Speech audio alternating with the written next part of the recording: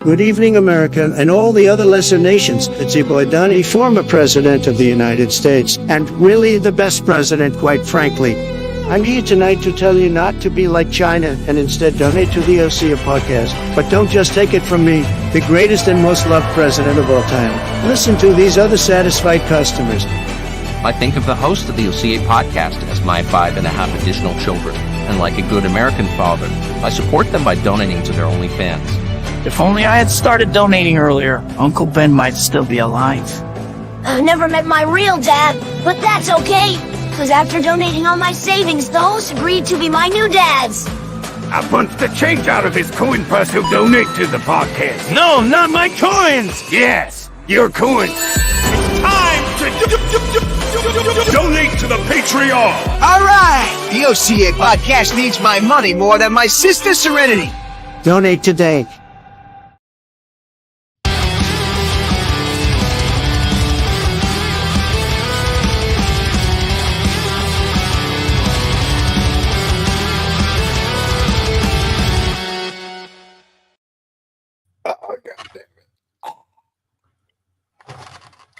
Did you beat you hard down your throat? Damn. Yes. Betrayed me. Welcome back to the OCA podcast. I'm your host, the Anime Collector. Joining me tonight is Reese2753. Hi. And Putnam. Hello there. And there may be more of us in the future, but as of right now, there is not.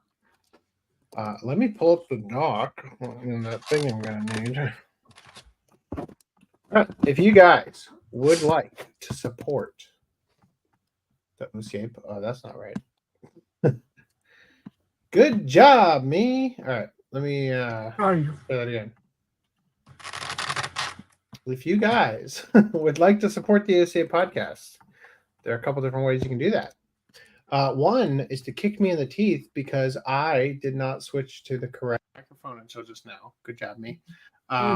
But you could go to patreon.com/OCA podcast where you can fund the podcast, or for a per video charge, you could fund non-podcast content by going to patreon.com/anime collector, or you can go to ocapodcast.com/support. There's many different ways to support us. One of them is to shop at Tenga. Buy yourself a premium Tenga. Link at ocapodcast.com/support. All right, let's jump right in. So we got a couple things here I want to cover. Last podcast, we discussed the attempt on Trump's life.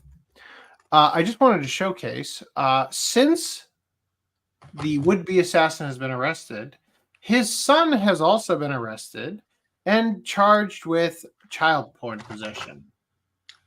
Now, I know what you're thinking. Typical left. But I'm a little bit apprehensive to believe this charge. Allow me to read to you this little snippet here. The FBI conducted a search of Orrin Routh's home on September 21st as part of the investigation into his father, right, the shooter. Investigators confiscated several electronic devices, including a Samsung Galaxy Note 9 device. After authorities obtained a warrant to search the electronics, which they had already seized, investigators discovered child pornography videos on an SD card located in the Samsung device. I'm just saying. They went after something else and picked up something else. I'm just saying. It's kind of yeah. So previously we covered that Ron DeSantis would not turn over the would-be assassin to the authorities, to the federal authorities. And so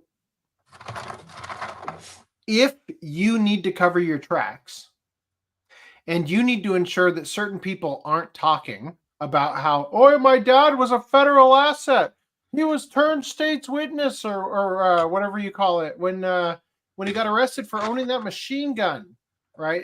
In order to stop that kind of thing from happening, you need to kill this guy. Can't do that because Ron DeSantis had him picked up by the local deputies or whatever, and he's refusing to give him to the federal place. And we got more loose ends with his son. let's plant child porn on him. I'm just saying. I don't know. Could be, you could judge based on his photo. If you think he's a stand-up person or not.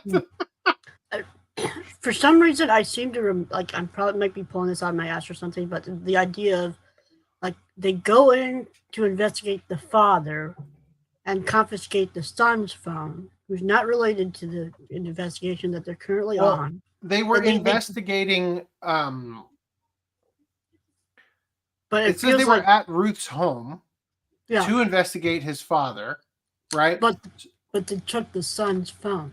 Yeah, but I'm guessing that they're looking for. But that feels like they getting pulled over for a traffic stop, and then searching for anything because and then finding something else that doesn't seizing the warrant to search for one thing, but finding something else.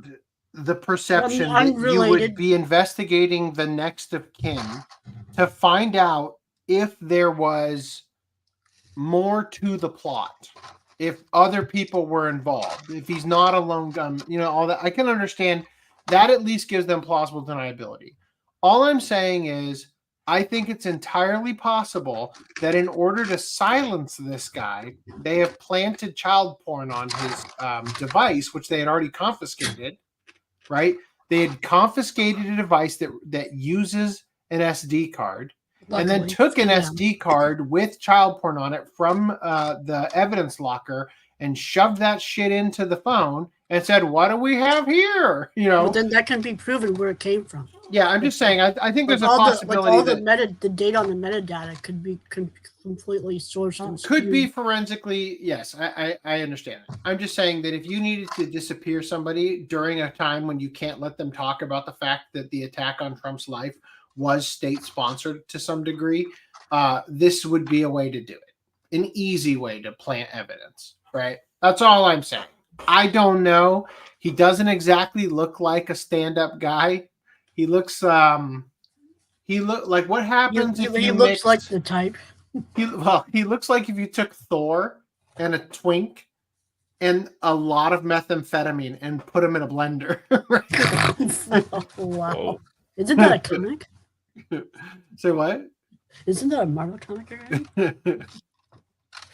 Anyway, so they said a review of the SD card located in device 1 revealed that it contained hundreds of child pornography files.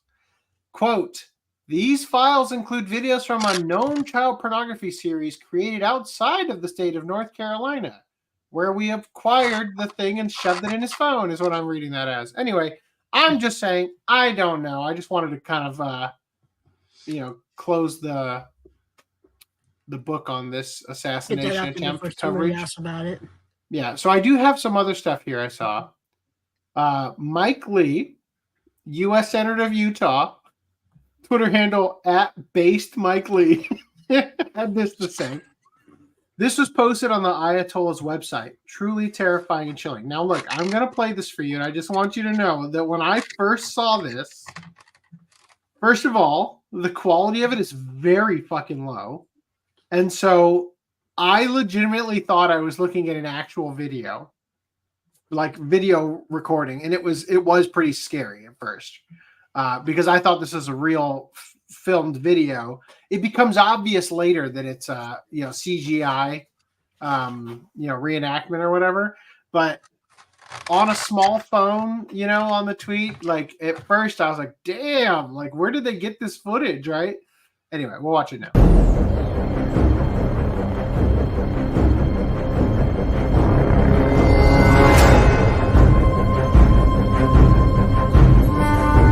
It would be pretty scary if you actually got this, right? Where did they get this?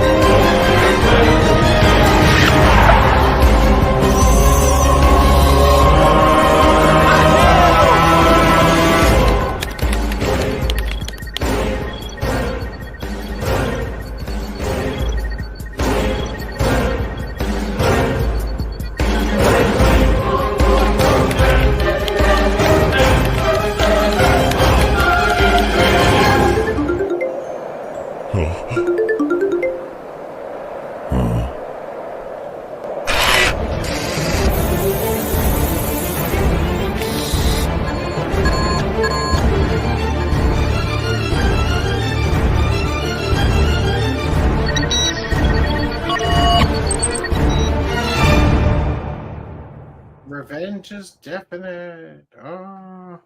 So yeah, the Ayatollah.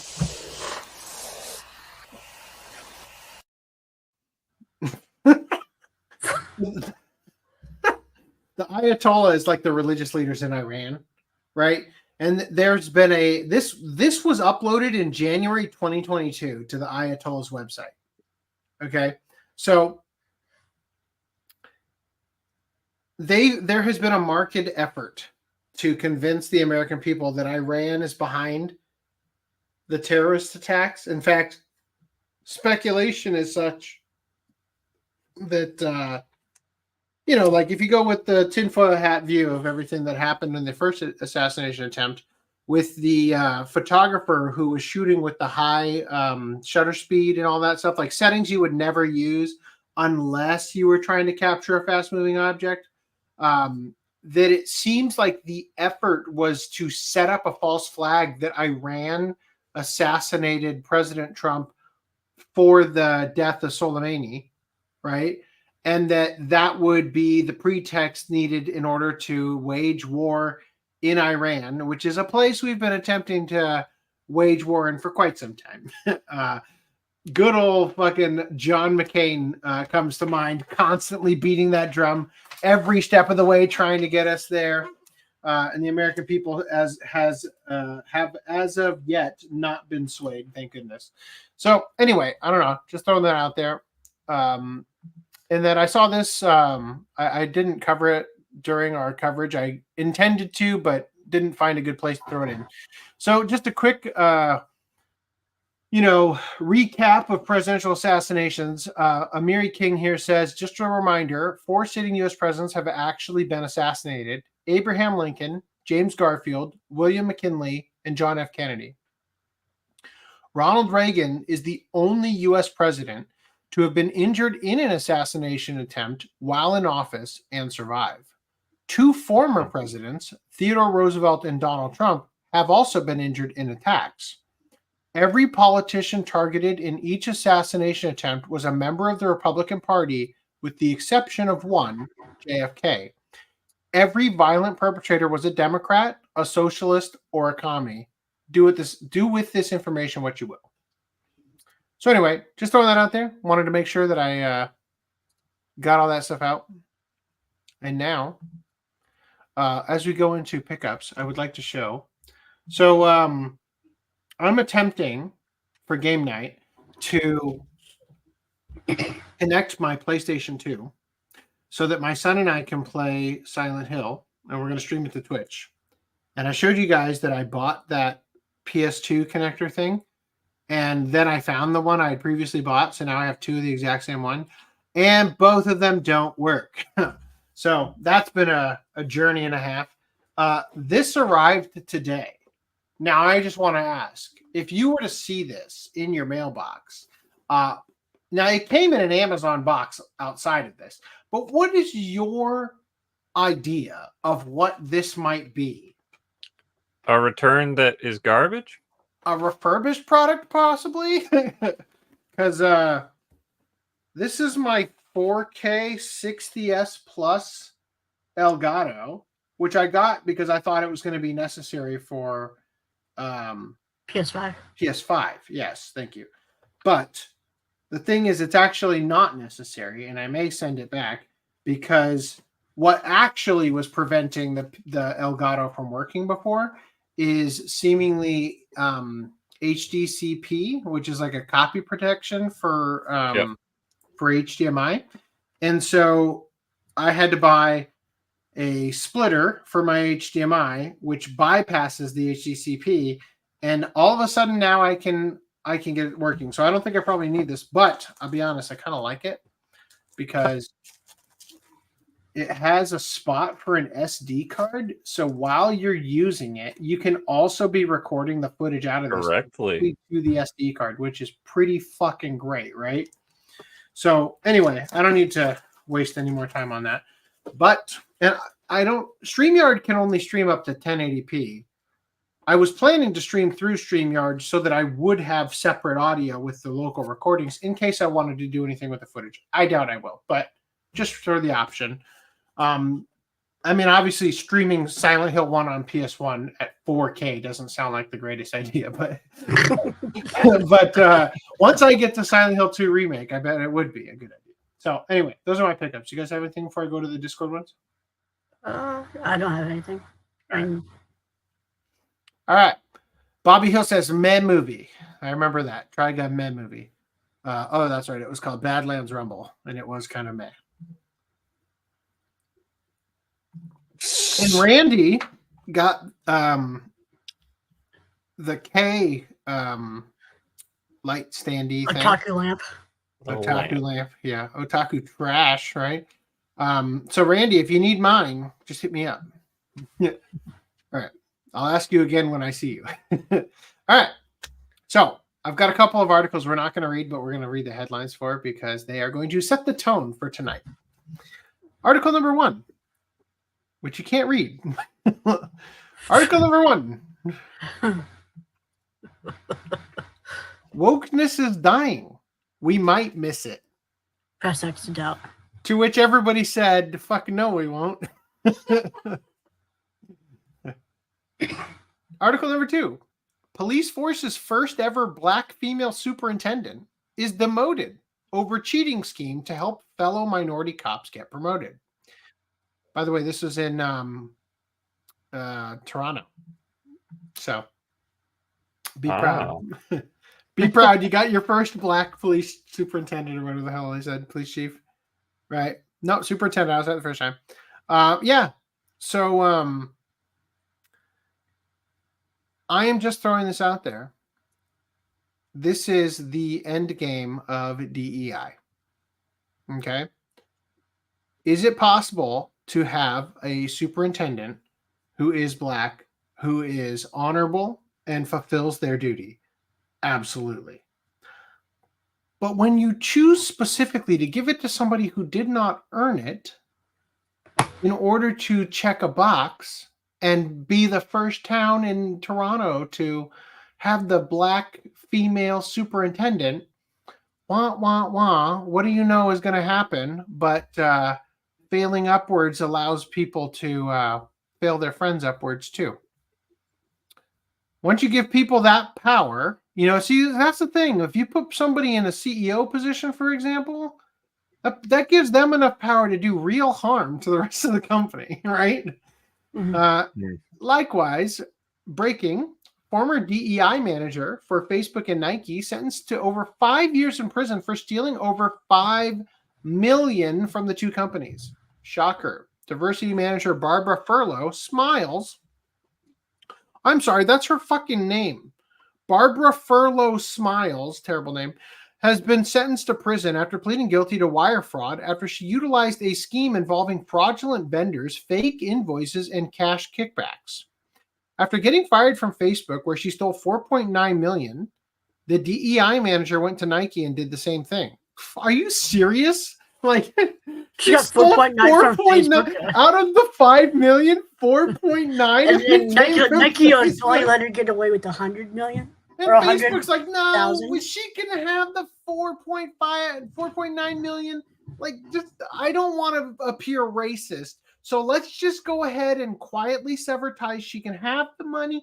Nike's like, fuck no. that $100,000 is ours. Yeah. I'll just step away for a minute. I'll be right back. Anyway, so yeah, just this is the natural conclusion to DEI, right? Moving on. In Kickstarter news, we're going to look at a couple things here. So, Dagger of Kamui finished. Oh, I missed that. Sad for you.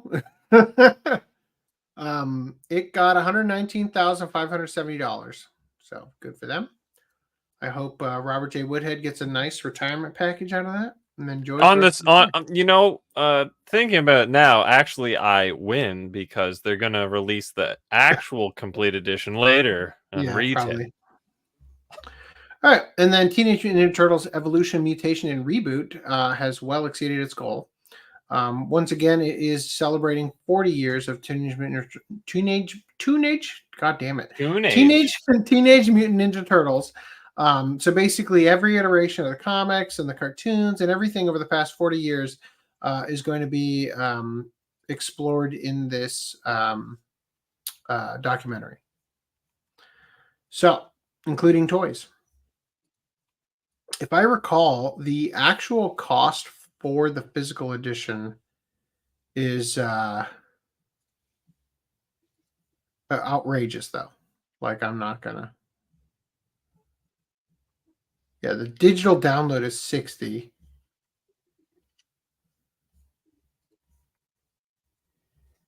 The multi-disc Blu-ray is $85 Canadian. Okay, so that's not that bad, actually. $64 US. All right. Maybe it's not so bad. Anyway, let's look at the next thing. So Mirage shared this. Funded in 7 hours, you son of a bitch. So Forged of the Fae. You guys remember we looked at Sea of Stars? Yep. Hello, everybody. I didn't say hello to. Hello, Lucas Koval. Sounds like the Vegas shooter and one of his brothers. Oh, that's right. Yes, that happened there too, didn't it? See, that's one of the reasons why I thought that, actually, is because it's the MO of the feds, right? Suspicious circumstances around the shooter. Brother just happened to be into snuggle struggling tiny people. Oh, that. Speaking of boobies, hummingbirds are also nice. Oh, thank you. Nobody will miss the blow. Merit will be embraced. Yeah, I agree. Black people are people with hair. Wow. Brunette people are people with brown hair. Blonde people. Okay. Relevant comment? I don't know how the part about black people being people with hair. Not all black people have hair. You bigot. What's the new $100,000 stretch goal on the Turtle Kickstarter? Let's go back to that real quick before we. The $100,000 stretch goal is. These are not stretch goals. Here's the stretch goal. Okay, the stretch goal is. I don't know. They took it down because they passed it. The next one is bonus content.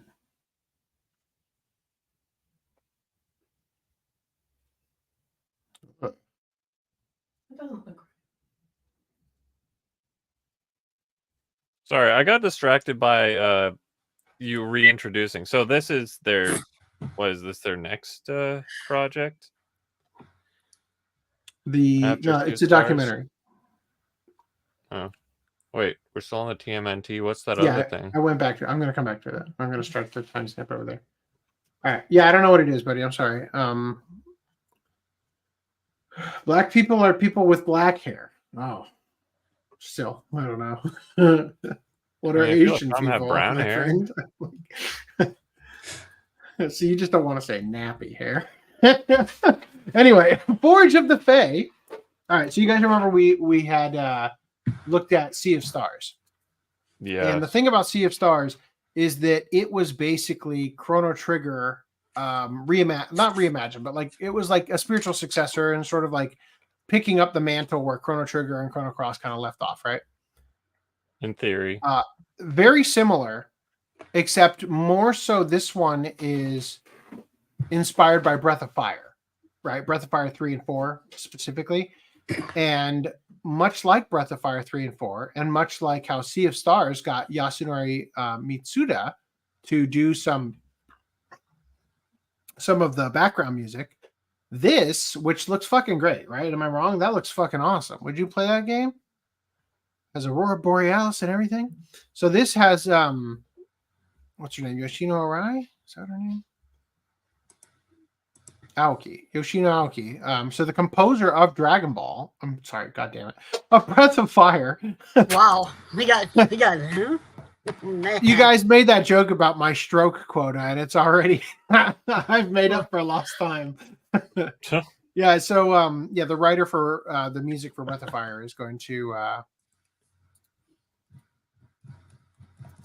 I heard Forge of the Fae is a title that the Breath of Fire series inspired. It's been a long time since. Actually, we often receive such requests at this time, but every title has its own charm, and the music I create must be new. Okay, so I'm just making sure that she wasn't just talking about it. She's actually going to be a part of it. So anyway, it looks awesome. I'm definitely going to back it. except I'm not. Do you know why? Not a single tier includes a physical game. Digital copy, digital copy, digital copy, digital copy. They're all digital. So you're dead to me now, even though it looks awesome. I'll say this.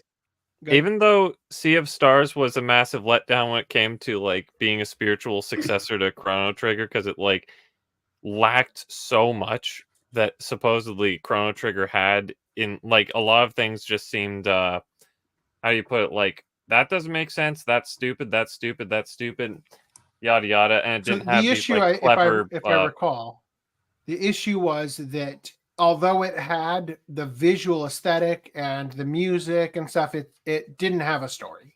They couldn't write for shit. Yeah, basically. So the gameplay, it plays well and everything and looks great. It's just, it kind of like, if you want the actual experience of Chrono Trigger or whatever, you're sorely going to be missing out on that. But to its credit, they said they had like there's an email a few weeks ago that was saying the upcoming DLC, how they're adding a new character and how there's now going to be, what is it, up to 3-player co-op or something? And I'm like, hey, that's cool. And they call it a DLC, but it's a free update. So I'll give them the credit there. Mm-hmm. Hey, they're not just going to pull it. You did in Chronicle where they're like, oh, we're already working on whatever the next thing is. And it's like, well, that's nice. You barely put out this one on time. But anyway, so I don't have much in terms of expectation for the story for this one, but I might give it a chance. And I don't mean this in a negative way, but it seems kind of like God damn. Sorry. It seems like a DEI version of Breath of Fire. Well, you saw I don't know what Breath of Fire is like, but you saw Sea of Stars, how it's like also was 3 characters for some reason, but the concept art, the main character had lighter skin. Yeah, typically in games from this era, you have a party of 3 people that rotate, and like you can switch out party members, but you still only have 2 people following you when you run around. Well, what is it? And the third guy was some fatso cook guy who was missing an eye. That was another one of the big issues in the story, where he just kind of loses an eye and there's no like repercussions or consequences or lesson or anything. Like he just loses an eye in the back. What is it in the backstory? And that's just like, okay, we're just moving on from this. So this is Breath of Fire 3. Breath of Fire 4 had a very similar art style, but it didn't have like as cartoony a color palette and as harsh of an outline. Like the outline was kind of like in Samurai Jack, where they kind of like used a lighter color of or I should say a darker color of the whatever color it's on, instead of like the black outline or whatever. But my point of bringing this up is that in Breath of Fire, you play as Ryu.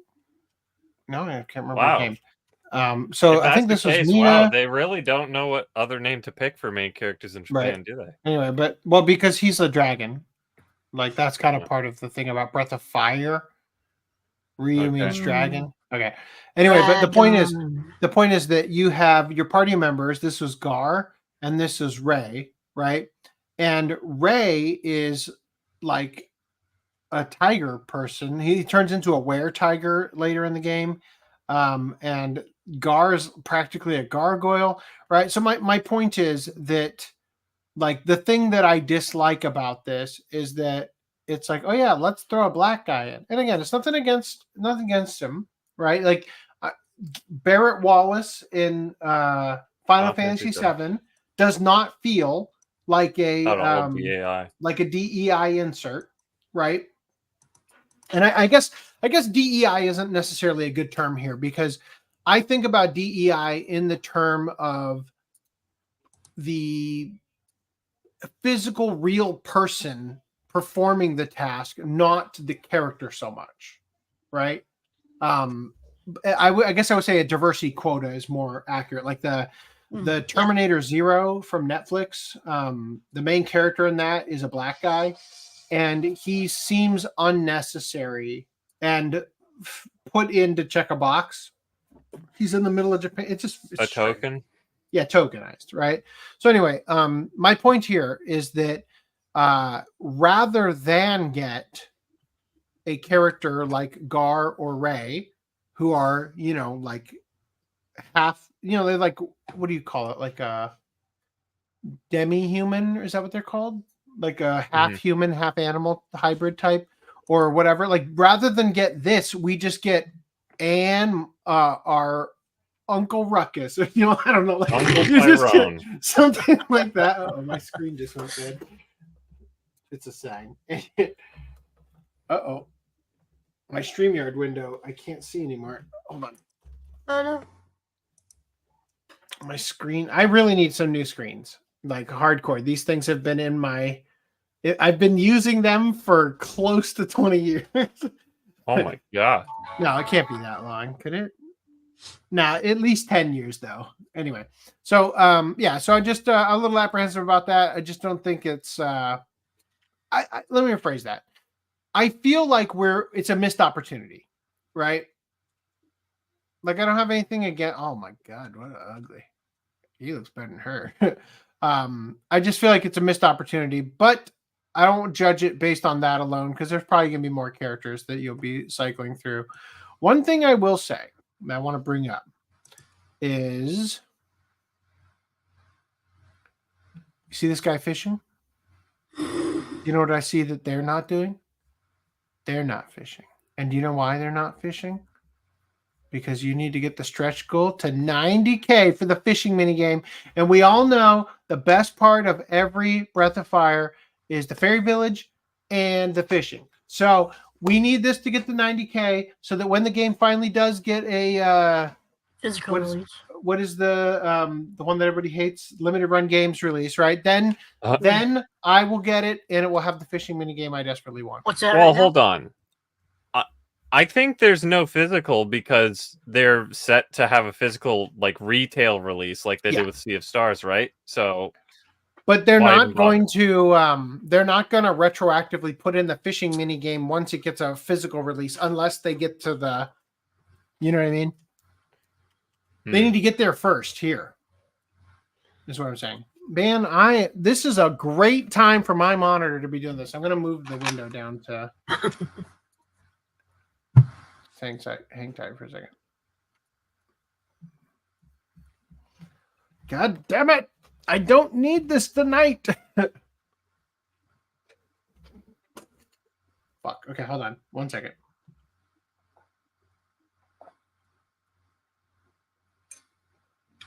So, Foodum, how have you been tonight? Well, most of the day I've just been inquiring about my Intel whatever thing, and I woke up pretty late, so honestly I haven't done much, so not too bad. Yeah, that's good. That's good, that's good.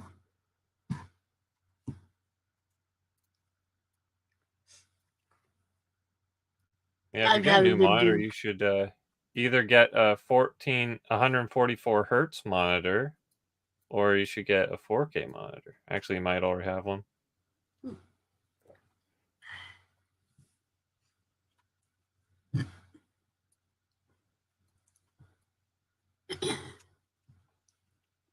Mirage Leonardo says Dark Cloud had a great fishing mini game. The fishing games I remember are like Final Fantasy 15 and then Persona 4. And can you hear me? Oh yeah. Yeesh. Okay, there we go. Sorry about that. We're gonna work off 2 monitors now. All right. What was the working off? Are we? What were the comments? This one. Let's start here. Luigi says they didn't even try to have a model to replace the NPC designed after Jared completion. I think you mean Jared the completionist? He's talking about Sea of Stars, right? Yes, I don't know. Because I'm pretty sure that's an old thing. Like, I don't think this is something for this project. Yeah. I'm pretty sure it's... I doubt it. I don't know, though. And I think timeline wise, it makes sense. It makes sense for Jared the completionist to have backed Sea of Stars to get that tier level, and then his controversy. What was his controversy? It was like donation. His charity fraud. Charity fraud, right? Yeah. I don't give a shit. And he paid for the tier. It's not like they're gonna. Is it that he paid for a tier? It wasn't just like a collab of like, hey, I'm a huge I have deal. no idea. I don't know. I don't really care. Who cares? Anyway, Mirage says, "Is there a Switch physical copy?" Fuck no. AC, you need to definitely look into Cosmic Star Heroine. It's basically Phantasy Star 4X Chrono Trigger, and there's a physical copy. I'll put it on my list. Post this into the recommend games for Boomer AC thread of the games channel. Cosmic Star Heroine. And although it's made by Ubisoft, Child of Light is a great turn-based RPG. Make sure if you ever play... Josh! Take your bone outside!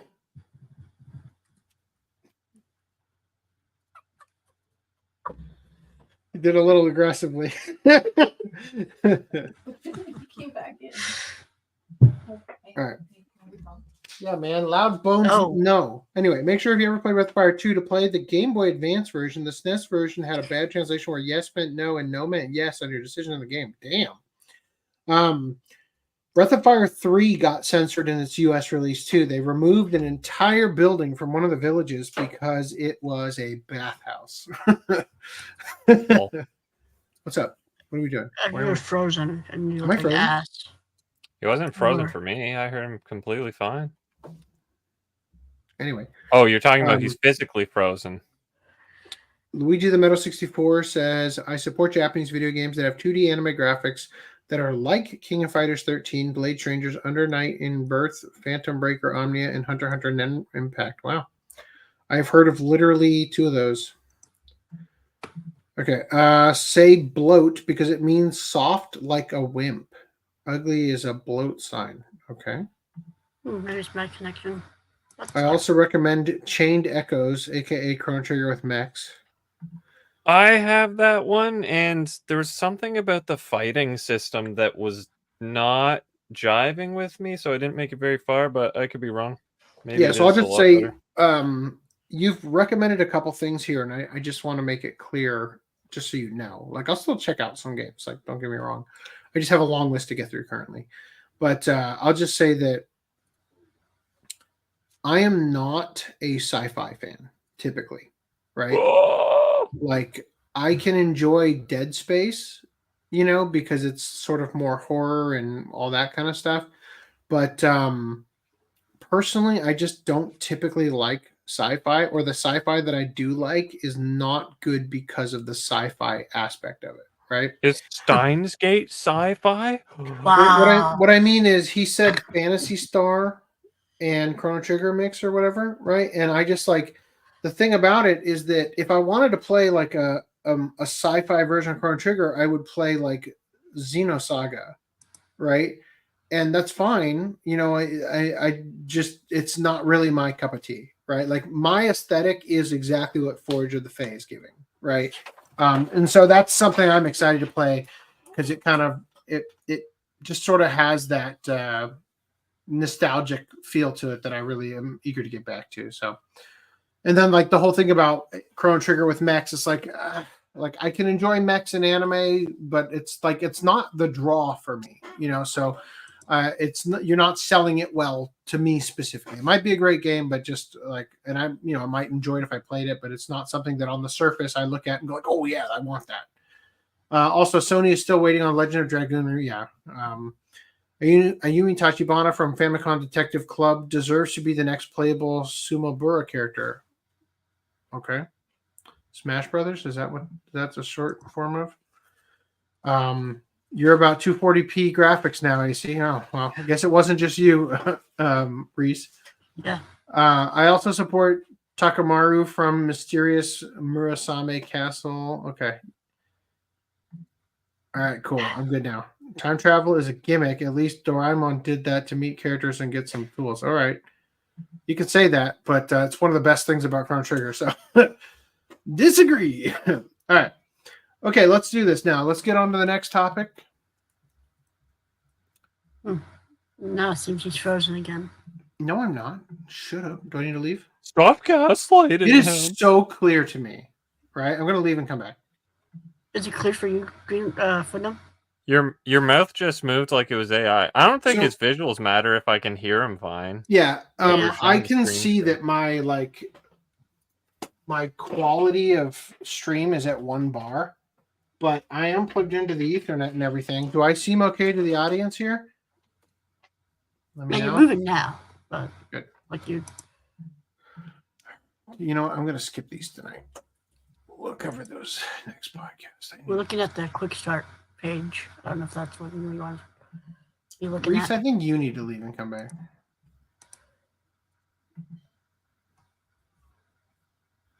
All right, 3, 2, 1. Reese and I are going to leave and come back. How's it going, chat? It's just you and me. Mashiro Sakurai did say God damn it. Sumabura for Smash Brothers. All right. Whatever that emote is. Okay, you guys are back. Back to it here. Disney caught inflating Walt Disney World wait times up to 300% to sell the Lightning Lane. Wow. Everybody knew that Disney was full of shit. Now, there's more to this. Borderlands movie didn't even cover 1/4 of its production cost. I see. So I haven't heard anything about this. My experience with Borderland is that the trailer came out. It used the song Ain't No Rest for the Wicked by Cage the Elephant, which was a very new song at the time. And I saw that trailer enough times that I now hate that song. And so I never played the game.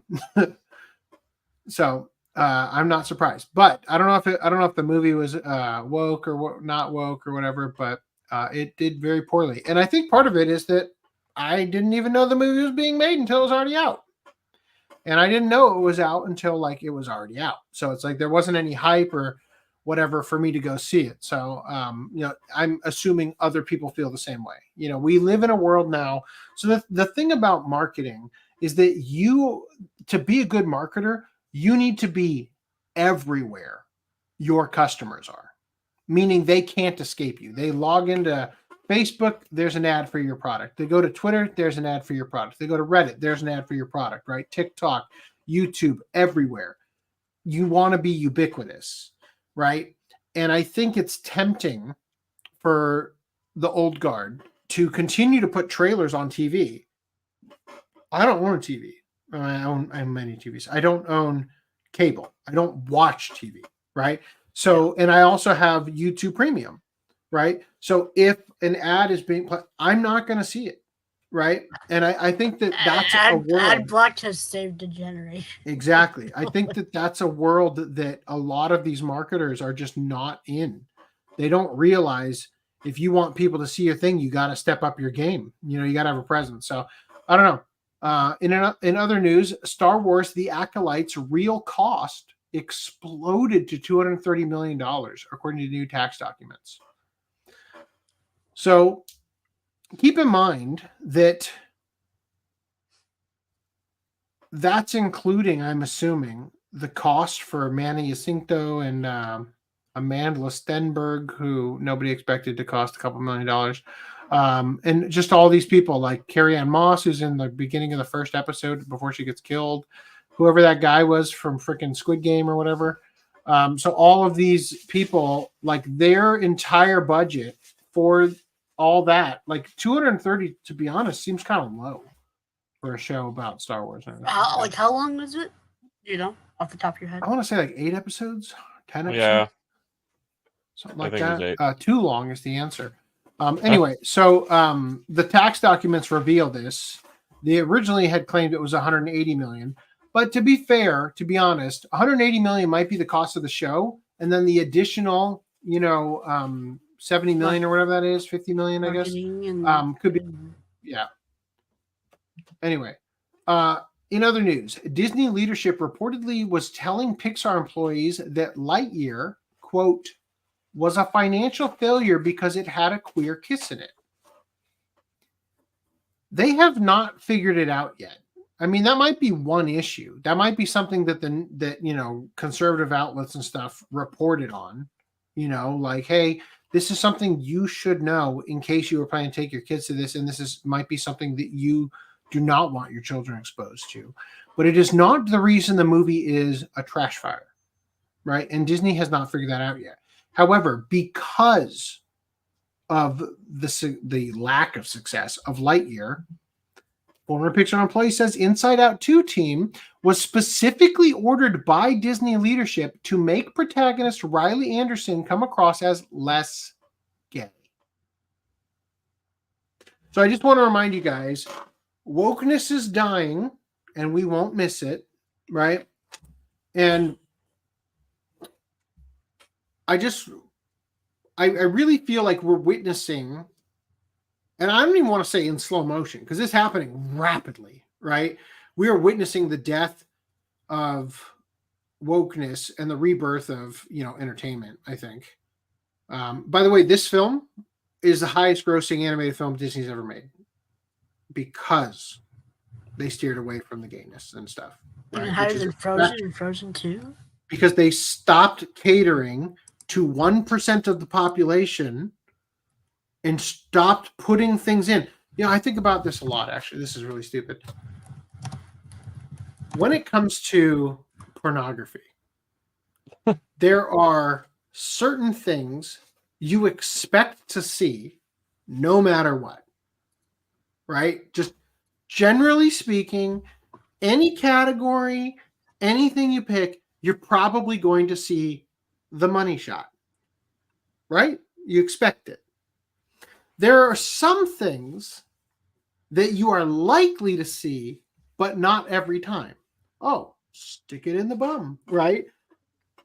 And for some people, there are going to be things that are an immediate turnoff, where as soon as it comes, like, switch, right? Oh, her secret food in Ari Dick. Oh, get that out of here. So in the case of catering to this 1%, by catering to the 1% that wants the anal scene, you're also losing a certain percentage that for which they're like, no, I'm going to leave. I don't need this. You know what I mean? I feel like that's what Disney's been repeatedly doing by catering to the 1%. Disney keeps putting anal in their movies. Hands down. Now, I saw this a while ago. This is from June 18th. Kangmin Lee said, quote, men sexualize everything. It's gross. Women talking about a kid's movie. Y'all cannot convince me Riley from Inside Out is straight. Girl has Maya Hawke inside her head. I just know somewhere in her head she wanted to smell the panties in the locker. These are the people that they were previously catering to.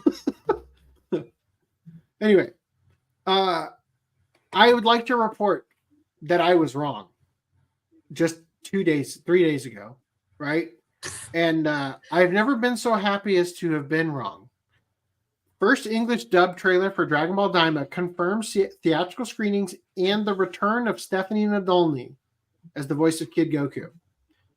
In a Shenron-level granting of wishes, the first trailer for the English dubbed version of Dragon Ball Daima has confirmed that not only will the upcoming series receive a special theatrical screening, but also that its version of Kid Goku will be voiced by none other than original Funimation dub voice actor Stephanie Nadolny. Word of Nadolny's return to the world of Dragon Ball was first broken to the public courtesy of popular YouTuber Geekdom 101, who teased the voice actor's return on September 12th via his personal Twitter account. 12 days later, the YouTuber's scoop would be confirmed with the release of the first trailer for Daima's English dub, wherein Nadolny could be heard once again voicing the series' miniaturized protagonist. So rather than watch the full trailer, which you can check out here, I included it in the doc. By the way, the theatrical premiere is going to be of the first 3 episodes. So rather than watch the whole trailer, which will get us copyright claimed, I cut just a short version of it that has Stephanie Nadolny's 2 lines. You tell me what you think. Oh, Right, now let's go! Now we're getting to the good part! The first one was kind of rough, but it almost, when I heard it, didn't sound like her. It sounds to me like somebody copying her style of performance. I think it's pretty likely that it could just be an Inuyasha where Yashahime came out and then a couple of the voice actors were just so much older or whatever and out of practice that it's just kind of like, hey, Naraku, or whatever. Hey, so honey. I will say this. I'm going to play a clip here when we get to this portion so we can listen to it instead of reading it, of an interview with her. And when I was grabbing the interview, which I've had for a long time, it's on the Vic Mignogna timeline. When I was grabbing the interview, I listened to the beginning of it. And the way it starts after she's introduced, she does like a Goku voice and then a Gohan, young Gohan voice, teen Gohan voice kind of thing. And once I heard her doing them like in that context, I'm like, it actually does kind of sound like her. It doesn't sound like I remember them sounding in the show, but it does sound like how she remembers them sounding as of a 2019 interview. And if that's proof that it's her, then I'm happy that she's back, honestly, because fucking Colleen Cleanbeard sucks. Like, she is terrible as a replacement. And I know, let's get back to the article. I'll finish up those thoughts in a minute. So longtime English-speaking Dragon Ball fans may remember Nadolny as the original voice actor. Where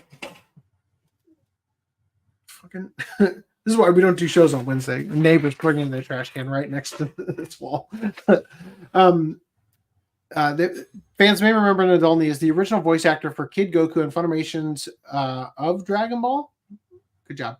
And Dragon Ball GT, as well as both Kid and Teen Gohan in Dragon Ball Z. Last serving as the voice of Kid Goku roughly 15 years ago, during the production of the 2010 Nintendo DS game Dragon Ball Origins 2, Nadolny would be replaced in the role thereafter by fellow voice actress Colleen Clingenbeard, who has held the roles ever since. And honestly, the entire reason I won't watch Kai is because of Colleen Clingenbeard and the other people they replaced. Like, they just sound awful, and it is like a knife stabbing you in the childhood when you have to listen to them. And though no official reason has ever been given as to why she was replaced, Nadolny alleged during a 2019 interview that it was a combination of both a vengeful ex-boyfriend and Funimation's clique culture that led to her being dropped from Dragon Ball. So rather than read this, I'm going to play the clip from the interview, which again is on ocapodcast.com/Vic-archives.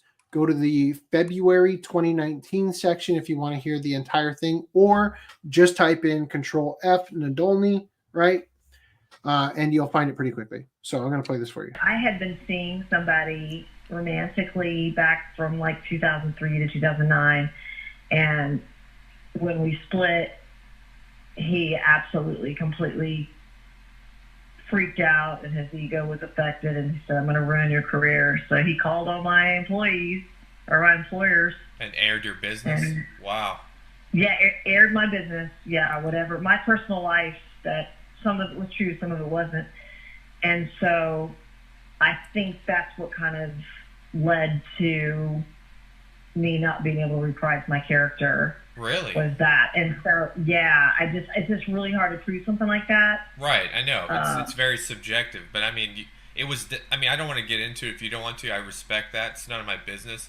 I just was curious because it must have been some serious stuff for them to think that then. Well, and like I said, it was it's a clique. Some people run around with these people. Some of these people have kids together now, and they play together. They go to the state fair together. I mean, like, I was out.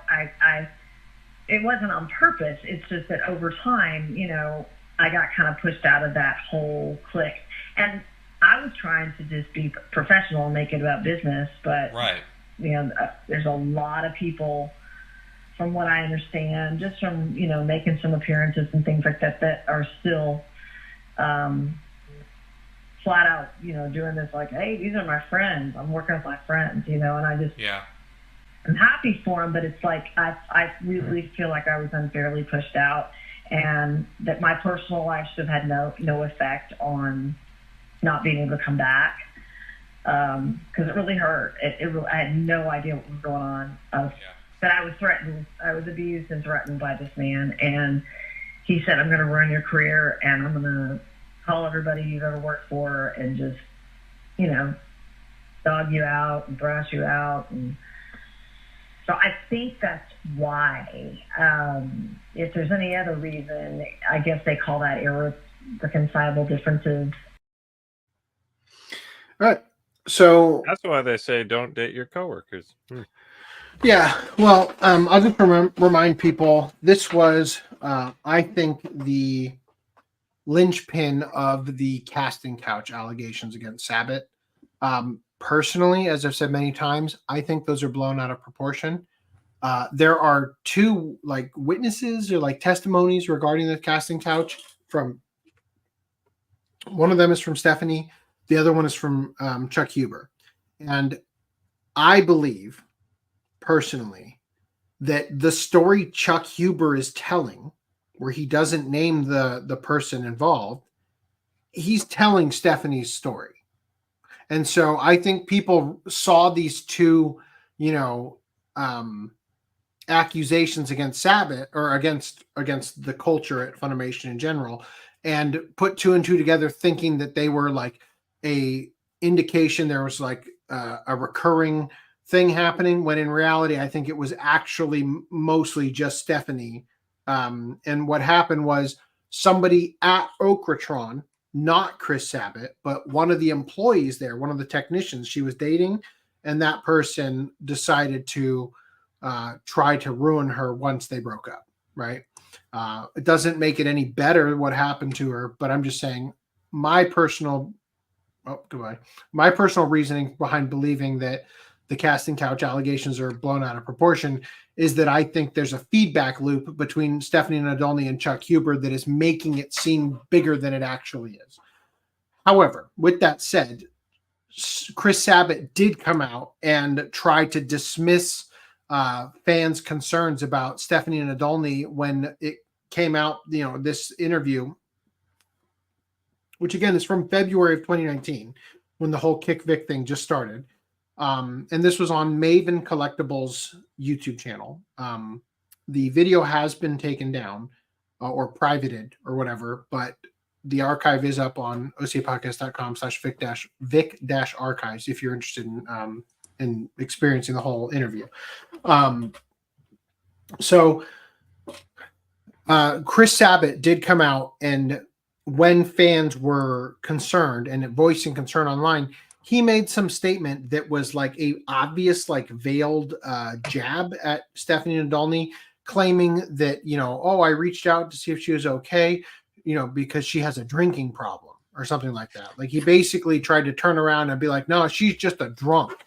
All the stories are because she's actually a drunk, and it was just a really disgusting thing he tried to do. So yeah. Anyway, he's still a piece of shit. I just don't think he's casting couching, because quite frankly, the people he's giving roles to are people you would not want casting couched, right? So anyway, they go on to say here, alongside the reveal of Nadolny's return, the trailer also revealed that Toei Animation has teamed up with Fathom Events to bring the world premiere of Dragon Ball Daima English dub to U.S. theaters from November 10th to the 12th. Now, here's where I'm a little bit worried. Actually, I guess that's 4 days, right? 10, 11. No, it is 3 days, right? So are they going to be doing episode 1, episode 2, episode 3? Or are they going to be doing 3 episodes each day?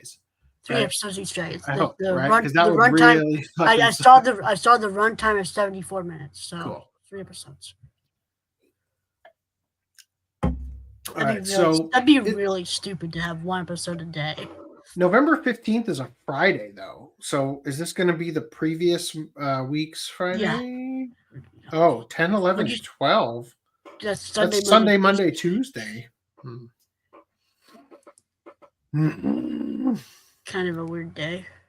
Yeah, this is not going to be easy to. They could have secured a Friday, Saturday, Sunday. Right. So it's going to be a limited theatrical screening of the dub's first 3 episodes, which will be presented alongside a special introduction from Goku's legendary Japanese voice actor, Masako Nozawa. President and CEO of Toei Animation Inc., Masayuki Endo, and Fathom Event CEO Ray Nutt released statements on the upcoming theatrical event. Quote, "We are thrilled to bring the world dub premiere Dragon Ball Daima to U.S. theaters this November. This special theatrical event offers U.S. fans an exclusive opportunity to not only be among the first to watch the never-before-seen English dub of Dragon Ball Daima, but also to experience the start of this exciting new story by creator Akira Toriyama on the big screen. Diehard Dragon Ballers will not want to miss it." Diehard Dragon Ballers. Fathom Events is excited to be partnering once again with Toei Animation to bring the latest chapter in the incredible Dragon Ball franchise to the big screen.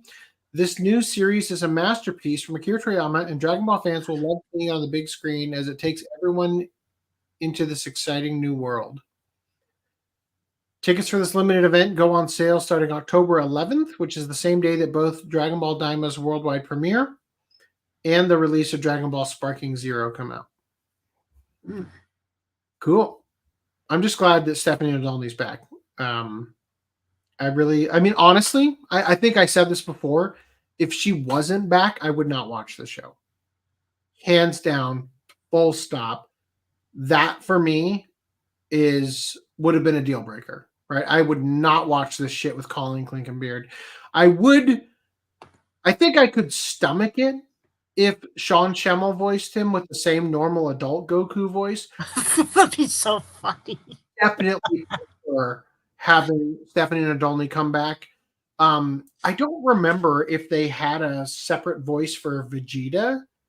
I would imagine they do. They did. Has Kid Vegeta been seen in the anime? Yes. In flashbacks with King Vegeta, you see Kid Vegeta, and he has like a weird voice, like a really raspy, weird voice. I really hope they bring that back because that'll be great. I really hope they're forced to bring back all the if you listen to the original Dragon Ball with evil Piccolo as a kid's voice, holy shit, bring back all of it, please. That was so fucking funny. All right. Decisions that will haunt them forever. All right. Anime news. We're only an hour in. Holy shit, that's good. Okay. So Miss Kobayashi's Dragon Maid anime film. You just jinxed it. Game news is going to be a 3-hour segment. You just jinxed it. We already knew that. That's why it's good that it's only an hour in so far. I was afraid to look. I'm like, are we at 3 hours yet? 2 hours yet? Like, you just jinxed it. I did skip 2 articles. We were sped through that in an hour and a half. Now it's going to be 3 hours. All right, we'll see. It's just you and me right now, so who knows? Yeah, Footnote said he had to restart his computer, so he'll be right back. Well, before we come into Miss Kobayashi's Dragon Maid, let's read some comments. Thanks, Mirage, whatever that means. Only played Borderlands 1. Acolyte was the biggest disappointment of 2024 for me in terms of shows. Wow. Well, not only that, Lightyear was a crappy movie. Getting rid of Tim Allen was the first red flag, right? And it's more than that too, because it's like, yeah, and I guess from a conservative standpoint, that also felt like an attack because Tim Allen is kind of a pretty vocal conservative in Hollywood, right? But he's the astronaut that the toy is based on. Like you would think the toy would have the astronauts for. Well, not only that, but it was supposed to be the movie that Andy saw that made him go out and want to have Buzz Lightyear as a toy. Yeah. Right? So, yeah, 100%. Yeah, having a different voice for the toy versus the movie or whatever. Mm-hmm. Horrible mistake.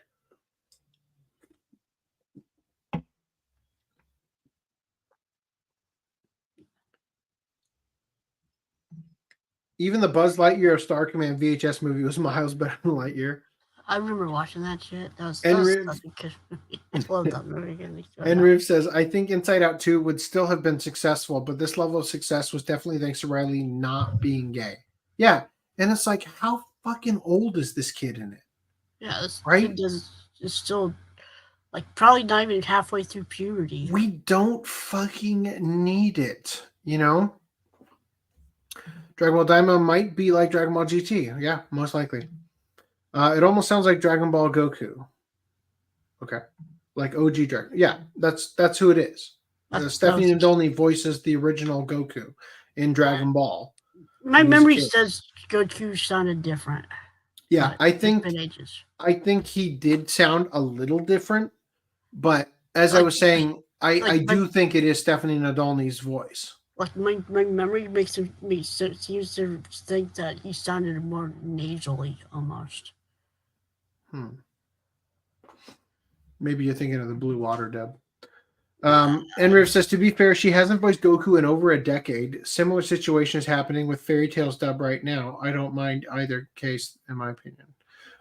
Well, Fairy Tail also has Colleen Clinkenbeard in it, so we'll just continue to blame her for all the ills of anime. Yeah, but it's still just her regular Colleen Clinkenbeard, not her Luffy gravel voice. Enriv says, I like Colleen as young Gohan, but that's because I watched Kai first. Can't hear Colleen as Kid Goku, though. Oh, man.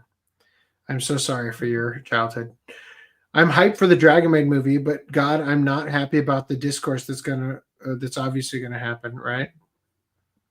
Remember the South Park meme? Put a woman in it and make it gay, make it lame and gay. Seems like that applies to everything nowadays in terms of mainstream movies, definitely. Not for long. Wokeness is on the way out, didn't you hear? All right, so anyway, back to this. So Miss Kobayashi's Dragon Maid has an anime film announced, and it's kind of focused, right? Yeah. Awesome. Did we ever have a watch club for the season 2? No, not yet. Maybe we'll do that after. Maybe we'll do that after Attack on Titan.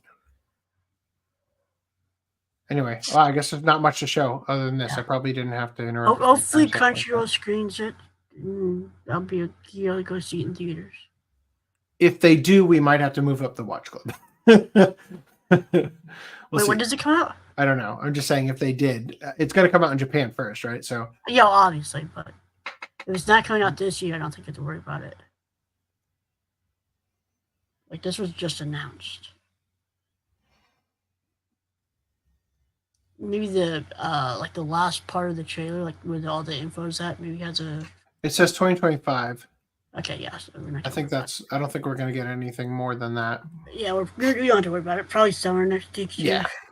So Utagoe ha Mille-Feuille. I don't know. Mille-Feuille. I don't know. This is probably not even Ha. It's probably Wa. Anyway, TV anime series, new artwork and staff. Okay, I don't remember what this is. The Acapella Media Mix project gets animated in 2025. Wow. I must have been desperate for anime news.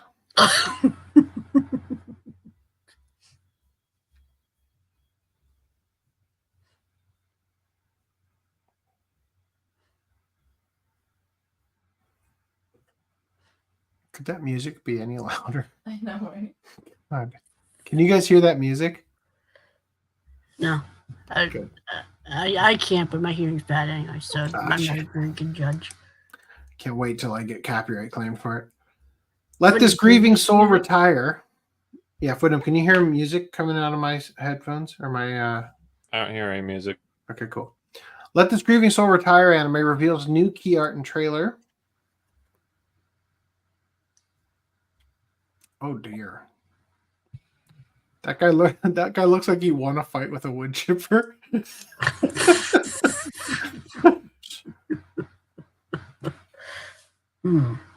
God, she looks exactly like her. Wow. Great casting. They got the same smile. That's creepy. All right. Oh, it was this show that oh yeah. The girl with the cute bows. What do you think? Yeah, they're cute. Oh, she's got some assets above there. Mm. Kinnikuman Perfect Origin Arc Season 2 announced for January 2025. I demand a dub. Was this first one not? No dub. Which kills me. Because these characters are referred to as the Chojans. And it's like, fuck me, that's funny. Please give me the dub. Please give me the dub where you refer to them as the Chojans, please. The Trojan one. Yeah. All right. Me and Roboco anime film kicks into high gear with second round of teaser art.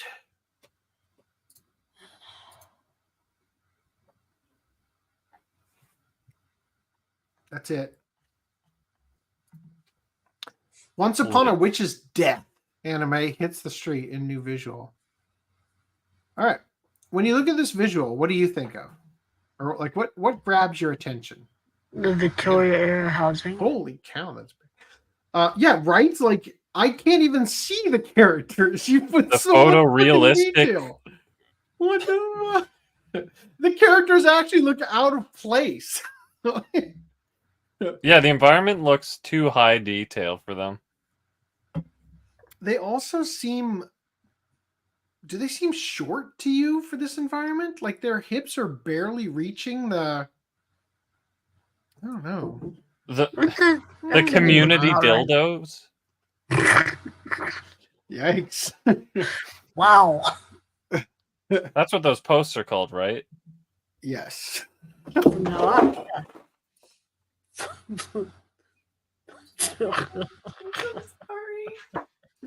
You're fine. All right. Moving on. Kyoto Animation is adapting Keiichi Arawi's City manga for a 2025 anime. If it looks like Nichijou, you might have pattern recognition abilities. Yeah. Because it is from the creator of Nichijou. And same mangaka. Same You don't have to say it. I already know. Luigi. The character is dressed as a boy. Thank you. And wearing shorts.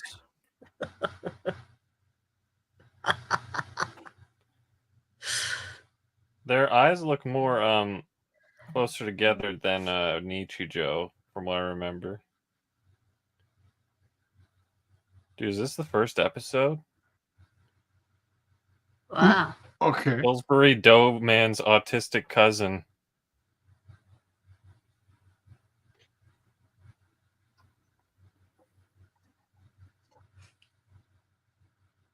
Wow.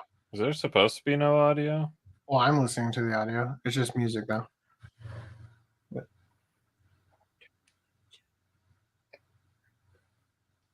That was definitely valuable. Yep. City, the animation. Anyway, I'm sure we'll watch Club at some point. Probably. In other news, I guess it's just part of it. I don't remember why. Oh, I was going to show this, but then I just showed the video. Wait, 6 years? I thought they just did a Sound Euphonium.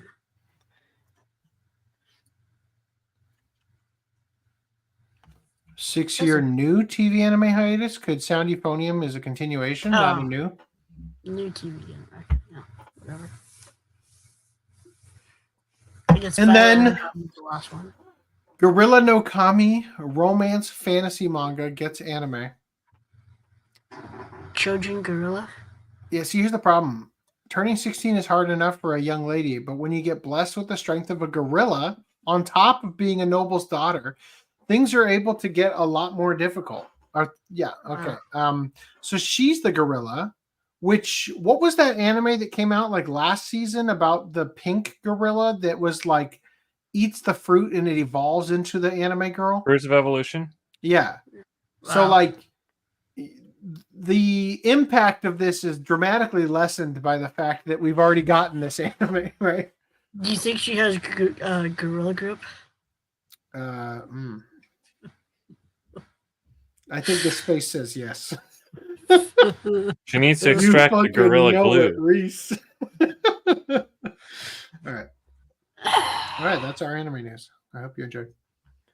Games news. It would be Raj, come on. Dicks out for Harambe.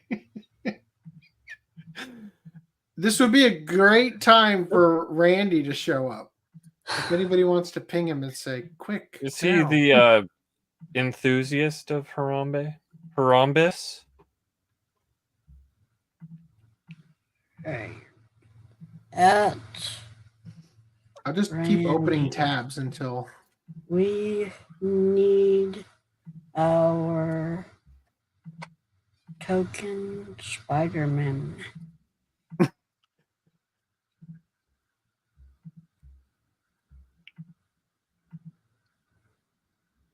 all right.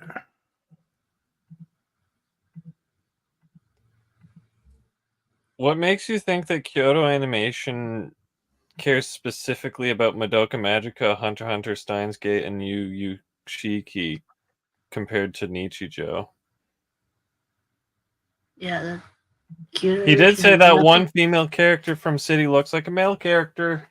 Called it. Like, Kyoto Animation has nothing to do with those series, other than, I mean, City makes sense because Luigi, I'm surprised to hear you say that Steins Gate is better than Nichijou when Steins Gate has Roboco, who is a boy who wants to be a girl and dresses as a girl in the show. So I'm so surprised. Watch next time we bring up it worked. Next time we bring up see, all we had to do was say his name 3 times. Spider-Man. He's like, I need to fulfill my diversity quota. The city needs me. All right. It was a good coincidence. So this is the thing, though, Enriv, because Netflix has it and Netflix didn't dub it, I feel like there's an even greater chance that when it gets a physical release, that Sentai or somebody might dub it, which would be awesome. Holy shit! You're already on games news. Holy crap! Yep. Thank you for wasting all of our time by not showing up. I got some news shared up. So look. Just so you guys know, in case it wasn't, in case I didn't already say this upcoming bit of news is going to be a bit of a chore to get through, but it's going to make next podcast much tastier. So hopefully we can make it entertaining. All right. I'm going to skip past that. There's that one. Without going to spoilers, how's Netflix? I haven't watched it yet. It's fun. Not as good as the original. Not as good as the original in terms of like the original's funnier, like the Foxbox one. But if they dub the new one, maybe. All right, cool. All right, let's jump into this now that Randy's here. In apparent response to EU Stop Killing Games petition, Ubisoft announces offline modes for The Crew 2 and The Crew Motorfest. I hope there aren't any spoilers for future topics here. Ubisoft announced The Crew 2 and The Crew Motorfest will have offline modes as petitions against killing games grow. It's unclear if the move is in response to the petitions, but the timing is curious. So it seems to me like, just off the top of my head, it feels like Ubisoft did a cost-benefit analysis and determined that because these specific games are named in the petition, if we make these available offline, it will slow the steam of the petition enough that there won't be legislation put forth to make us have to do this for every game. That's my take on it. The Crew Motorfest is different from the first Crew game, right? Yes. There's the cynical way to look at this. Mm-hmm. And then there's the nice way to look at this, and that is Ubisoft saw a bunch of people bitching online that their game was going offline, and so they fixed it. And that's all there is. But isn't The Crew 1 the one that was bitched about? Yeah. I think that's the Crew Motorfest. No? No, Or it's is the Crew original. Motorfest if I'm something not else? mistaken, I think that one. the issue was that they took the game offline right as the sequel was coming out to basically force you to buy the sequel.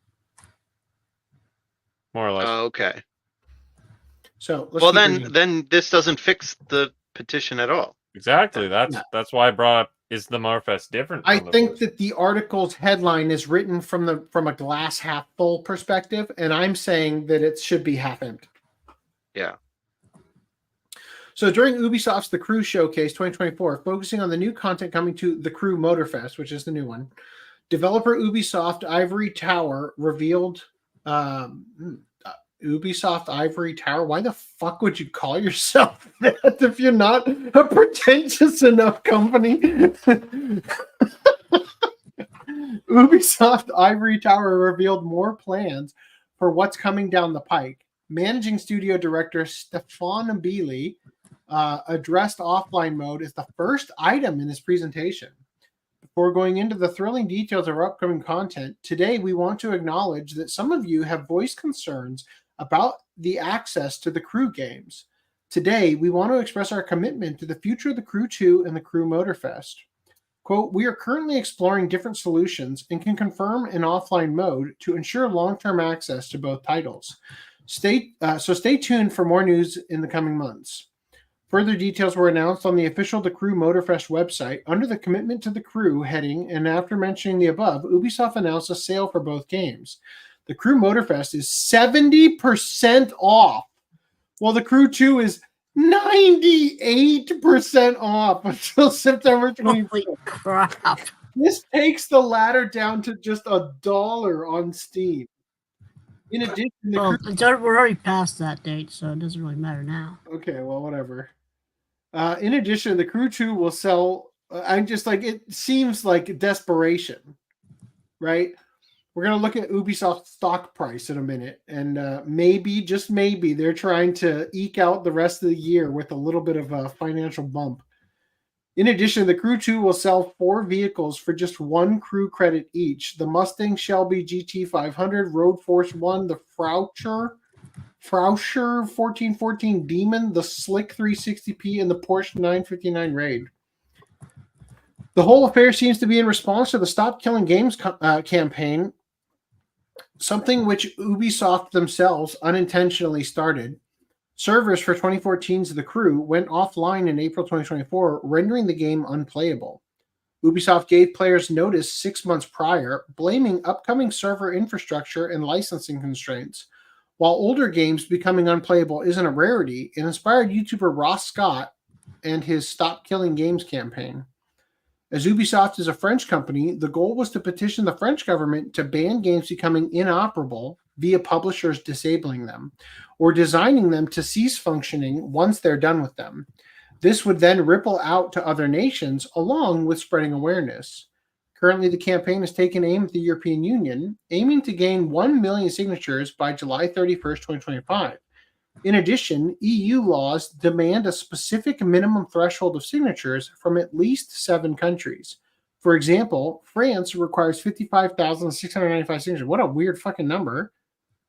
It has 36,911. As such, while the petition is displayed as having 35,000...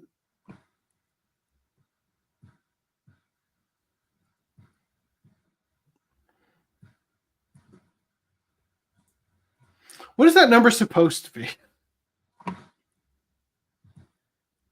353,000. Oh, I guess it would be this one. Yeah, it is 353,024. Okay. As petition as displays having time, there are additional 24,000 not currently counted. What? How do you fucking know? That's weird.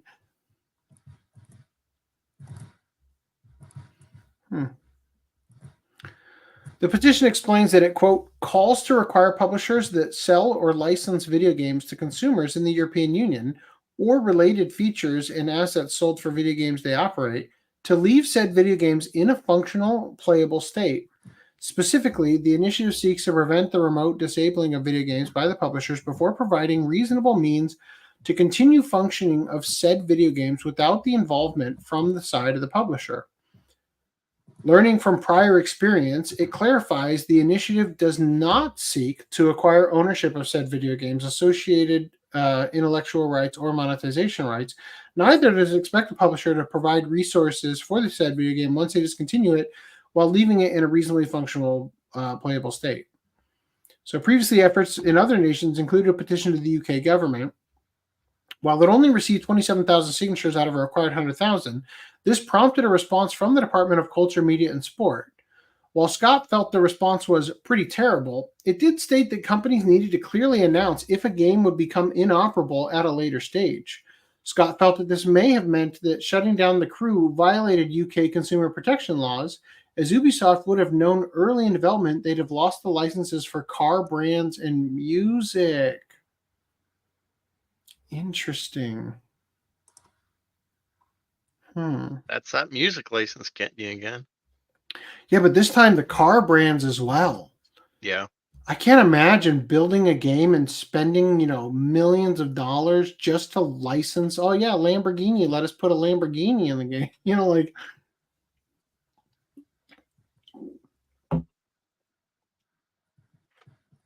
While the UK petition garnered a response in May and the EU petition launched in August, it seems likely they motivated Ubisoft to act. Scott even replied to Ubisoft's tweet about keeping the Crew 2 and the Crew Motorfest functional with offline modes.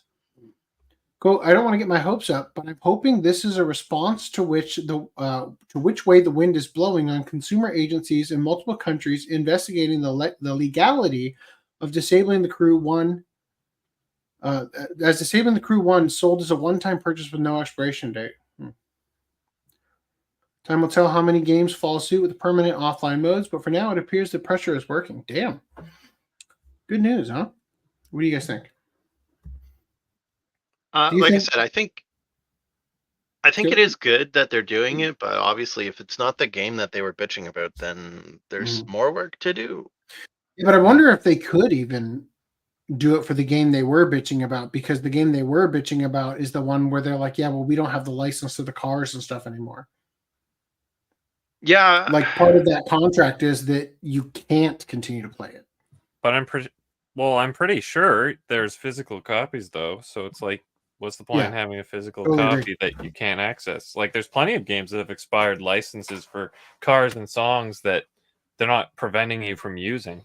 It should prevent them from selling new copies, not from maintaining the existing thing. So I think the only thing that would actually stop them is that there would be no financial benefit except for the goodwill. I can't imagine a contract would have it and say you're not allowed to maintain a game after the contract period. That'd be like saying a game you own is like, wouldn't it be you're not funny? allowed to play the game you own after like 7 years. Wouldn't it be funny if they had to keep the game going, so they just changed all the cars to like new different cars, but all the handling and everything is the same, just cosmetically looks slightly different, from just enough different to not be a legal issue, right? Speaking of games with legal issues, Palworld's game launches for PS5 today, and this was on the 24th. In early access. Palworld is on PS5. If you still want to play it. Yeah, I'll play it. So guess where it's not going to launch in PS5? Palworld game does not launch for PS5 in Japan today. So surprised they even got on the PS5. Yeah, so what's the deal here, Reese? Did they say anything? I don't know. I didn't read anything about it. I just saw the two headlines and was like, all right, so the official Twitter account for Pocket Pair's Palworld game confirmed on Wednesday that the game's PlayStation 5 version is not launching in Japan on the same day. The PlayStation 5 launch in Japan is still to be determined, despite the game launching on the console on the same day in 68 countries and territories. Pocket Pair is itself a Japan-based company. Pocket Pair debuted as Palworld. So most likely just over the lawsuit, right? Lawsuit, right? Yeah, I would almost say for sure. They're like, which is weird because I'm pretty sure. Japan. How about that? Yeah, I'm pretty sure people could still buy the PS4 version. Yeah. So, and it's PS4 version. Wait, did it come out on PS4 too? Oh, right. No, it was only on Xbox. Mhm. Right. Yeah. Cool. Moving on from here. You guys ready for this? Original Resident Evil 3 is now coming to Good Old Games this month.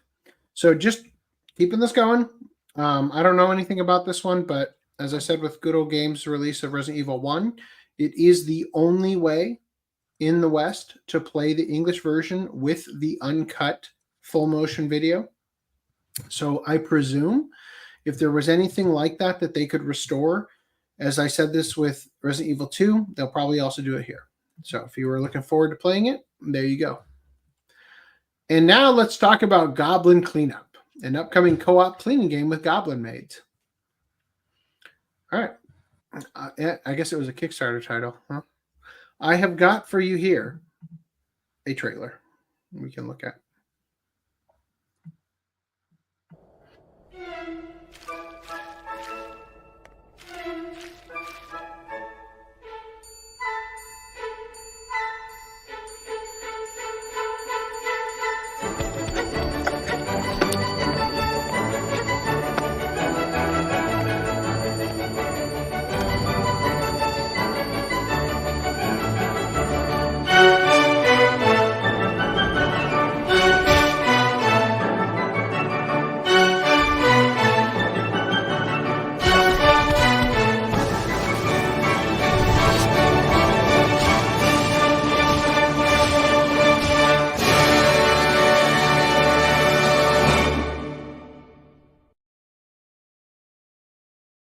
God damn it. Is that only on Steam?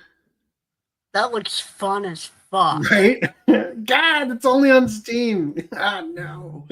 I feel like it wouldn't be fun after the first 10 minutes. There's already a game like this called Viscera Cleanup Detail, which is basically the equivalent of I don't know if Master Chief already came through the level and you're cleaning up type deal. Yeah, but you get to play as a cute goblin maid. Yeah. How long is that going to last you when you're in first person? It's a co-op game, so you get to watch the other goblin maid. There's other co-op games that you have actual gameplay in besides. Do the other games have actual goblin maid co-op? No. You can mod a goblin maid. Listen, I don't care if Master Chief came through and ripped out the thing. You don't get to play as a maid who's also a goblin, so I don't want to hear it. You can mod the maid outfit with the goblin. Yeah, but this is on Steam. I don't want to play it on Steam. I play it on Switch. Yeah. Well, too bad. This isn't on Switch either, right? Not yet. Yeah. All right. Anyway, moving on from here. I loved the trailer. I loved the music. It's so good, right? that was perfect. 10 out of 10 music choice. All right, you guys ready for this one? Final Fantasy 16 producer Naoki Yoshida asks that modders please don't run amok with offensive or inappropriate shenanigans now that the game is on PC. All right, boys, you know what to do. Good mods. A truly blurshed cornerstone of PC gaming is the countless mods that get created for just about any game in existence. Thomas the Tank Engine, Dragons in Skyrim, Abraham Lincoln in Guitar Hero 3. If someone's twisted mind can conjure the idea up, chances are it's already been uploaded to Nexus Mods. Well, since Square Enix has been chucking the Final Fantasy games on PC, they too have succumbed to the clutches of the beautiful and bizarre mods.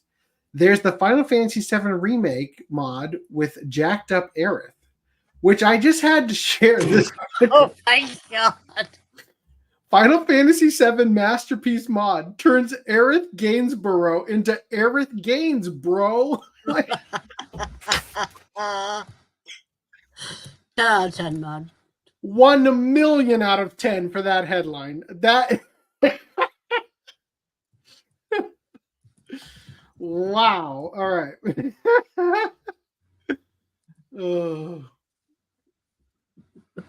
Now that Final Fantasy 16 is about to land on our rigs, I had to ask director Hiroshi Takai if there were any particularly goofy mods he would be down to see in the game. I didn't get an answer from Takai. Instead, producer Naoki Yoshida stepped in, all dad style, seemingly in an attempt to make sure modders don't run riot with Clive and crew.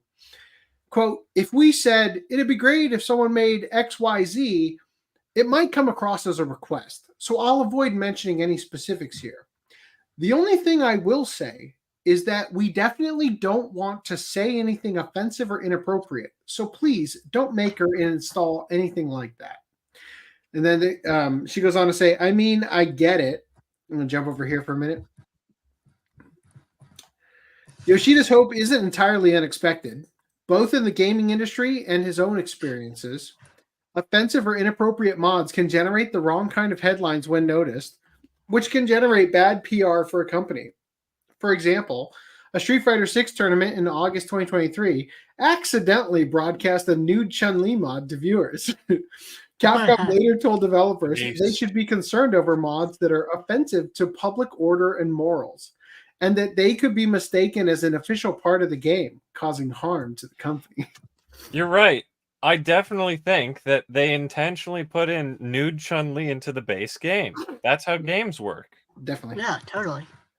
So she says, I mean, I get it. You certainly don't want to be encouraging folks to be concocting egregious works that can mess with your artistic vision in potentially harmful ways.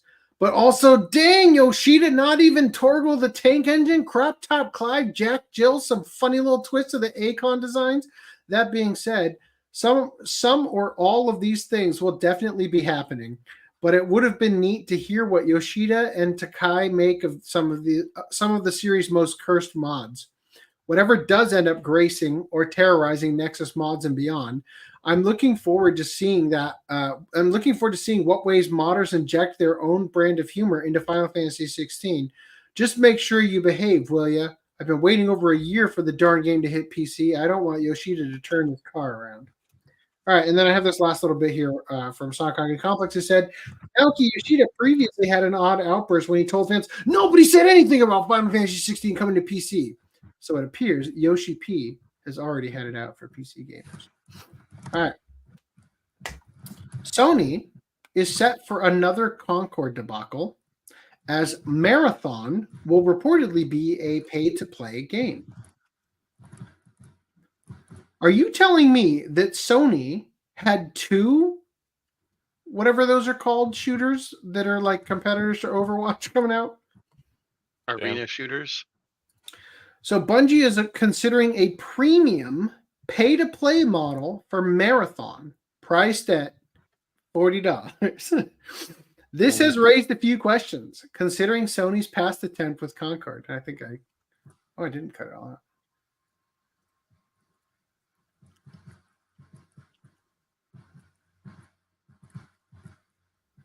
I don't remember why I kept the rest of this. We're gonna pretend that it was all hidden. Okay. We don't need to read more. All right. So that was our lead-in to the real topic of the night. PlayStation removes Concord downloads from players' PlayStation 5 consoles. Yeet. Just in time for this. It was nice to get out of the house and leave the internet behind for a bit. Did a bit of shopping and finally bought Concord. Can't play until Saturday, but looking forward to trying it out. Now, obviously, this is from September 3rd, and by Saturday, the game was gone.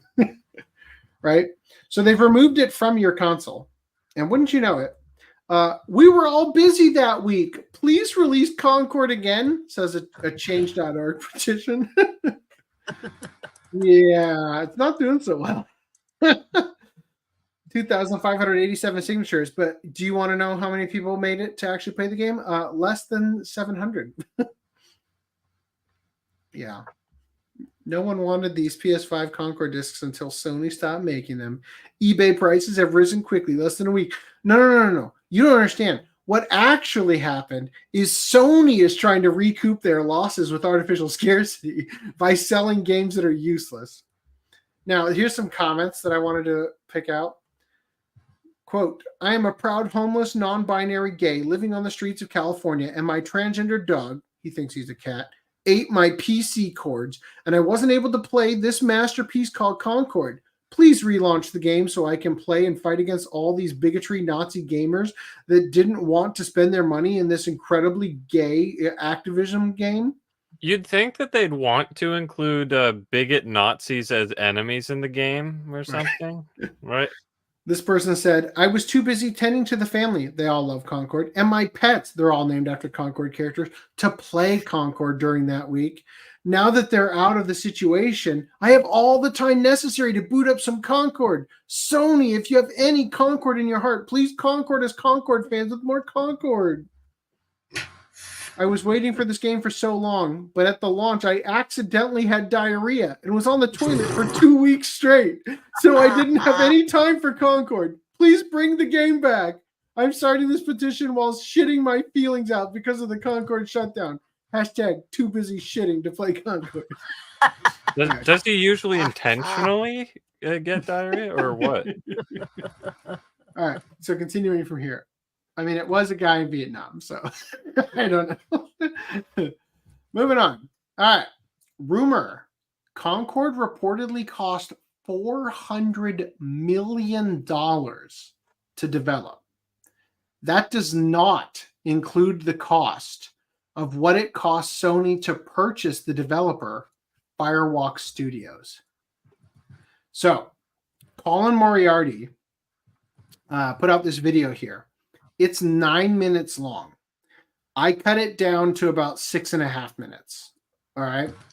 Just basically cutting out him starting a sentence and then like starting over and saying a different thing instead and then coming back. I just cut it down as much as I could.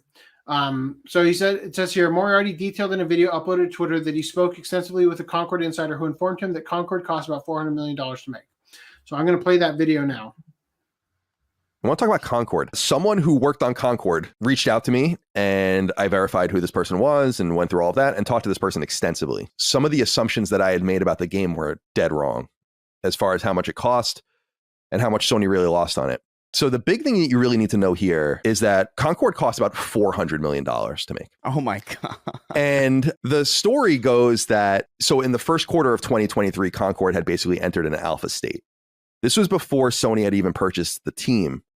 But Sony had been working with Probably Monsters, which was the original owner of Firewalk and Firewalk, probably since late 2020, maybe 2021 at the latest on Concord. The game was in development before that. Up to the point that the game went into alpha state, they had already spent about $200 million on it. And it's unclear how much of that money is from Probably Monsters and the original investors into the game and how much of that money was from Sony. There's this term in product development. It's called minimum viability or minimum viable product or MVP. The idea behind this is that this is like what you're trying to achieve. And it's like once you cross this barrier, you feel comfortable selling it. It's not that it's the best it can be or that it's what it's going to be by the time you launch it, because there's all sorts of extra stuff you do to it. But like, this is the minimum viability of the product.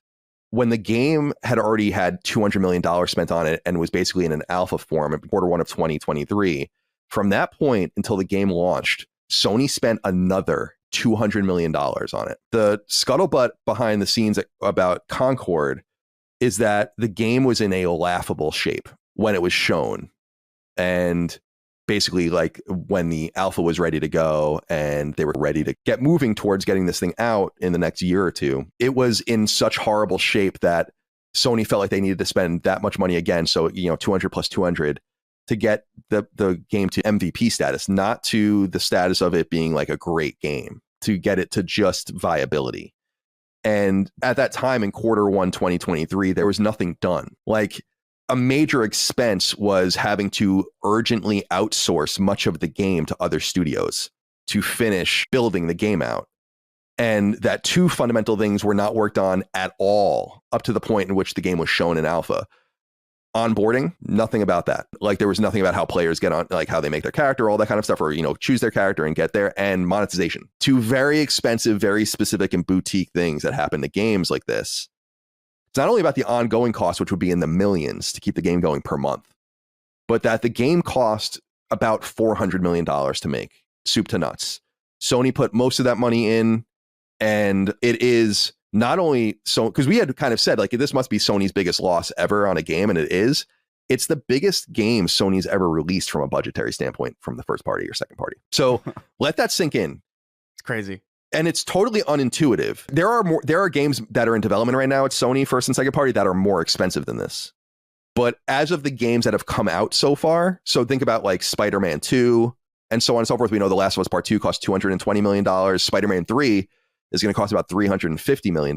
This game cost more than that. And they lost all of it because they made no money. They made about $1 million gross revenue, and then they gave it all back. So this is a huge, multiple hundreds of millions of dollar loss. Now, the question is, why? Why did this happen? This game was heavily championed behind the scenes. What's funny is that the game is presented in Q1 2023 as this, we're kind of getting towards the end. The game is nowhere near being done. It's in a horrible position. And then Sony buys the team. The idea behind this was, and the term apparently verbatim had been used, that Concord is the future of PlayStation. That they had such major ambition for this game that it was referred to internally as a Star Wars-like project for Sony. That it can be repeatedly revisited over and over and over again, not only in cross-media, but in what we were seeing. We've already kind of seen little bits of it. So the weekly story vignettes that they were going to release, and then, of course, the inclusion in Amazon's Secret Levels anthology, that's like just scratching the surface of it. Ironically, the game was codenamed Chaos behind the scenes. And a major thing about the game, and I think we can kind of get this vibe from just the nature of the people making it and kind of the way the game reads and all that, a toxic positivity vibe. You weren't allowed to say anything, apparently internally, about this game, about how like something's wrong with it, character designs are not right, and so on and so forth. They really, truly believe this was Herman Hulst's baby, apparently. And he internally was himself a massive champion of the game. So the reason I'm telling you all of this, it's some interesting information, of course, but it's that I had said when people were like, Concord lost $200 million. Now, people were pulling that money out because that's basically how much like some of the first party games like Ghost of Tsushima, The Last of Us Part 2, etc., kind of cost in that frame. And I was like, there's no way that it costs that much. I was saying like it cost 9 figures, probably like low $100 million, but there's no way it cost $200 million. No, it cost $400 million. So, and I am totally solid on this source, by the way. So that's why I'm willing to share it with you. Because again, I'm not really a journalist. So yeah, the big things to take away: $400 million loss. The game was in horrible shape as of 18 months before release. Not even monetization, no onboarding, most content not even there. The game was in such bad shape at that point that they spent the budget of it again in urgent outsourcing to get the game finished from all of these different angles over an 18-month period. Internally, the game was considered part of the future of PlayStation with heavy cross-media references and a system of toxic positivity surrounding it that didn't allow anyone to meaningfully change the course of the game. Because if the people at the top truly believe in something, you're not going to be able to do much about that, I don't think, from the trenches. So I thought people would be interested in that. And just wanted to throw that out there that, yeah, Sony really saw this as a Star Wars-like project for them, like the potential to, and now it makes sense. Yeah. Not only why they spent so much money on it, but why they bought the team. And by the way, the $400 million, not included in how much it cost to buy the team. So yeah, Concord is Sony's biggest released game by budget to date, and it is the biggest loss that they've ever had as a company.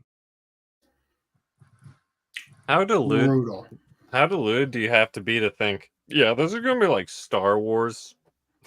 It is like Star Wars in a lot of ways. Hell.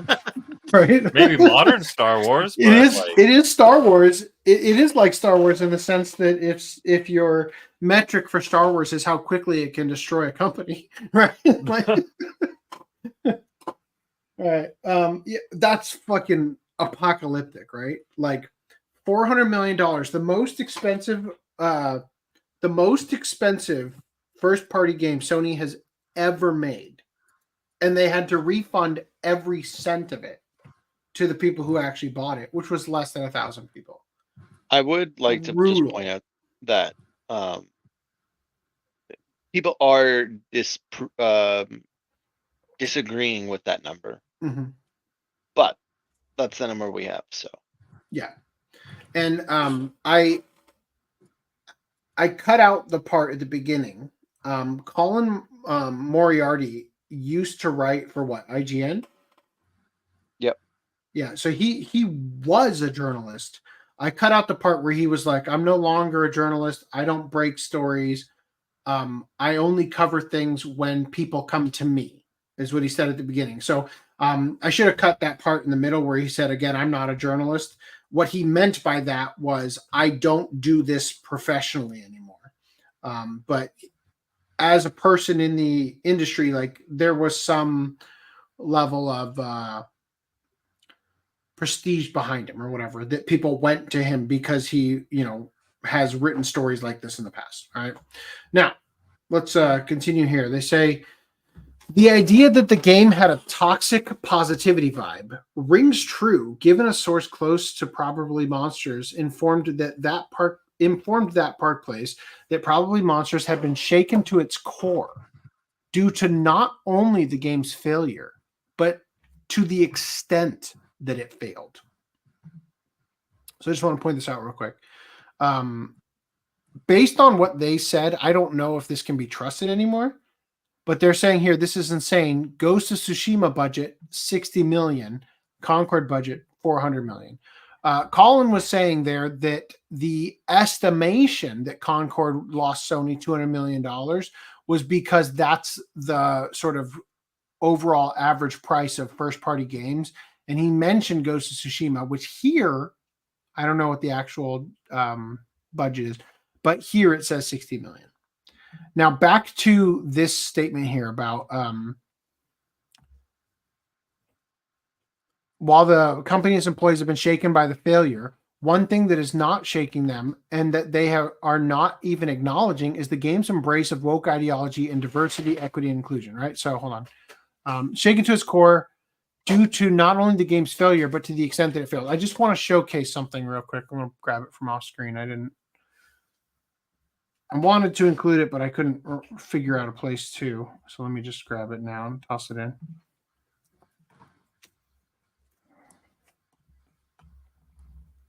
Okay. All right, let's start with this one. So Kyle had pointed this out. In the hour-long credits for the Concord flop, there is an option to cheer and celebrate the developers. Talentless freaks, weirdos, projection developers. Thank you. I don't know what that last part means. But apparently during the credits, as he said, there was actually a button where you could cheer on the names that were coming through. Right? Check it out. Not only is it real, but they also program buttons to zoom in, cheer, and wipe the screen. A button to cheer for staff members. Smash JT said, Concord had a button to cheer on the developers during the credits. Think about that. The levels of narcissism are unmatched. My mom used to say that the level to which you are in denial about something is directly proportionate to how heavily that is going to come crashing down on you. Right? And I feel like that is very like an adequate way of describing the riding the high. Oh, we launched. It's a miracle we even launched. And then cratered, right?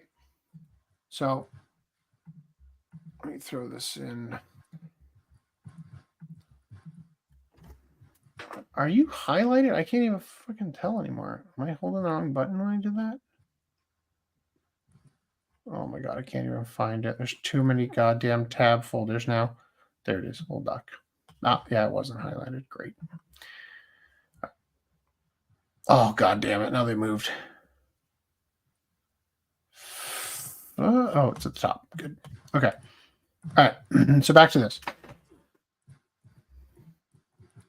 This source also informed that Park Place that the company did indeed have discussions beforehand about how heavy it would embrace woke ideology.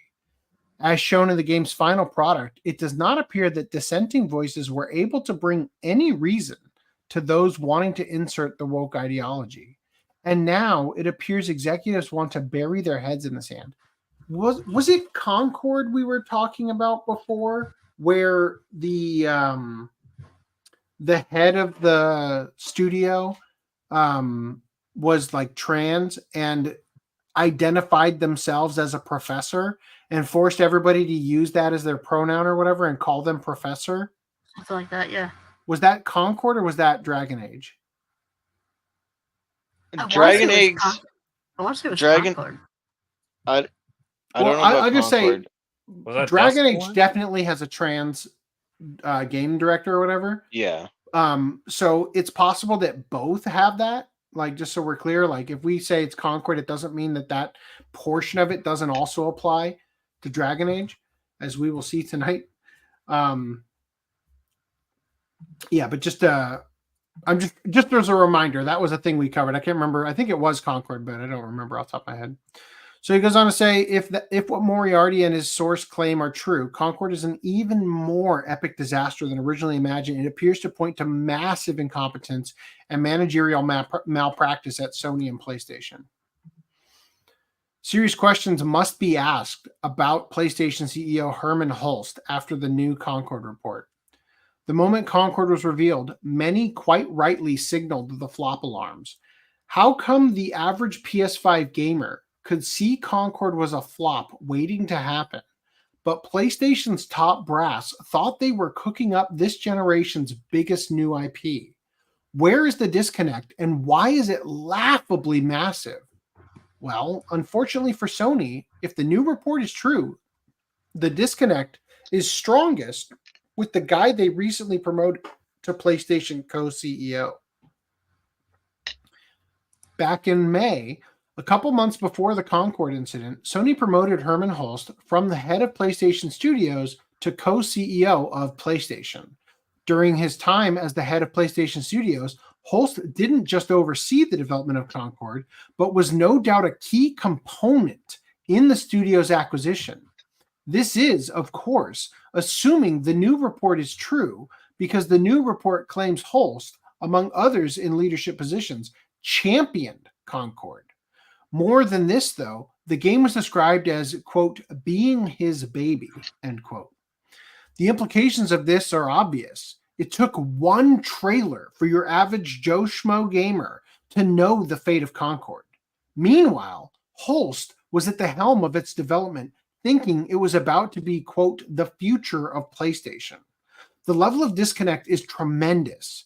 This isn't just a catastrophically expensive mistake from Hulst. It is an embarrassing one that raises serious questions about whether he is fit for the role he had, let alone the role. I think it means he has been promoted to. Hulst and company get paid untold millions to make the exact calls that just cost Sony $500 million, when they could have gotten a better counsel from the YouTube comment section. Suffice to say, Hulst and any other PlayStation leadership involved in this disaster have serious questions to answer. I love this show. It is the perfect evolution of beard growth. Oh, thank you. I did shave this morning, so appreciate that. Yeah. All right. Anon explains why Concord failed. Thinking Concord would ever succeed. Let's get that baby on screen just to be safe. All right, there we go.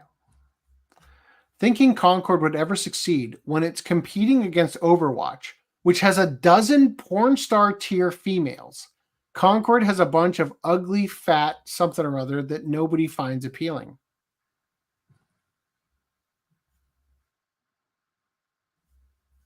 They thought they were going to be the Overwatch killer. Why is she dressed like an asparagus? She has one of those Halloween costumes that give you those fake muscles. Concord director reportedly steps down following the game's failure. Fellow Firewalk Studios devs presume mass layoffs inbound. I have worked on projects before that seemed like they were good. And then the light of day, after some rest, we looked at it again and it was not good. Specifically one that comes to mind. I worked on a short for Nickelodeon. It wasn't at Nickelodeon. It was at a small indie studio. And while we were working on that short, in order to keep the lights on we had to stop everything we were doing and work on a different job to try to bring in some quick cash to keep us running so we could finish the short. And the job we picked was poster bids for Clash of the Titans. Now, the way that, if you can believe this, the way that posters work and the media aspect of marketing and a lot of this stuff, as we saw with the Sonic the Hedgehog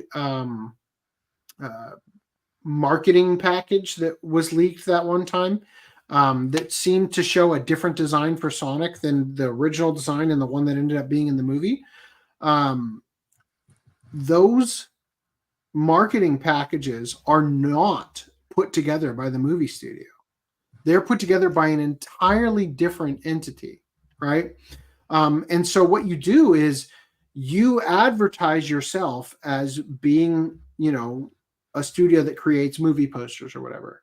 And then you go to the studio and you pitch them to be able to work on the posters. And they basically give you a test, right?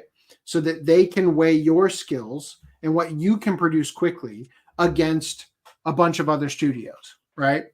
And we produced this poster. I probably have it on a hard drive somewhere. And we basically had one night to do it. And we'd already been working for like 5 or 6 hours on the other project before it was given to us. So we basically pulled an all-nighter. And I went home, went to bed, got plenty of sleep, came back. The meeting had already happened for the posters. And when my boss walked in, I was like, "Hey, how'd the pitch go?" He's like, "No." I'm like, "What?" And he's like, "Yeah, you know what? All of us, like he said, every one of us in here, we're so excited to show the work that you and the other guys had done." I did one poster solo, and somebody else did another poster. And there was I think there was a third poster that like had a couple guys working on it. And he's like, "Your poster looked so fucking good, and we were so excited to show it until we got in there and it was up on the screen, and it was so bad that we got laughed out of the room." I was like, "Oh shit!" And when I saw it again in the morning, I was like, "Oh damn, this looks horrible." But when you're like 3 monsters deep, and it's like, you know, 5 in the morning, and in like 2 short hours, the sales meeting is gonna happen. You're like, "This is the best thing I've ever made. This is my manifesto." Yeah. So I can understand thinking that something is good and then it flops horribly. I completely understand. The difference is when you turn something around on a crunch time schedule and do so without any sleep in one single night, you can be forgiven for thinking something looks good. As an artist in general, I can't tell you how many times I did a drawing in the middle of the night and I did it in bad lighting, right? Where I couldn't really, like, you know, it's like I could see the paper, but it wasn't super well lit, right? And then when you look at it well lit, you're like, "Fuck me, I wasted a couple hours on that." Like, you know, like once you see it in a different lighting, you realize how bad it really looked or whatever. Like it didn't actually look good. It was just that you saw it in a lighting that made you feel like it was going better than it was or whatever. Anyway, so let's I just want to point out that real quick, Overwatch. The difference is, just real quick, the difference is that they had 8 years working on this thing. They had plenty of time to accidentally fall asleep at their desk and wake up and go, "Oh, this is shit. Let's start over." Anyway, you were going to say about Overwatch? Overwatch put out 3D model files for their characters and weapons so that fans could cosplay the characters accurately. Yeah, that's what. And also, they made porn with it. They were doing this before the game came out. That's how much people like the characters. Nobody actually likes Overwatch for the game. I liked it for the game. People love Overwatch for the porn. They ruined the Specifically game, unfortunately. Specifically the food porn. Oh. Anyway, so Concord director reportedly steps down following the game's failure. Fellow Firewalk studio devs presume mass layoffs inbound. Now feels like a good time to remember that Sony not only purchased the studio solely on their belief that Concord would be a smash hit, but that they chose to do so rather than support the now shuttered Japan studio, whose team of veteran developers produced such noted hits as Tokyo Jungle, Bloodborne, and the Gravity Rush duology. In further proving that Sony bet on the wrong, uninspired horse, while Concord has gone down in history as one of the biggest disasters in the history of video games, the last remnants of Japan Studio, as currently organized under the banner of Team Asobi, which means to play in Japanese, recently released Astrobot to near universal praise. Again, DEI, failing upwards, Can you scroll up hiring a your little bit? friends. What's up? Scroll up a little bit. More? No, that's good. Continue talking. Okay. So the concept that I was addressing at the beginning of the podcast, where we looked at the superintendent, who was the first Black woman made superintendent in the police force in Toronto, and she got demoted because she used her position to try to elevate other Black officers and giving them raises and promotions who did not deserve those things. They were literally being chosen because of their skin color to elevate, right? My wife and I, when we were walking the dog, we were sort of talking about like the state of media. Now, look, we just read this statement here that not only was this the biggest disaster, one of the biggest disasters in the history of video games. You know what else is a huge disaster? Fucking Rings of Power, right? Like in only this short amount of years, like the last few years, we have now seen the biggest catastrophic failure in video games ever. And one of the biggest money wasters in the history of television with Rings of Power, right? Like these things, and the Acolyte, right? Like done. No season 2, possibly destroyed the entire franchise, right? Gone. We are witnessing, again, the ending of DEI, like the late stage diversity, equity, inclusion, right? And this is just like I was saying before. People who get elevated to positions of power bring with them dead weight, right? And so when I was walking the dog with my wife, we were talking about video games and media in general and how, like, where did things go wrong? Like my wife was saying, like, she can't even find a book to read that's interesting anymore because they're all woke or have, identity and the message thrown into it instead of actually trying to write a good story, right? But if you read books, then that makes you more intellectual than if you were to consume other media by its very nature. Start reading light novels that anime are based on. Well, that's what she's talking about. Like, not necessarily light novels, but just the Western equivalent, right? And so, heavy novels. So, obese novels. The point is we're sort of discussing, like, where did this really go off the rails in video games? Was it Gamergate or was it Me Too? Which one of those happened first? I think Gamergate happened first. Gamergate happened first. It did, right? So we were just sort of like, just kind of like shooting the shit talking, right? And we were saying, like, so was it Me Too movement? Was it Gamergate? Was it the 2016 election? And I was just kind of like piecing it together, and I was like, I think personally, Gamergate started this negative trend for games, right? And the 2016 election ensured that you would not go backwards, right? And what I mean by that is once Trump won in 2016 and the nation divided, right? It became impossible to get hired at a game studio if you're not a leftist, right? It has become impossible to actually, if you don't embrace wholeheartedly and champion the message, you're gone, right? And that is why I think in recent years we have watched these horrible decisions get greenlit all the way to the point where companies are going to go out of business over it, right? As we'll look at in a little bit, or at least speculate, right? So continuing from here, let's keep moving here. Before we get moving, I just want to point out a huge pet peeve. If you go back to that article, the specific spot in the article that you were at. Okay. My biggest pet, well, not biggest pet peeve, but a large pet peeve, has gone down in history as one of the biggest disasters in the history of video games. You can get away with only using history once in that sentence. You don't need it twice. Don't repeat words. They are not very good at proofreading at Bounding into Comics. It should say has gone down as one of the biggest disasters in the history of video games.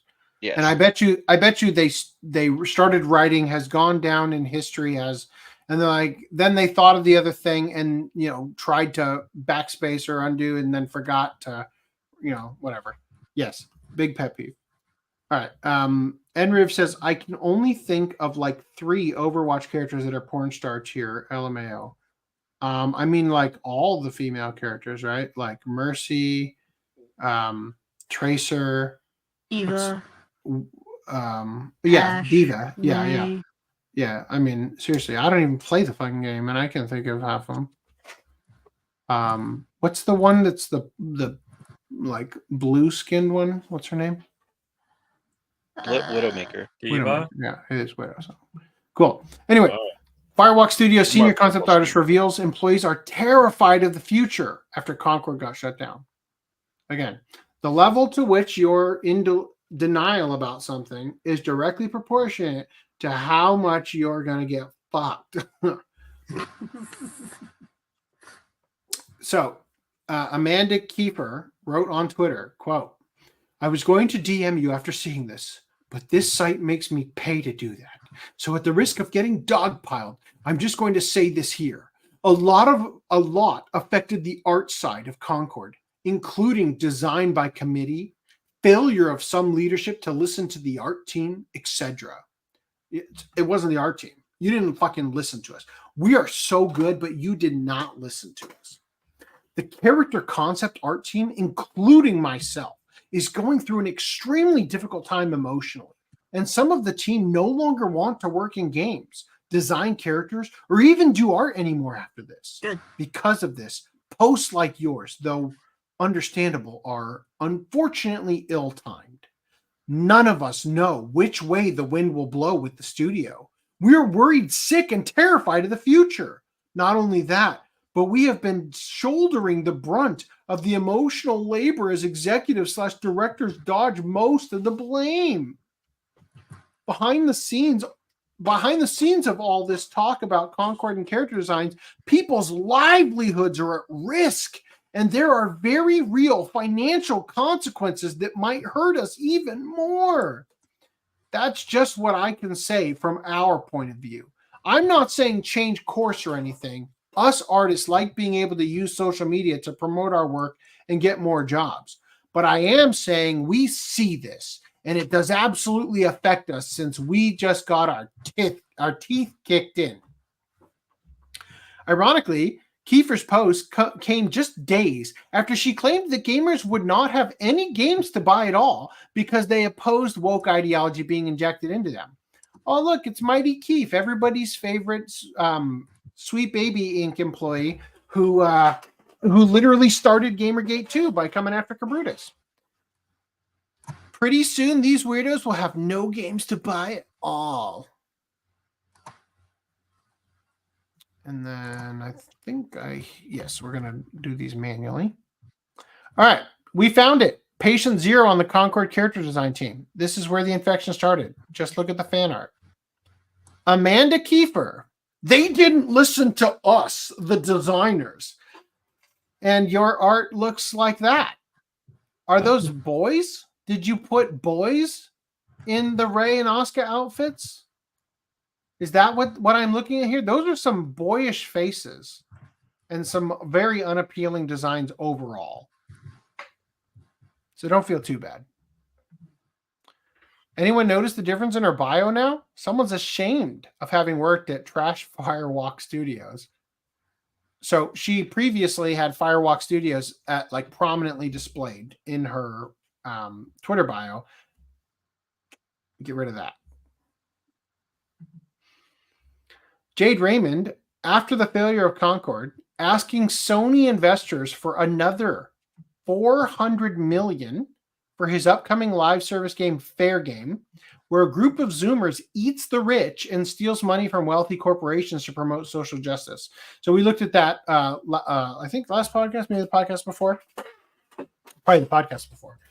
We looked at that before. It's the game where you steal from the rich and you compete with other thieving teams to end capitalism or whatever. It's going to go well. It is time. All right. My wife wanted to be involved. No. Yes, maybe. I don't know. I have opinions, but I don't know if they're valid. All right. Do you guys have anything else you want to say about Concord? I'm still befuddled at the $400 million price tag. Like, holy fucking shit. I don't see how Sony's gonna try and bring this back. That show, the Secret Level show. Secret Level? I don't think it's gonna do anything for them. Oh, no. Honestly, depending on how far into production it is, they should pull that episode. It is only going to hurt the show. Right? The only thing I can think that they would do is reskin the entire game and call it something else. Absolutely. Take the entirety of what you built, everything that actually works, hire competent designers to put porn star tier level women in it, just like they did for Overwatch, and then release it again to, you might get 2,000 players this time, right? then refund them, then release it again with the Chun-Li nude mod, right? Put a free copy of Morbius. No, Morbius in the game. So you, They did fall for the change.org petition once before, right? Yes. So, although I don't know if that was a change.org position, but they did believe that there was enough hype on TikTok for Morbius to put it back in theaters. So. And Riv says, what I'm saying, the first dumb mistake they've made is I only found like 3 Overwatch girls hot. LOL. All right. Well, in that case, definitely Diva, Tracer, and Widowmaker. Overwatch Mercy's on the edge. She's kind of characters. Yeah, Mercy's a little ruined by what's her name, Johnny Depp's ex. What's her name? Oh, Amber Heard. Amber Heard. Thank you. Amber Heard. That was it. All right. Sombra is not for me. And then there's a new girl too. Cleopatra. Oh, if that's a new one, I don't know that one. I'm looking at a list. It's a Japanese one. I'm looking at a list of Nico or something like that. I'm looking at a list of the characters from Overwatch 2. Are they all the same characters? All of the Overwatch 1 characters are in Overwatch 2, but there are more characters in Overwatch 2.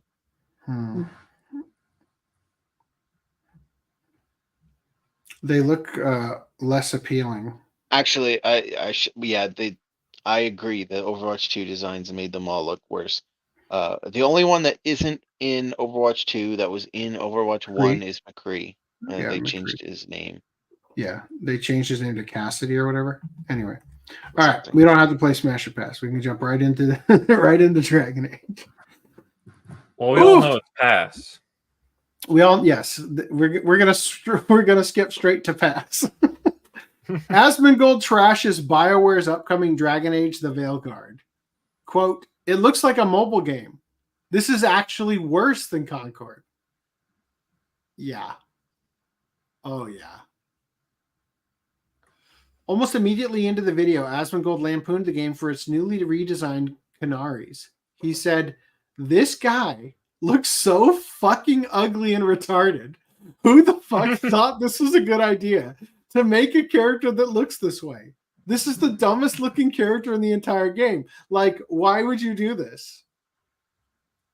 These are the Canaries with the horns, right?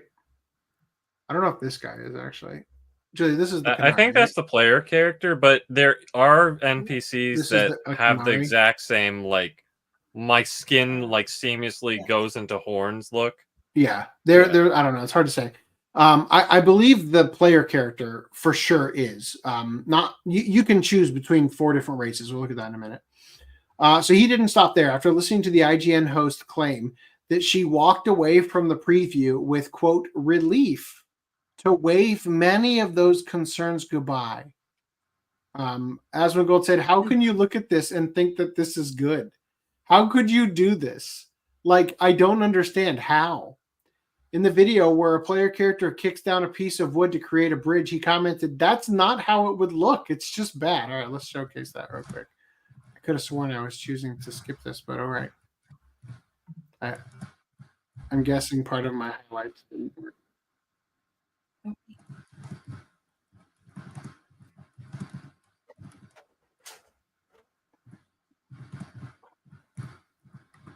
I think it's earlier on. There it is. It's right there. I knew it was really early on. Okay, here it is. Here's the infamous log kick.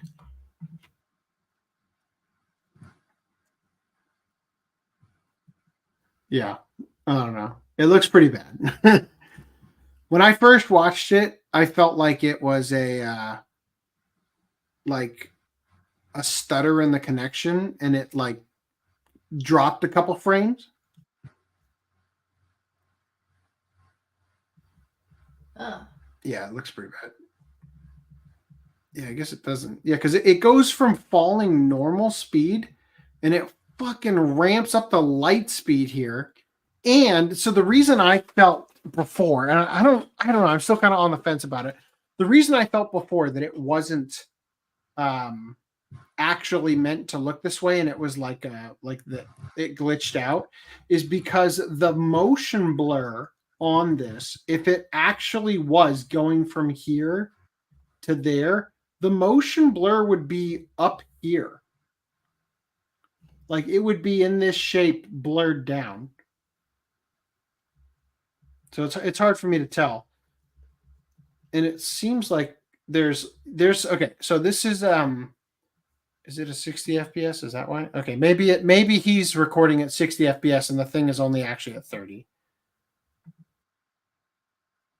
Anyway, so he harps on that and says,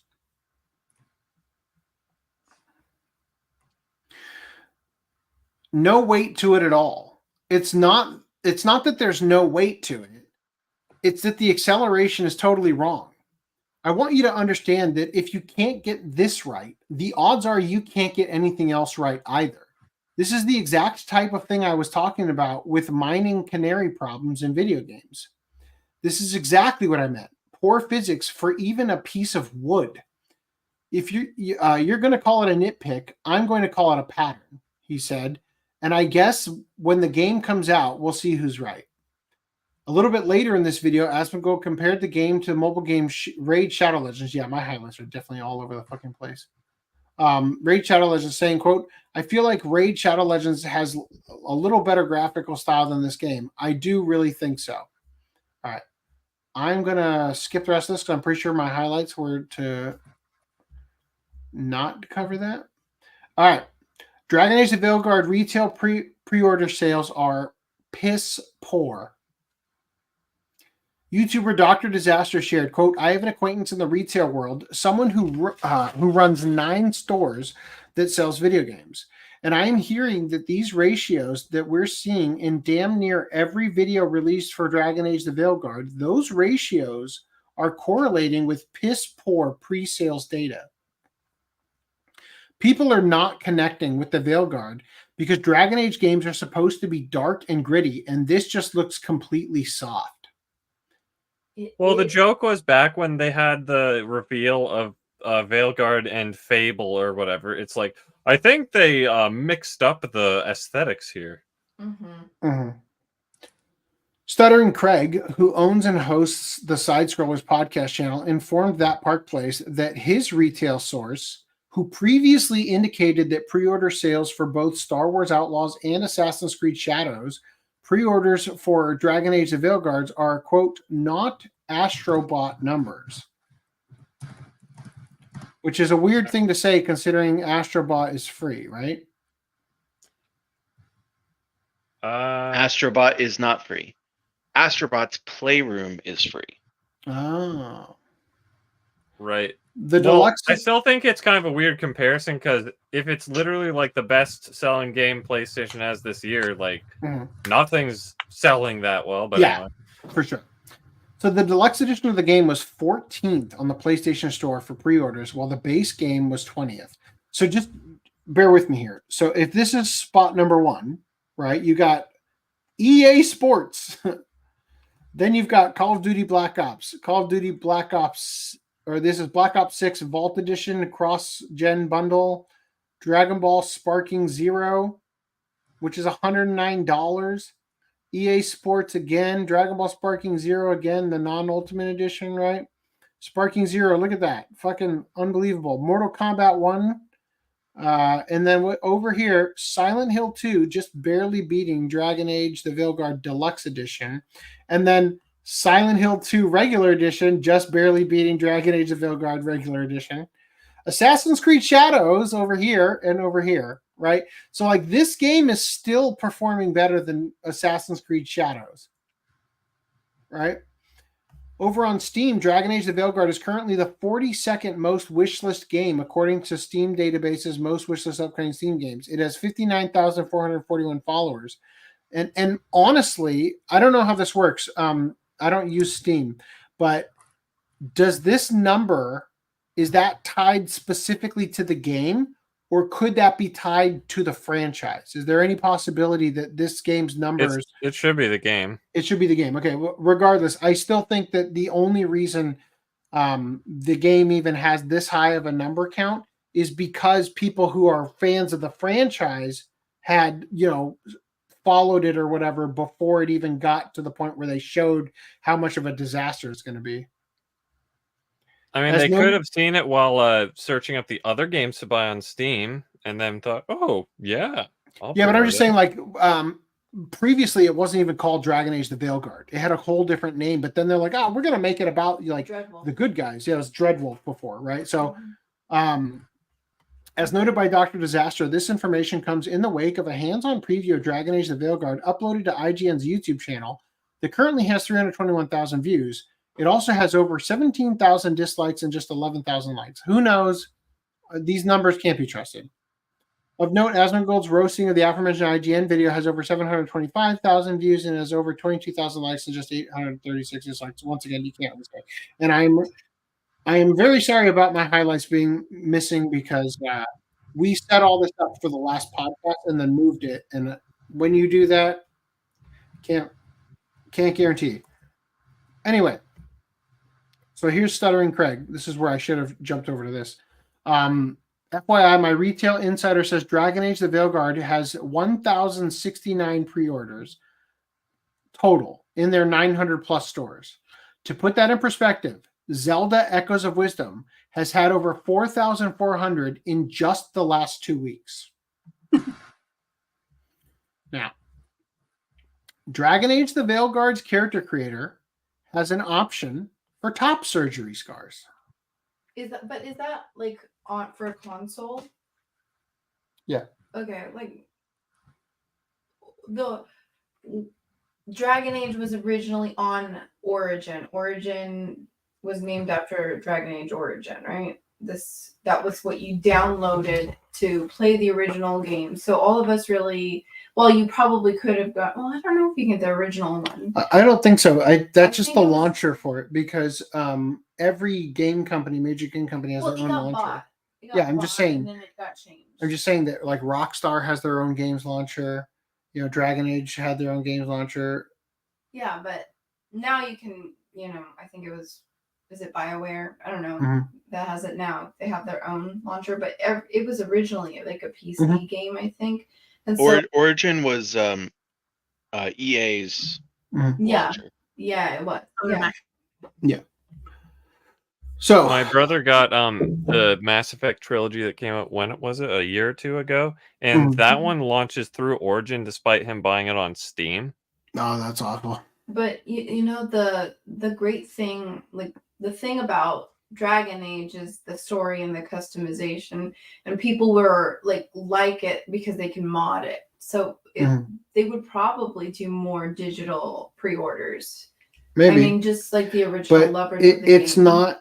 Look, although Concord, for example, couldn't even get 700 concurrent players, right?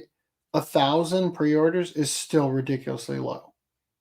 Yeah, Is I ridiculously low, yeah, especially considering that. And granted, you're obviously going to play the physical version of Echoes of Wisdom, the Zelda game where you play Zelda, right? Like obviously, because the way that Nintendo's infrastructure works and stuff is, you're not going to play that on PC, right? The people are going to pre-order that. I get that. It's not a fair thing, but the point is that Dragon Age has had literally like over a year at least where the game has been sort of like up for pre-order or like in the cultural zeitgeist, whereas Echoes of Wisdom just fucking launches their trailers and then boom, it's already at 4 times the you know what I mean.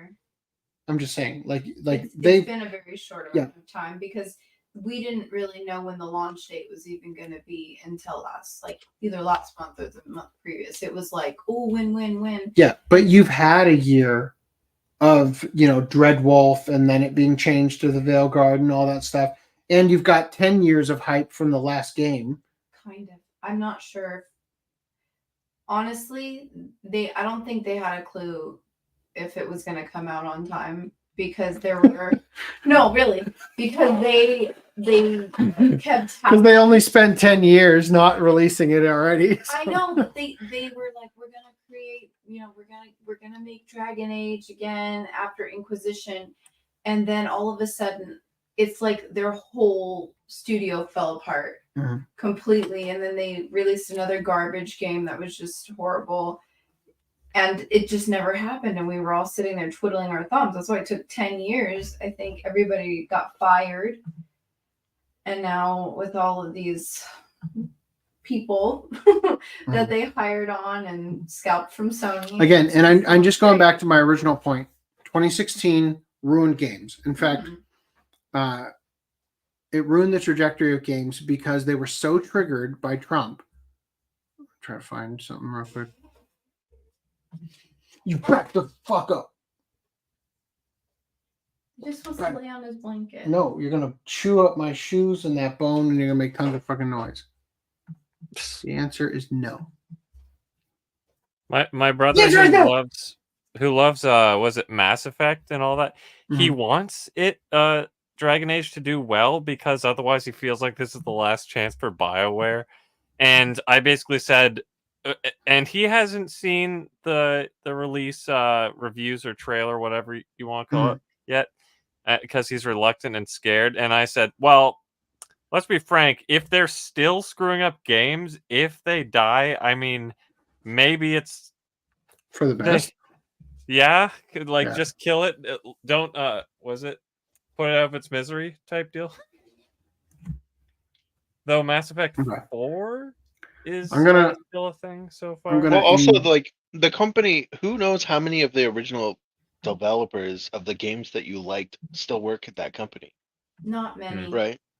So if the game problem is they can't just revive Mass Effect in their other studio, unless magically they buy the license or something. That is an important point, and we're going to look at a little bit about that later.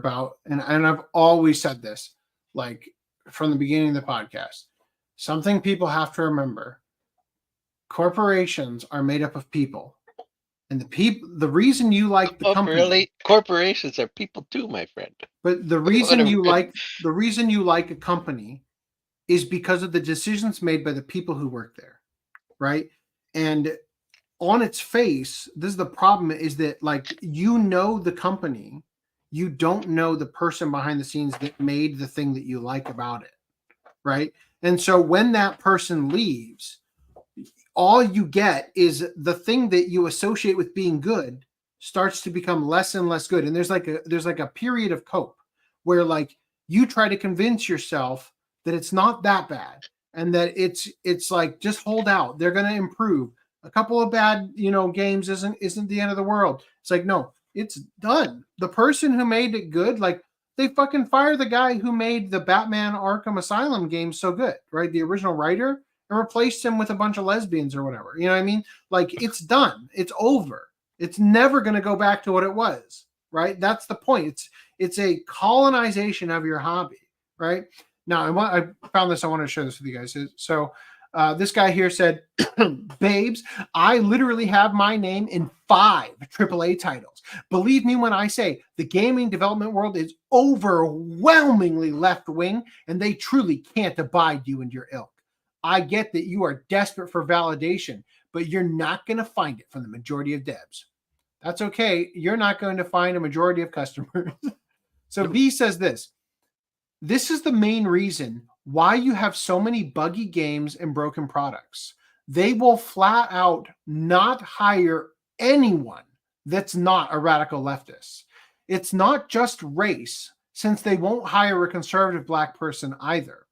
They just flat out refuse to work with people, even if they are skilled, as long as they don't follow the ideology.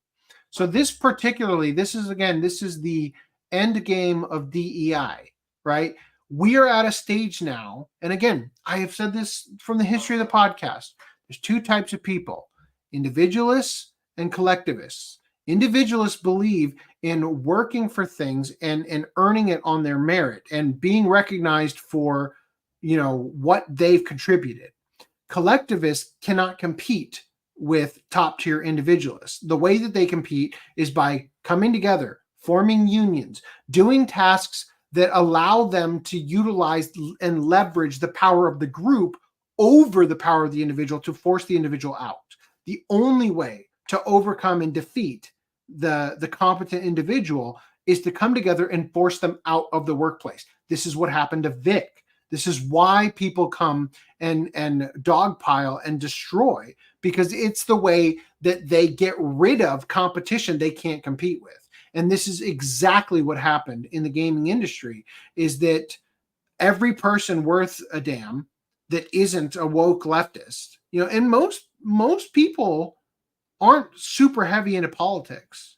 They lean slightly one way or the other, but most people just want to fucking get on with their job. Just do their job, go home and relax, right?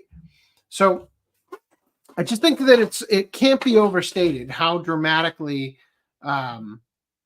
horrible it is the way the industry has dug its own grave all this time, right? Anyway, so Dragon Age the Veilguard character creator has an option for top surgery scars. It is not just an option. It's not just you can go to the scar creator or the scar sub menu and select scars that look like it's outright like an option.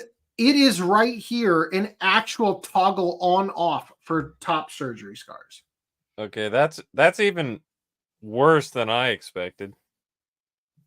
It's already bad enough that so games like Baldur's Gate or whatever, I don't remember what it was, but they supposedly had some trans character or whatever, but it's like, bro, you're in Dungeons and Dragons world where you can literally take a potion and outright change your sex or whatever. So something like this, you're in the medieval high fantasy. This breaks immersion, does it not? Oh yeah, 100%. Like the world building of this fantasy thing is that they would have something other than hormone replacement therapy and top surgery, right? They would have some other form of tonic or spell or something that would breathe additional fantastical life into it. Even if it's your I don't want to use the word power fantasy, but even if it's like your fantasy of doing this or that or becoming the other opposite gender, or you have gynephilia or whatever it's called, right? Even if that's your fantasy, you don't fulfill that fantasy by grounding things back into reality of, yep, your character I'm not here, an actual man. I had to get my titties exactly. taken off. You know what's crazy though? They have this feature where you can choose the gender you want to be, but oh no, they took away the genders because now it's type A, type B. Oh, thank you. Thank you for giving me an excuse to grab that tweet as well. Oh no, really? Oh, you know what? I think I threw it at the. Oh no, here it is. Thank you, Footnote. All right. Really? What? If a type A. Type A, type B. Yeah, but you can't guess which type A is and which type B is. Yeah. You can choose your avatar body, type A or type B. There are no male and female. Why I can't take off type B's top? Because type B is female. Right? Exactly. That's the other thing, is that you have these scars, but are you even going to see them? Are they going to go Baldur's Gate where it's like you can pound a bear and do you have a scene where you actually see them? Or is it just to fulfill your weirdo fantasy of, yes, it is to check a box. It is a addiction to validation. It is not only that, it's worse than that. Steven Crowder once did a video where he was undercover talking to a bunch of socialists, and he went to like they drove him around, and he talked about, like, he was joking when he said this, but he was in character, and he said something to the effect of, I noticed that my preferred pronoun wasn't listed, and the list had like 17 different pronouns you could choose from, right? And the girl in the car is like, I know, I'm so sorry, that's my bad, I was in the hospital last week, or, like, just, and he went on to, like, because he's commentating on this, video that he was displaying with the undercover footage and stuff.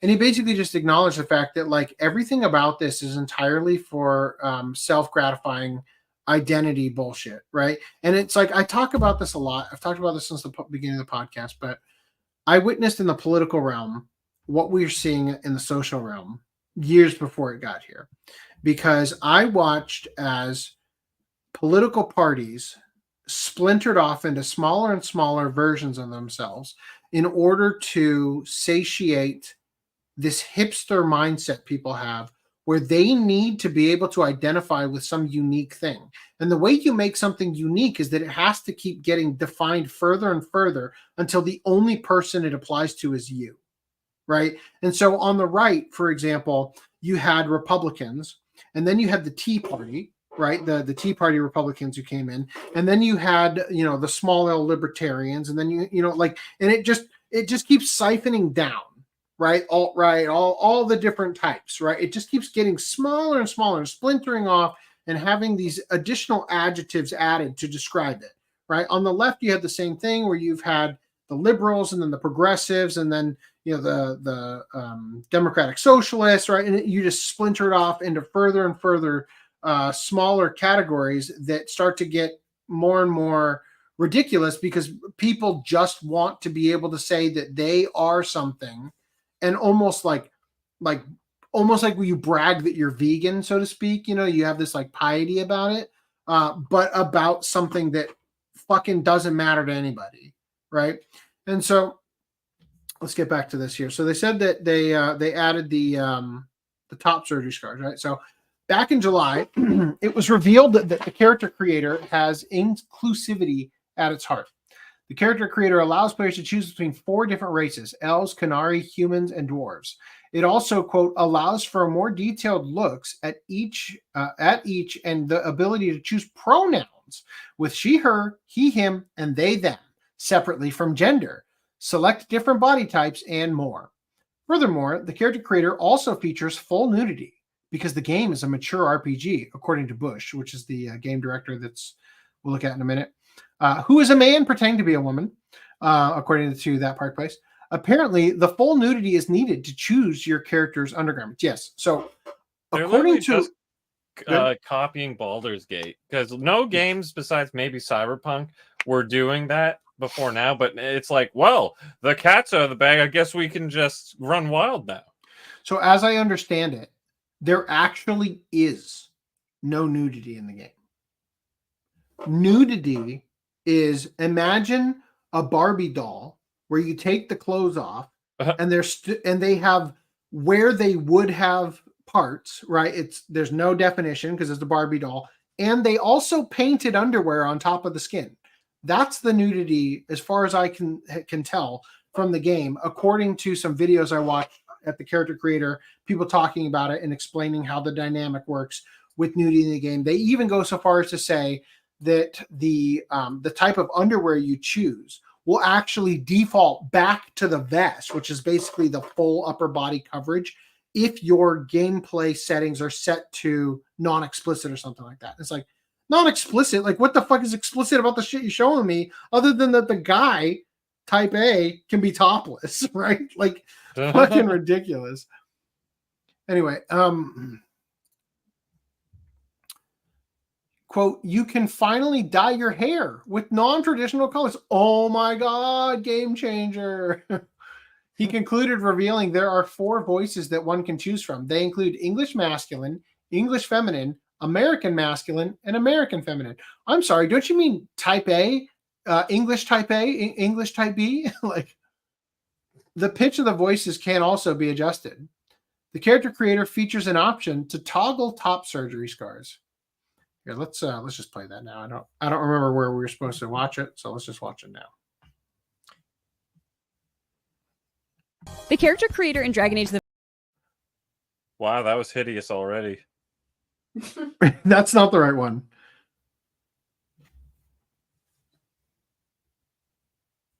Where did it go? Was it the Scottish girl? Yeah. Hold on. I should have it. That's really strange.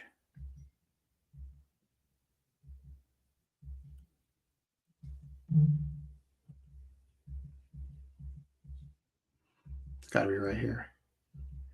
No, now I'm in Dustborn. How'd that happen? We're the new porn. All right, one second. I'm going to check my 4K video downloader folder in case it was actually a... not that one. I mean, that is it, but... Okay. That's strange. Is this queued up to as well? Okay. Yeah. Let's just screen share with audio. It'll be faster.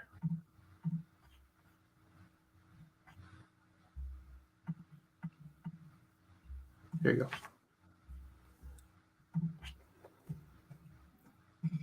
We've got you covered. And then this is the one that blew my mind. Top surgery scars are also included in this for all of our trans and non-binary rooks out there. Oh my God. I absolutely was blown away by this. It's beautiful to see the inclusion in the game and to see yourself represented in the game in this way is wonderful. So if you want your rook to sport the top surgery scars, you absolutely can. It is an option. So let's choose our class. Here we have warrior, rogue, and mage.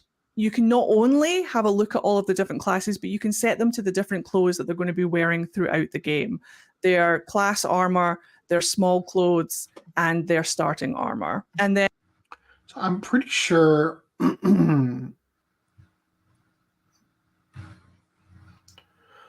Let's wait for the tweet coming up because it's cut to be like only 38 seconds. Why do they put the what is it? They have this purple, like, colorful background that's really like immersion breaking. I don't know, man. Instead of like, you know, like the black or white void. Okay, so I can tell already that all of this stuff is supposed to be cut out from the highlights, so I'm just going to move past here. All right, so we got that. Actually, let me move these together. Okay. The purple background actually can be changed later on in the character creator. Yeah, so the character creator definitely has a lighting engine built into it, so you can see how your character is going to look in different environment styles in the game. Which Julie tells me was a major issue with the earlier games, where you'd make a character that looked like just like you wanted, but then as soon as you got it out of the character creator and it was in like the actual cinematic lighting, you're like, oh god, what an ugly character. So you're saying like in Palworld, Random 11 witnessed this. I made my character have light skin, and then when I put it in the game, they were so pitch white that I'm like, geez, this is an albino. Yeah, I didn't think I made that light. No, it's exactly like that. Like you would get the makeup on it, you're like, oh, it looks so subtle, and then all of a sudden you would like just start the game, and the green glow from the fade, which is part of the world, whatever, would glow on your character, and you're like, oh my god, she's a clown. Like it would just look so bad, and it would be so shiny. Oh, it's awful. All right. So Scratch Point here said, this era of humanity will forever be remembered as a massive cultural embarrassment marked by embracing delusion and decadence, never to be repeated at all costs. So here's the clip I was trying to grab.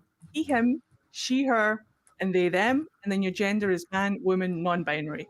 Love that. Love the inclusivity. Top surgery scars are also included in this for all of our trans and non-binary rooks out there.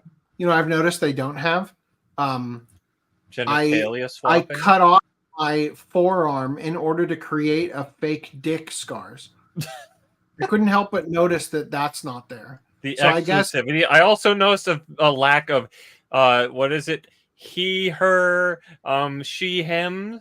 You know, as an option. So honestly, easier and it's right. All that shit. Yeah. So I'm just pointing out that just remember that if you put the top surgery scars, it means that even though there's a bulge slider, it means that your character has no D, right? It's a song. Yeah, it's a song. You're just stopping at that point. A packer.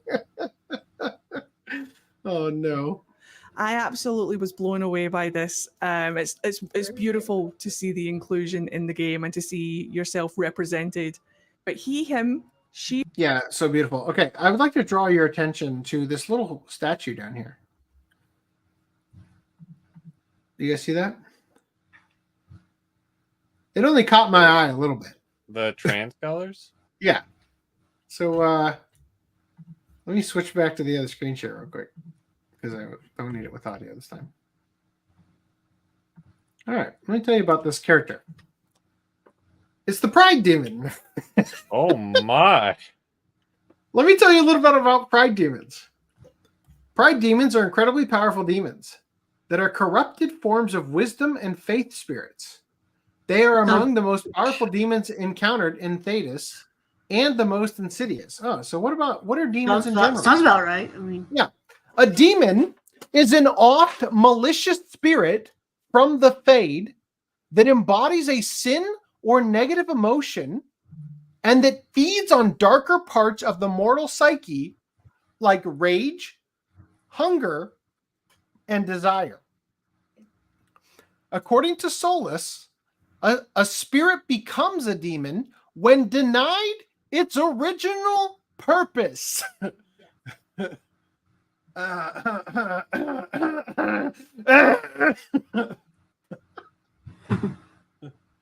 This denial occurs when a spirit is forced to do something that greatly conflicts with its original nature, or it may occur as a spirit explores mortal minds and dreams and encounters negative thoughts and memories.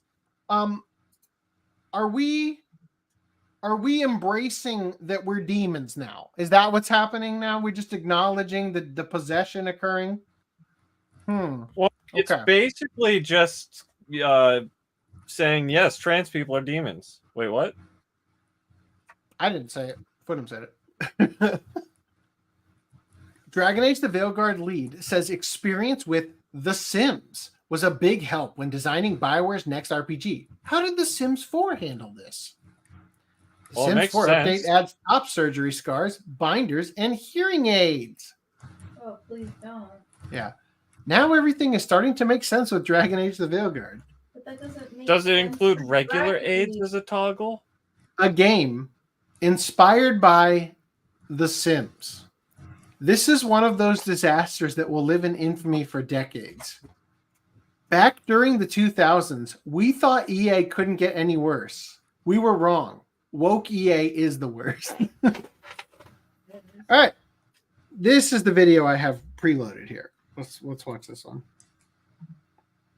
The character creator in Dragon Age the Veilguard is incredible. There are so many options and sliders, from the usuals like hair color and style, eye shape, noses, all the way down to things like bulge size. Vitiligo, we got that. Heterochromia, of course. Asymmetrical ears, body and face tattoos, 8 different styles of glitter, and even a melanin slider. If you're not feeling particularly creative or you just want to get started as soon as possible with a good-looking character, there are a bunch of presets to choose from as well. As a bonus, the character creator also features various lighting conditions to simulate in-game environments, so rest assured you'll have full control here to make the character of your dreams. Like I did. I guess it has a broken nose slider Yeah. too. Hilarious how she says, even a melanin slider.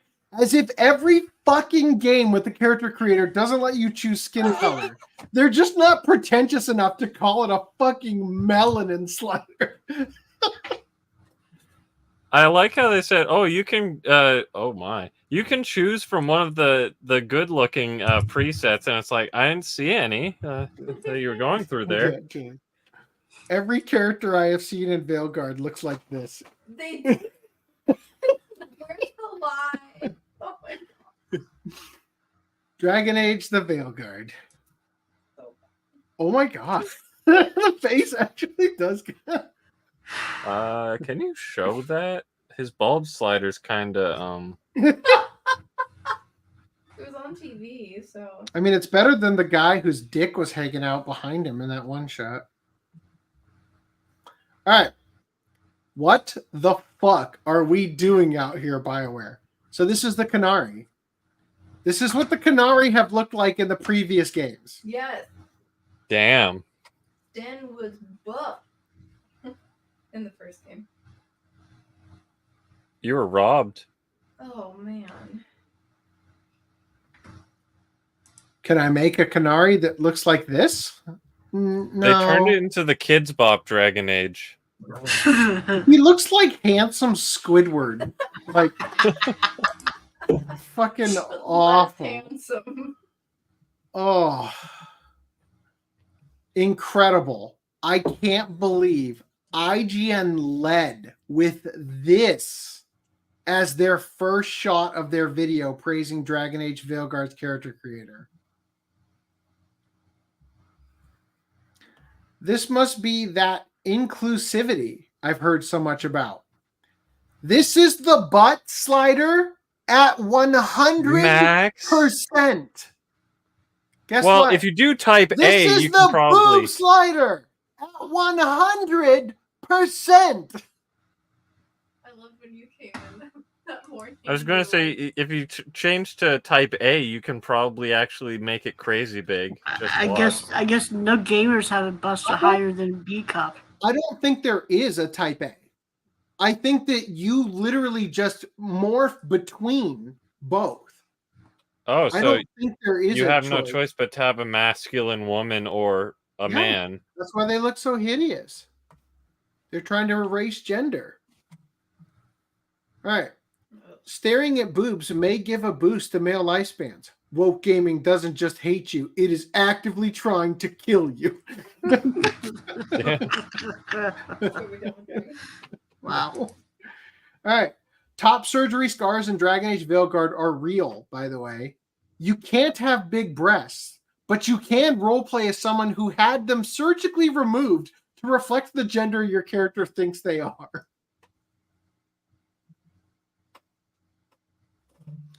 We can have a bulge. Sorry, you can have a bulge, but you can't have a butt slider in Dragon Age Veilguard. The double standard is real. They don't want you to make women that aren't also men. See, what they didn't tell you is that they based the maximum slider off of Taylor Swift. Oh. They're all Swifties. Yeah. So Savvy points out, I'm a 108-pound woman who sits for 15 hours a day. I'm not even in my prime here. And you're telling me this is your 100% on the bum slider? Dragon Age. Explain how this is your most inclusive character creator yet, because I can't even make my skinny bum in the game. I don't get it. Who was this character creator made for? Because it certainly wasn't made for me. These sliders Call do him out for nothing. fat shaming. Right?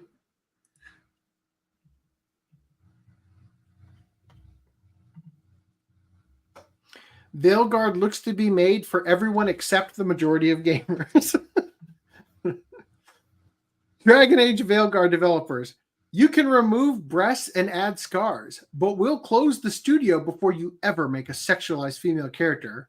Is modern Western gaming Puritanism 2.0 just a hollow echo of its former self?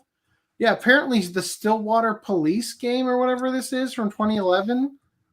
I mean, that's where the marker should, like, that's 100%. Nice. I bet all of my money there are spicy sex scenes in here. They think those are fine because they're sexuality traits. But high proportion bodies are a no because they might attract the wrong people. It's quite easy to understand. Mods aren't the answer. Voting with your wallet is. Dragon Age the Veilguard. Can I cut off my breasts? Yes. Can I add cellulite? Yes. Can I add vitiligo? Yes. Can I enlarge my chest and have thin hips to reflect my anatomy as a woman? No. You should be ashamed. That doesn't make any sense. Oh, let's check out who the director is. Oh. 2020, 2021. This is the director of Dragon Age Veilguard. Are things starting to make more sense now? As a queer trans woman, I have a perspective on the games that not everyone has.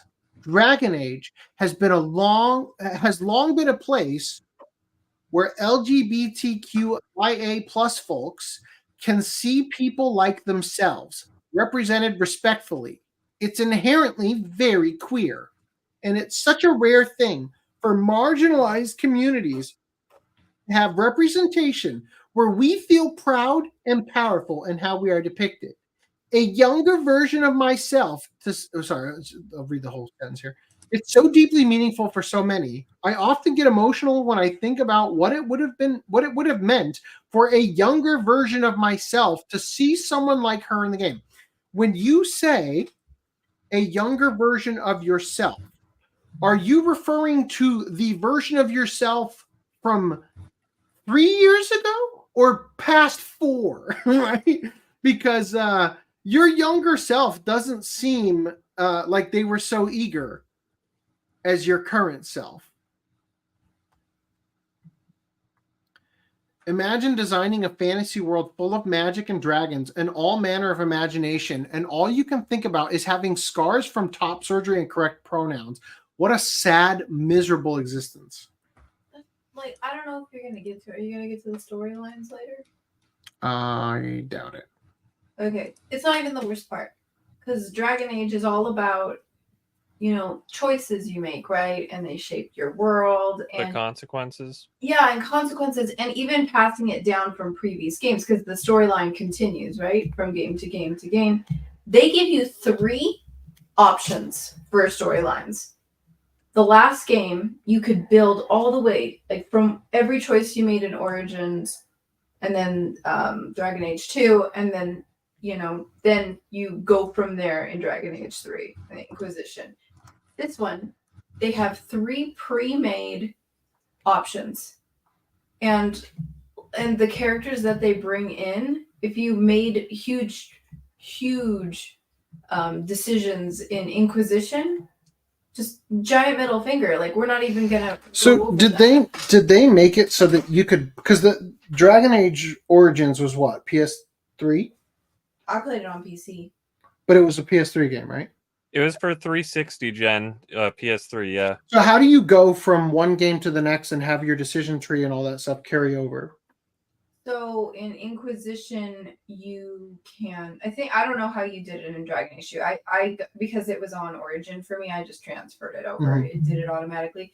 I know you have this thing called the Keep, which is on their website. Like, you can go on Dragon Age 3 and you can customize it if you can't already just put it from your previous place. Oh. So you can okay. actually choose every decision you wanted to make, whether you made it or not, and apply it to your Inquisition game. So you might see King Alistair from the first game, if he didn't, die or whatever, or Morrigan, or, if they got together and had a kid, you see their kid, you see the hawk that you chose for the second game, and, the love interests, make a difference. Like, it's big time lore. So I just say, like, take note, game developers.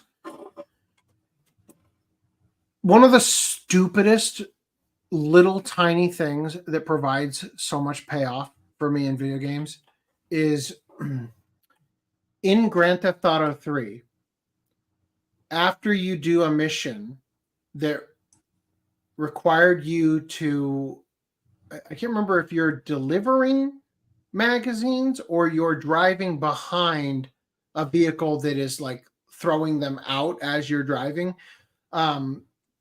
But regardless of whatever the thing is, after you perform that mission, the original safe house that you're at in the beginning of the game has those magazines like outside the front door, like they're being delivered there, right? And it's just a minor graphical change that ties back to something you're doing. Likewise, in Vice City, the first safe house you have has like an upstairs where you can go into a room, right? And you can like change your outfit and stuff. And as you play the game, as you get more and more of the hidden packages, once you reach a certain amount, the hidden package, like it's like a little tiki thing because you're like the drugs are being smuggled in it kind of thing. And the tiki can be seen in your safe house, broken open with cocaine spilled out on the table once you reach a certain threshold of having collected enough. And as you've collected and gone through parts of the game, you unlock different outfits, and then those outfits become available for you to choose from at the safe house, right? So basically the point is, as time goes on in a game, if decisions that I make or things that happen in the game start to affect parts of the game that I see all the time because I go there to save, that is a very minor, thing to add to the game that is a huge payoff, I think. Right? It feels like things are progressing. Like I mentioned Breath of Fire earlier, and I was talking about like the most fun aspect of it is the fairy village and the fishing, right? Those are the two things that I got the most enjoyment out of. Fairy village is the stupid little mechanic where you go to the fairies and you help them out, and then they start to populate more, and then they start to build things. And then the way that it unveils, like you actually like build it up from nothing into a really, massive village, and the village has like shops and stuff that you get to shop at and everything. And so it's a pretty massive just like it's a fun little thing you get to do by progressing in the game, and it feels like there's a payoff, right?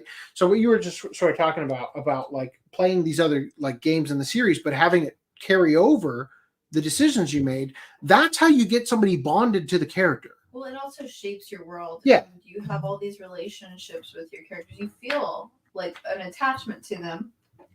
And after you've done all of this build up to only have 3 options in your keep, it's like, well, what if you gave the power of the well to Morrigan? Morrigan's going to show up. Is she going to have that power? I mean, her mom, who is, I don't, she's like a god, gets killed by Solus, and there's the Fade. Are they gonna bring up the Grey Warden that got left in the Fade in the Inquisition? Like, what are they gonna do with that now that I would almost guarantee none of the major plot points are going to transfer over? They already did an interview. I was just listening to a girl who did an interview, and she questioned them on it, and they said, no, we're not going to bring that up. Did you see the clip of them talking about Zevran? Is that his name? Yeah, Zevran. He's part of the Antivan Crows. He's part of the. He's the king of the Antivans, isn't he? Yeah, but I don't know. I'm. It might be so, but he's in the first game. He's a companion character. Yeah. So let me just pull this onto our discussion here real quick. He's got the Antonio Banderas kind of voice. Here he is. Okay. So, this is an account called King of Antiva. I don't play Dragon Age. I'm basing all this off of what I've surmised. But in this interview, people are taking this to mean. Oh God. There it is. That these are the developers for this new game, and they don't even remember this character at all. All right, next up we have Seb. Daddy issues. I'm gonna be honest, I don't even remember him.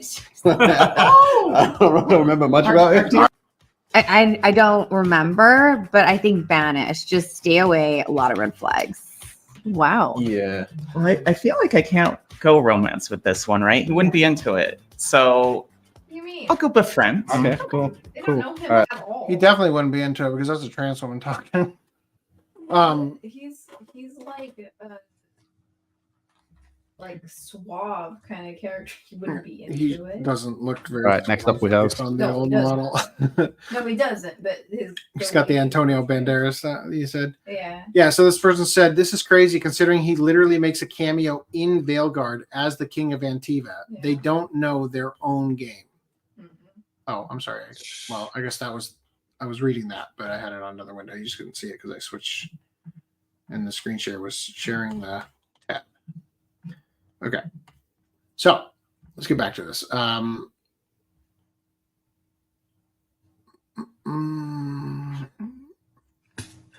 I have too many folders now. Oh, there it is. Okay, cool. Taken care of. All right. What a sad, miserable existence. All right, I thought this was funny. Non-binary. Rook's gender reflects how he sees himself. Does not affect gameplay. What? Himself. Right. Now, granted, Funny that it says does not affect gameplay. You're Almost right. makes it sound like it doesn't Granted, even do anything to the dialogue. they do have the pronoun set to he, him. So Wait. Did they get every voice actor to redo their lines as I don't know what they are saying to me? Well, I don't know how much they're going to even use a pronoun to describe. I don't know. Sure, they probably are like shepherd. They call him Rook or whatever. Rook, whatever they. Just call him by the name and just be done with it. Well, but see, the thing is that if you get to pick your name, then you don't. That's a little bit difficult. I think his name means. Well, that's the thing. Like, they usually get you to choose your first name or something, and then they refer to you as your last name or like your position. Like in Genshin, they say the Traveler when you can choose your name, make it whatever you want, right? So that's their clever way of somewhat keeping immersion in the voice acting without making it overly complicated and being like pick from like 3 names that we voiced. So George Alexopoulos posted this artwork. At last, a character editor that represents me. Oh, look, he put the dick surgery scar I was talking about. Oh, the meat sleeve. Look at that bulbous forehead. Oh. It's accurate though. That's what the character fucking looks like. Oh yeah. All right. Dragon Age of Veilguard's character customization perfectly illustrates the mental illness and depravity which has taken hold in the West. In addition to the typical preferred pronouns, players can add top surgery mutilation scars to their characters. How this is at all befitting of a fantasy world is unclear, but just so long as modern delusions are placated, it doesn't seem to matter. Modern Western entertainment has become more about validating social contagions and causes over providing a quality experience with real staying power. The absurdity of it all is truly beyond parody. So I didn't really show it. I guess it didn't really come up, but one of the things that you can do, I guess I'll just go back a couple.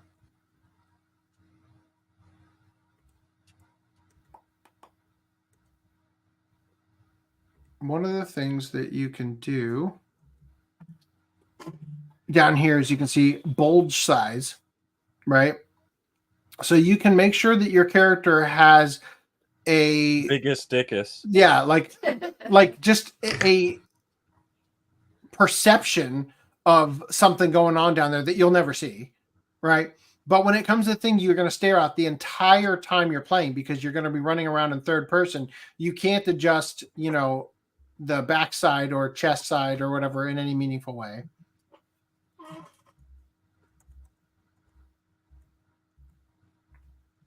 All right. Meanwhile, Bethesda veterans warn that fan expectations for Elder Scrolls 6 are almost impossible to meet despite a decade of development. You're right. Why? It is impossible to expect Bethesda to make a game without bugs. Yeah. Well, you know why? Is because, what's this? The Elder Scrolls Online to introduce first non-binary companion Tanlerin as voiced by drag king Vico Ortiz. Yep. Embrace it at your peril. All right. Let's jump in to the next wave. Thank you for including me. I got Dragon Age Origin for PC, and I can't get it to launch. I thought you said I can't unget it. I can't unget it. I tried getting a refund. No, I try launching it. It shows the initial startup screen, then it doesn't even take me to the main menu and crashes. So yeah, newer computers. I think you can't need really to run it. refund. I need an ancient computer. Yeah, it's. You need an I've heard that IBM. there's a lot of problems with it, with newer computers. I don't know. I got right stuff. Don't worry about it. Cool. All right. Rip. Here we go, fools. Assassin's Creed Shadows art director responds to criticism regarding game's depiction of Japan. Quote, "We've paid a lot of attention to stay as respectful as possible to Japanese culture, but creative choices are made on our side." This is all recap about the apology and stuff. Pressed for his thoughts on the criticism of the game's creative liberties, Dan Siro bluntly affirmed, "Of course we're making creative choices. It's a video game in the end, so we want to make the best experiences possible for our players. We've worked with a lot of experts, so just understand well the time period." I'm sorry. We've worked with a lot of experts to just understand well the time period. We did a lot of our own work, so we're making sure we depict this world in a respectful way while fulfilling the gameplay needs and making it entertaining. We've worked with Osaka and Tokyo studios who've acted as consultants. One of their art directors is involved and doing research in the field. We went there. We did a field trip as well, and we have Japanese experts living in Japan. We use them a lot to look at our assets. They play the game and provide feedback. There was a letter published by Ubisoft apologizing to that group of people in Japan, but something they need to know is we are working with experts, world-renowned experts, and if we have in any way offended people, we are sorry, but this is not the goal. We've paid a lot of attention to stay as respectful as possible to Japanese culture, but creative choices are made on our side based on all the discussions we had with our own group of experts. We're confident with how the game will be received. All right, moving past that. Ubisoft runs to New York Times to attack players in defense of Assassin's Creed Shadows. In a play straight out of Amazon Prime, in a play straight out of Amazon Prime Video's playbook for The Lord of the Rings of Power, Ubisoft leveraged Zachary Small in the New York Times, as well as a so-called expert, to attack players ahead of the release of Assassin's Creed Shadows. Small wrote, quote, "Some gamers erupted over his appearance, convinced that the franchise, known for its immersive recreations of the past, had gone woke by including a black character in its depiction of 16th century Japan. Quote, developers received personal attacks and death threats during an online harassment campaign. To no surprise, he shares no evidence of such attacks or threats. After attacking gamers, Small then weaves a false narrative that has already been refuted for months by citing historian Yu Hirayama, who is an admitted communist. Small cites Hirayama's claim that it was without question that Yasuke was a samurai. Quote, there are very few historical documents about him, and there's no doubt that he was a samurai who served Nobunaga. However, it is highly disputed that he was a samurai, as historian Yuichi Goza, who is a faculty member for the International Research Center for Japanese Studios, focusing on Japanese medieval history, and the author of What is a Samurai, who speculated that Yasuke was simply Oda Nobunaga's bodyguard and entertainer rather than a samurai. We already covered all this stuff. This is just recap. Okay? What is a samurai? What is a samurai? Not only did Small cite the communist Hirayama, of course, if to be fair, if you ask a question, what is a samurai, and the people making this game are going to answer it the same way they're going to answer what is a woman, anyone who what is it? What did they say? Identifies as a samurai. Anyone who identifies as a woman. What is a samurai? Anyone who identifies as a samurai. Right? What is a firefighter? What is a policeman? What's a president?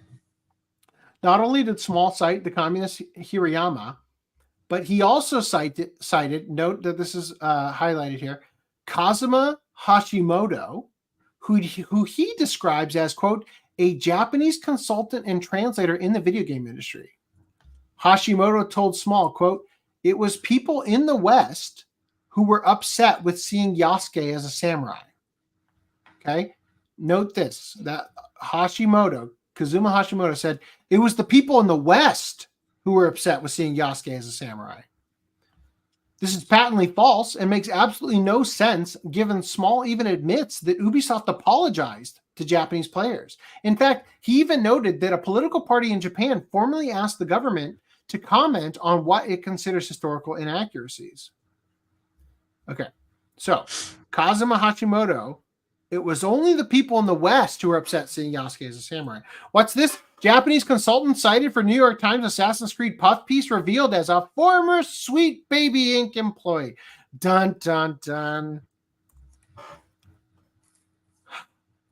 The Ubisoft expert from Sweet Baby Inc. that they cited to show Japan is cool with Assassin's Creed has locked their account, but not before the Japanese found this. Kazuma Hashimoto. Hi, I wrote about Animal Crossing New Horizons and why acknowledging Japan's history of colonial rule is important to the discussion. Obviously, it doesn't cover everything, but feel free to read.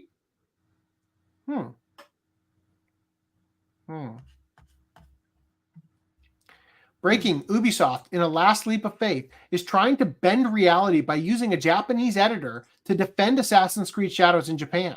The Japanese people quickly caught on and exposed a Sweet Baby member of the Secret Journalist Order. It's over. So in addition to being a former employee of Sweet Baby Inc., they also are a former Ubisoft and Square Enix consultants and freelancer and wrote for Polygon and IGN. So they're all kinds of awful. Also, how gay can you be in Dragon's Dogma 2? An investigation by Kazuma Hashimoto. So, of course, they're going to defend whole cloth everything about Yasuke, the gay samurai that Ubisoft is, retroactively making gay and all that. So, Assassin's Creed Shadows executive producer admits Ubisoft is, quote, going beyond what is accepted truth.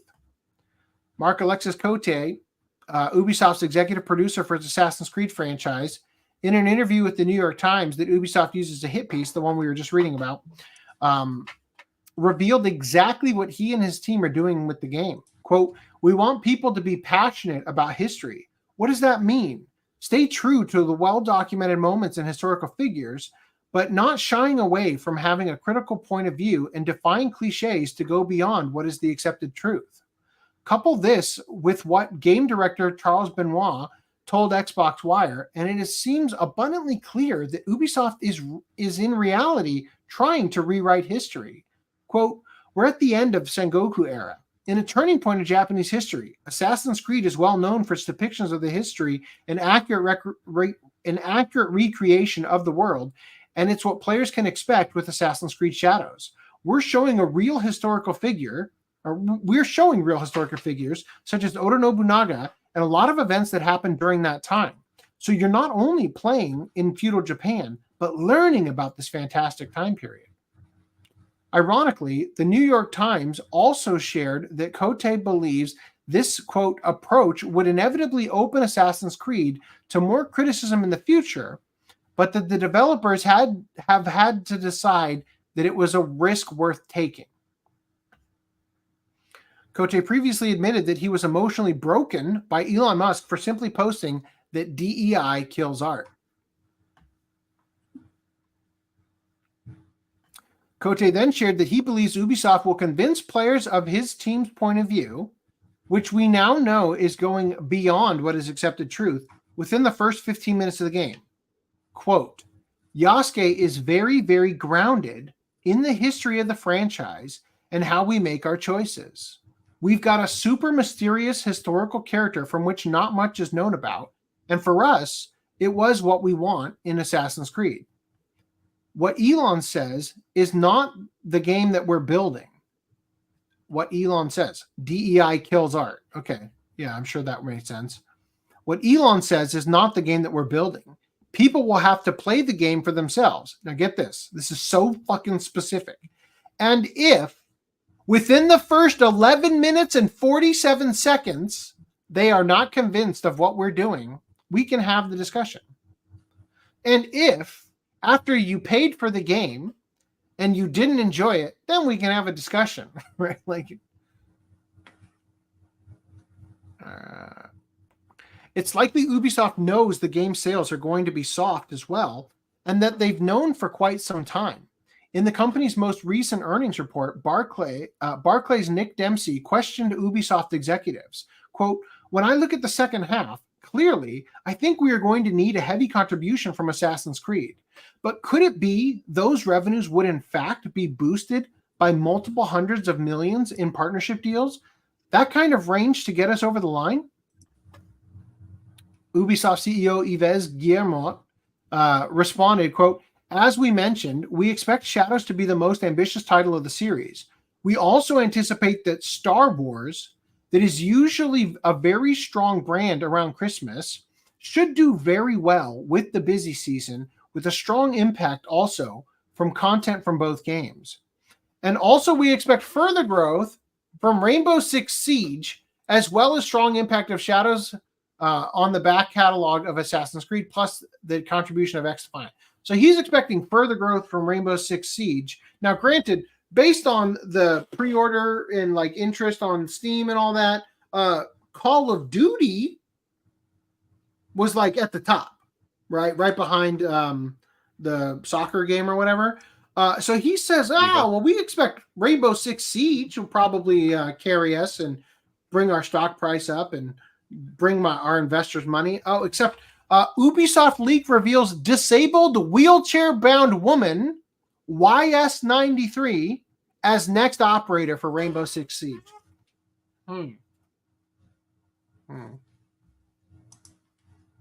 It's an ideal candidate. Here he is. Here's the woman.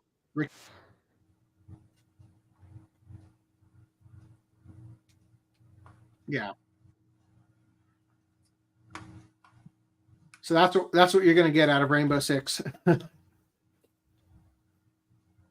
Unsatisfied with this answer, Dempsey followed up asking, when you talk about it being the most ambitious, are you hoping for it to be the best-selling Assassin's Creed game?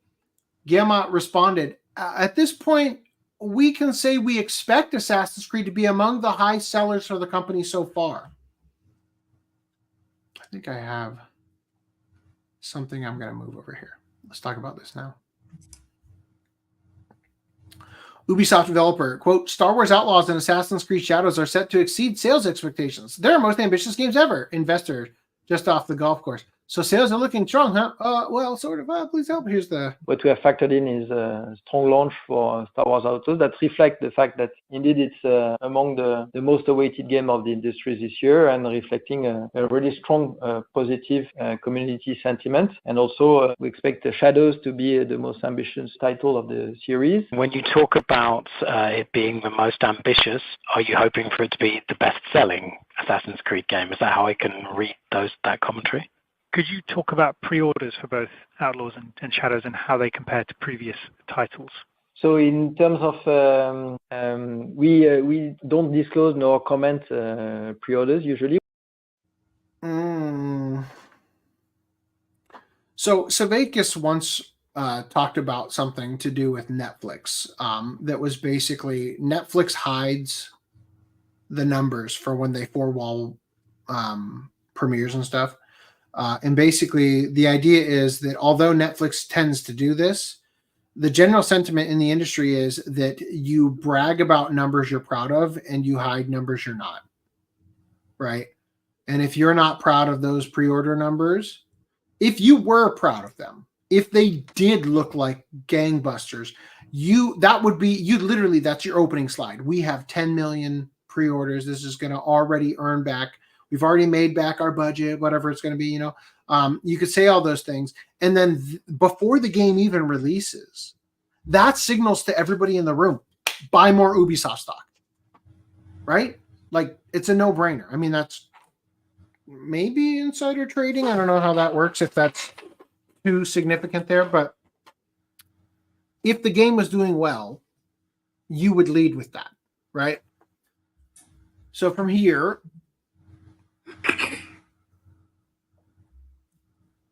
all right, we can move past this and that. Okay. Assassin's Creed Shadows disaster continues to unfold as Ubisoft pulls out of Tokyo Game Show and cancels scheduled press previews. In the latest indicator that things are not going well for Assassin's Creed Shadows, Ubisoft has not only announced a last-minute cancellation to their plans to exhibit the highly controversial title at the upcoming Tokyo Game Show, but the developer has also reportedly pulled the plug on the game's scheduled press previews. Gosh darn it. Regarding so this is going to be what this says down here, okay? That's the announcement tweet. Regarding our online exhibit at Tokyo Game Show 2024, scheduled to start at 3 p.m. on September 26th, tomorrow. This came out the 24th, yesterday. 2 days notice. And by the way, Japan is further along, like in time zone wise, by a significant margin than we are, right? So, I mean, I'd have to pull up this exact tweet to see what the exact time is locally to me. But basically the answer is it's 1.5 days at most notice. I mean, I'm sure Tokyo Game Show got the 1:30 p.m. on the 26th right now. Yeah, precisely. We regret to inform you that due to various circumstances, we have decided to cancel our exhibit.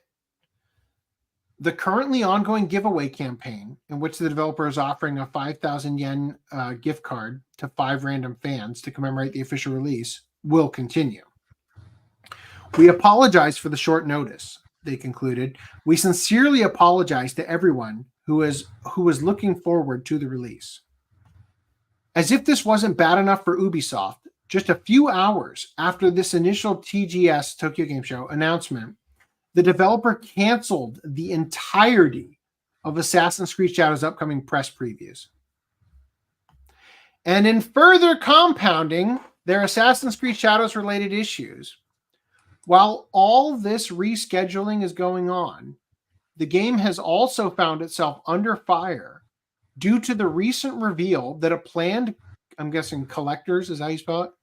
Collector's figure featuring protagonists Yasuke and Naoe features the latter leaping from a broken Japanese torii gate, which many have considered to be in poor taste due to the nation's reverence of a one-legged torii gate in Nagasaki, which survived the initial atomic bomb blast during World War II, itself seen as a national symbol of the tragedy that took place due to the conflict. I'm not so on board with this one, though. How fucking tone deaf. I 100% agree that we're at a point now where if there is a way to interpret a fucking comma in a tweet negatively, it will be taken negatively because That's the goodwill of Ubisoft is gone. It is gone. Well, also like someone who is on the lefter side of things and is all for diversity would not give us the same benefit, right? Like if they saw something, they'll construe it into, oh well, that's a Nazi thing. It's like, no, it's just a ninja star or something, you know? Yeah. So like fair enough. I mean, fair play, I guess. But yeah. And so I'm just saying, like, I agree. I think that this was not intentional. But that just goes to show that they don't know what the hell they're doing. Exactly. Supposedly you have consultants, right? And it's so funny too, because like Ubisoft uses Sweet Baby Inc. style consultants. And yet they have only been bothering to make sure that the black and gay aspect of it is the thing that is, culturally Handled sensitive, not the fucking setting of the game. Right? Like the fucking place it takes place. Sorry to use the word twice. Sorry. They are discounting the feelings and opinions of the Japanese entirely in favor of catering to whatever the Sweet Baby Inc. style groups, to use Kim Blair's thing. Many years. Put this stuff up to your higher ups. And if they don't see the value in what you're asking for when you ask for consultants, when you ask for research, go have a coffee with your marketing team and just terrify them with the possibility of what's going to happen if they don't give you what you want. Because they... Yeah, so that, right? That's what they're bending over backwards for. And in the meantime, they've destroyed their entire company. At the beginning of this podcast, Random 11, you weren't here, but we covered former DEI officers at Facebook and Nike who smuggled $5 million out of the company, right? Yeah. And got fired for it, right? So effectively, that's what the Sweet Baby Inc. style companies are doing, is they're running these companies into the ground and walking away with millions of dollars. I mean, when we covered Black Myth Wukong attempted to, they attempted to extort them for $20 million, and Black Myth Wukong said, no, fuck off. We don't need you, right? That's what they're doing to each of these companies. Millions of dollars are on the line every year for this grift. And as you can see, they are absolutely dismantling this industry. More on that on the weekend. All right. Grum says, I thought you were doing just fine in Japan. Isn't that what you told the New York Times and your investors, referring to them canceling the Tokyo Game Show? Ubisoft trashed after Assassin's Creed Shadows debuts a new collector's collectible featuring Yasuke and Naoe alongside what appears to be a destroyed Torii gate. So I'm going to just read this one tweet here. Please spread the word. Assassin's Creed Shadows figures from Ubisoft, a famous Japanese hate and criminal company. A figurine of a destroyed Torii gate has been released, which is believed to be based on the one-leg Torii that was destroyed in the Nagasaki atomic bombing. I have never seen a one-legged Torii other than the one destroyed by the American atomic bomb in Nagasaki. Right, so this is a photo of the one that is still up in Nagasaki, where half of it was destroyed, and it's remained standing as a symbol to the Japanese. Right now, Scratchpoint said the unnecessary broken Torii really drives home. Now, look, 100%. The reason that that's there is because in order to balance out the figure, they can't put the full Torii gate or else it becomes too large. That's 100% the reason. And it's literally to save on resources. That's it. That's the reason for it. It's tone deaf. They didn't think it through, but that's the reason for it. So I just think this figure looks so bad that it's like, it's trash. Who would It's want to Funko actually Pop buy it? It's levels like, of awful. Tee Why would anybody look want at it? this cute little derpy Yasuke and the other character.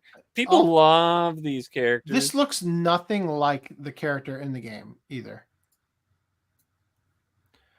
The unnecessary broken Tory really drives home how hard Assassin's Creed Shadows continues to respect Japanese culture.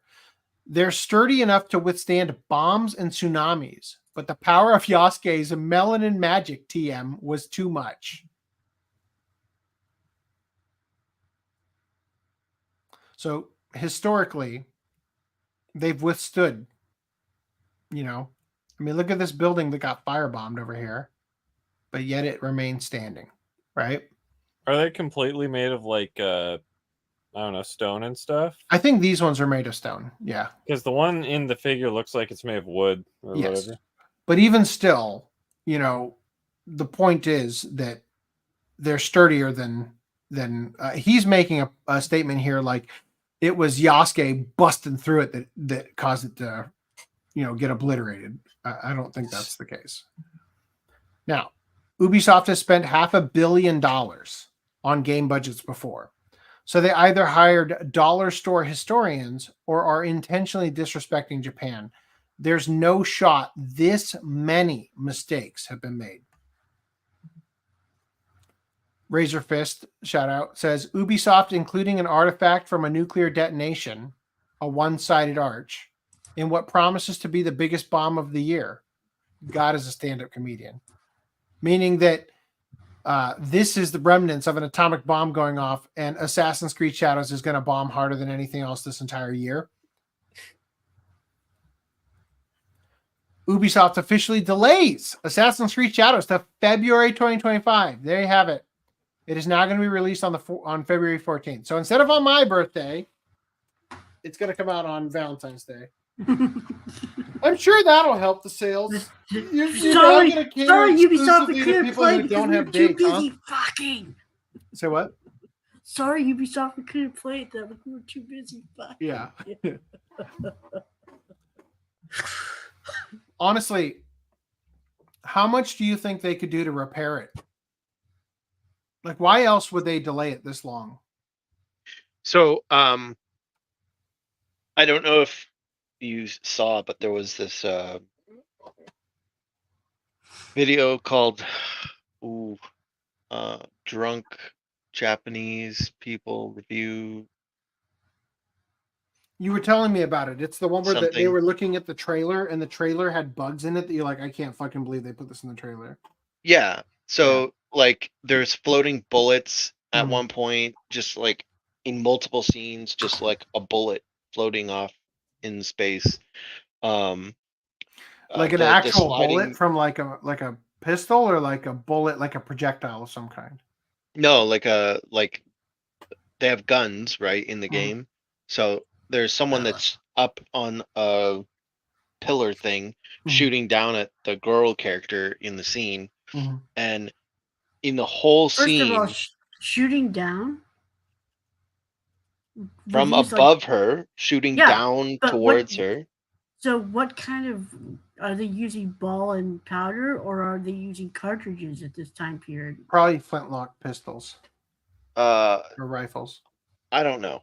So remember the Teppo Rifle Corps that they stole the back banner from? Yeah.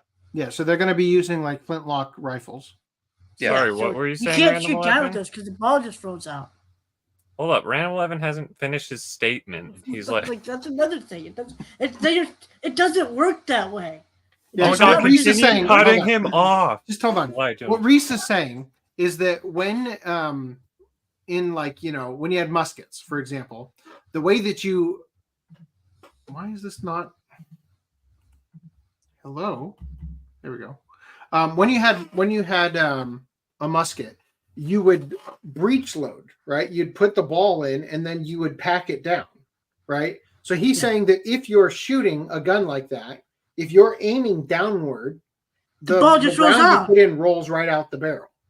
It's useless. It So doesn't you can work. only It doesn't shoot work that way. forward or up with a gun like that because of how they load them. Anyway, so he's just bringing up a point of one extra reason why this is bullshit. Go ahead. That would just add to the stupidness, but yeah, I'm not entirely sure. It wasn't it wasn't that far down. So I don't know. Maybe the ball would Regardless stick in of the how thing. far down, it was still down. Yes. Let's set that aside so Randall can make his point. They were above her. And for in saying in that scene, you can see 2 bullets floating to the side of that person shooting. They're just they're stationary. And during the scene, like the scene moves and they're like in space relative to that person shooting, stuck there in space. So I can tell you what's in happening. multiple different scenes. I bet you this is what's happening. In Dragon Ball Budokai, what they would do in order to get the anime style motion blur is they would have polygons that they would shrink down and put inside the torso of the character, so that when the character would do their moveset for 1 frame or whatever, it would pop from inside their torso to underneath the arm, so that there would be like a little streak in the same color as the skin, so that as the arm comes up, it looks more anime, right? They're doing something similar with these bullets, where the character that fires the bullets has the bullets parented to them until the bullet needs to be shot. And that way it is loaded in the scene for when it's needed.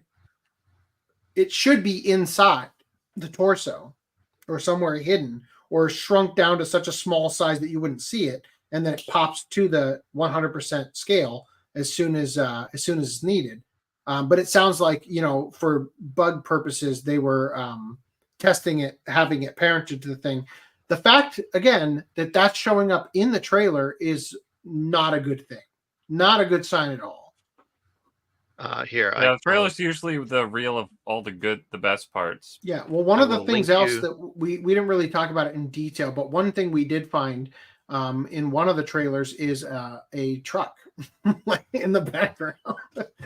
Yeah, I linked the trailer at the specific time. I mean, unless they somehow warp modern day stuff to the time period, then it just doesn't make sense. Yeah, it's a continuity error because in the last Assassin's Creed, clearly the person you killed made so the truck was invented early. So to be fair, this marksman person is not actually aiming at her. So the ball in the bullet, it's not going to be rolling out the barrel. So he's talking about this dot right here. Yeah.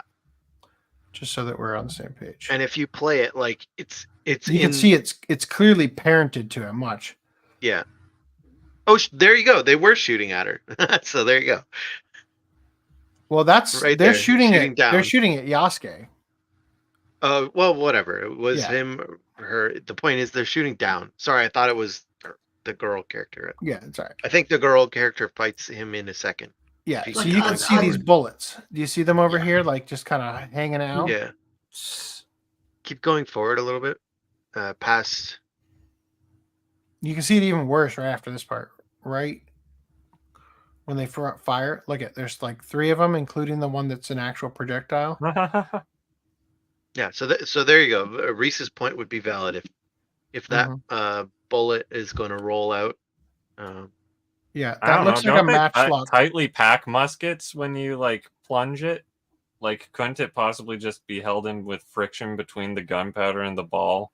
Don't they put because they put a wad. They put the gunpowder in first, and then they put the wad, and then they put the bullet. I mean, it could be stuck in the. They could make some kind of stickiness to the wad or something to make the bullet stay in there. I could not see only that, but you could put a smaller wad, after the ball. But in the reason you don't is because if you're loading your gun after every shot, you don't need it to take extra time. Yeah. You know what I mean? I'm definitely no expert on that kind of thing, but so here they switched to now right here. Yeah, this is why I thought it was shooting at her. There you could see the bullets were still there.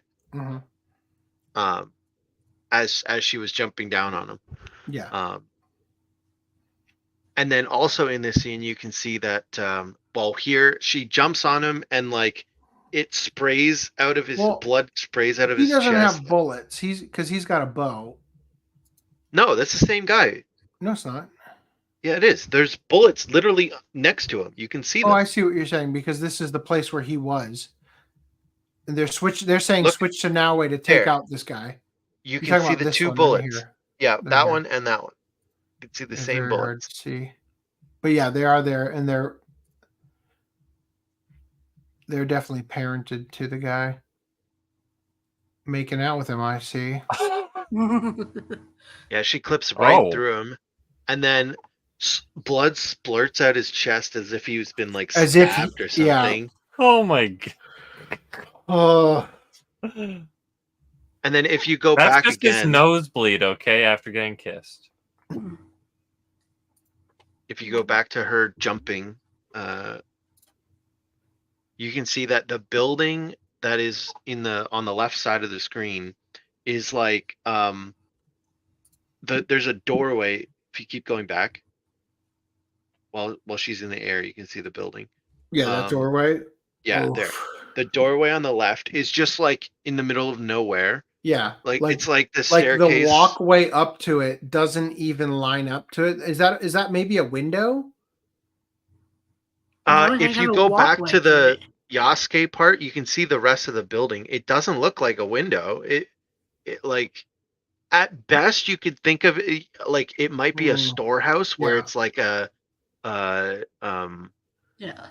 like a loading area or something. Exactly. But like you're handing it down to the people. You keep it up there so it doesn't get wet in the rain, but you're handing it down to somebody or putting a cart up to it and tossing it down onto the cart. I mean, if there's a reason for that, then fine. But I mean, as someone who doesn't know that there's a reason for that, it looks bad. Thing. This is the thing. Because of the bad will that they've accrued, everything is under a microscope now. Like you can't, like you would have easily not seen this. You know, even in game, you probably would have been like it just wouldn't have caught your eye as quickly as being out of place. Except for the fact that they have a proven track record. Now, I talk about this a lot. You know, like that's why Trump has been so effective at defeating the opponents that he debates, because he gives a nickname. You know, Lying Ted. Anytime Ted Cruz says anything that is a little bit shady or dishonest, it's self-fulfilling, right? And now, after a certain point, every time he says anything, you would look at it like, is he lying again? You know, same thing with Crooked Hillary and all that stuff. It's like it is a way to draw attention and hype. Like you put a magnifying glass on people, right? And for the game here, that's what's happened. Is like the game has shown itself to have fucked up in some pretty significant areas, and because of that, now everything is under pressure here. You know. Go to 2 minutes and 28 seconds. I just want to point out again, the original video that I saw point out all this stuff is called Dash Blue. If you care to look that up. 2 minutes and 28 seconds. She comes into this room with the sliding door. Keep going. No. Okay, hold on. Okay, so is she slicing his neck right there? And then coming around, and he's already. Oh, okay. So she's stabbing him, I guess. All right. So what am I looking for now? Right there. See that floating door? It's a sliding door. It's okay. It's 3 inches off the ground. Yeah. Look. Wow. They're not trying to be historically accurate, okay? That is their Assassin's Creed futuristic interpretation of one where it slides up to down.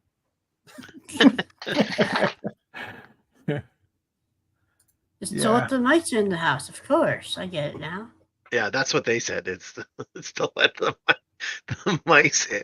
The sliding door on the left of the screen isn't floating. It's only the one on the right of the screen. Yeah, and you can see that it has like a decorative frame around it, and the decorative frame on this one is up in the wall. Like the cross beam. Yeah. You don't see the decorative like with like the trim and everything. Yeah. So that kind of stuff. There was a few other things. I won't go over all of them, but there is a number of things that that were pointed out in this trailer. Now, mind you, this is like a development trailer. It's not the final product. I'm sure they're working on it, but this is also a trailer that they're supposed to be showing. Like, look at our cool game. Mm-hmm. It probably shouldn't have all these issues in it. So if it does, I would assume that's what the delay is for, is to go back and polish this up. There was another trailer. I don't remember. It might have even still been this trailer. Maybe at the beginning. They didn't cover it in the other one, but there's a point where like I think one of the characters is riding on a horse, and the horse is like they didn't do the traction well. Oh, so the feet are like sliding? Yeah, the feet are all sliding all over the place.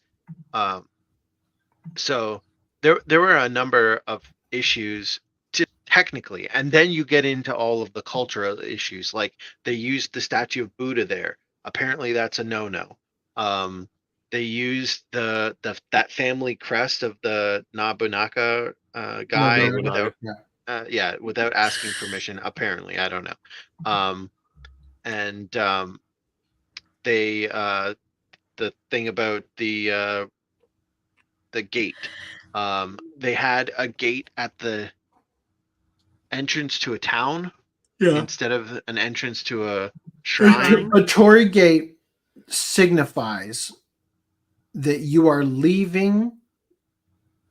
You're leaving the mundane and entering the sacred. So to just put one at the front of a town is like, are you fucking serious? Even Ghost of Tsushima got this right. You know, like that's how you know where the shrines are. And when you follow all the Torii gates, you get to the shrine and then you unlock something.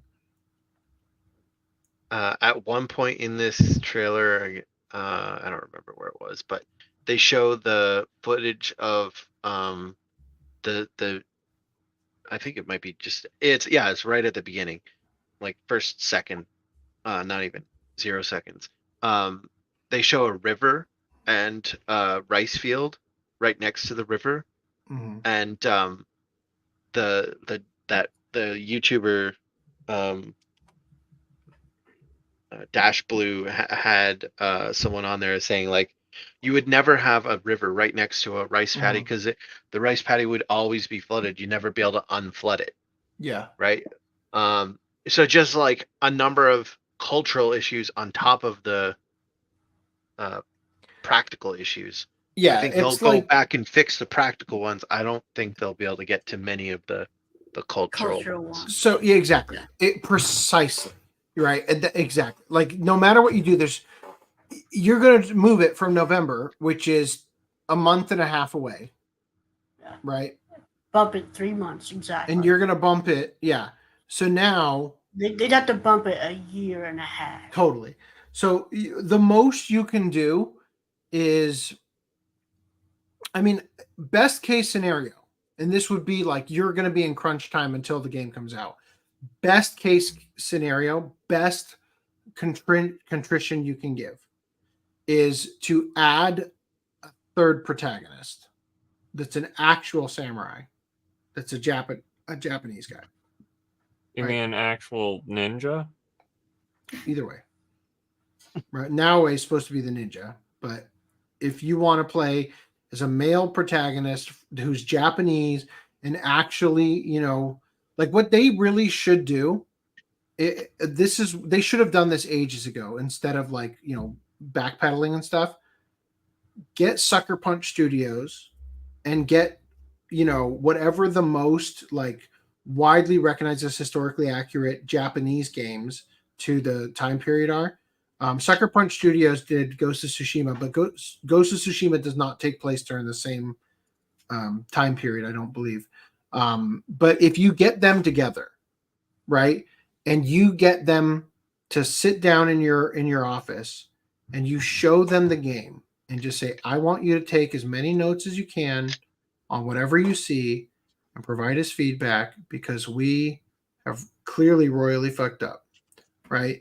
And then you get these other companies that aren't being like, because there's a crippling effect that occurs when you're in the deep shit that Ubisoft's in, where you can't even make a decision anymore, right? And so by bringing in these other people so that they can have an unbiased look where they're not tied to how badly this is going to fuck or unfuck you, right? And they can provide honest feedback like this would never go here. Because what effectively they've done is they have a puzzle piece here where they have a bunch of pieces where the individual pieces look correct, but the way they put them together doesn't create a cohesive, correct image. The pieces themselves are correct, but where you put them are not correct. And therefore, when you put them in the wrong place and you put them together in the wrong place, you're never going to have something that looks right because you didn't do the full level amount of research as you should have because you spent all your money on Sweet Baby Inc. type companies instead of the companies that are consulting you on actual things here. Hence the dollar store historians criticism. Was there anything else in this trailer you want to show? At one point, his sword clips out of his sheath. It's not really worth showing, but it's just another that's a basic thing that for a samurai game you should probably not have happen is the metal part of the sword clipping out of the sheath. I can look up the timestamp for that in a second. But the other thing I wanted to show you was at 3:18. He's writing on a scroll, and it's upside down. Well, it's Dash Blue pointed out that apparently that's not how you would write on a scroll.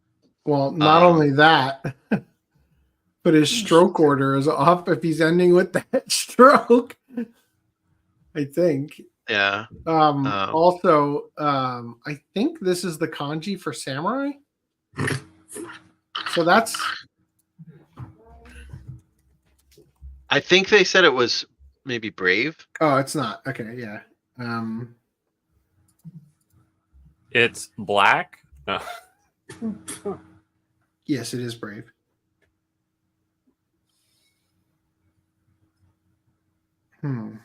Courage.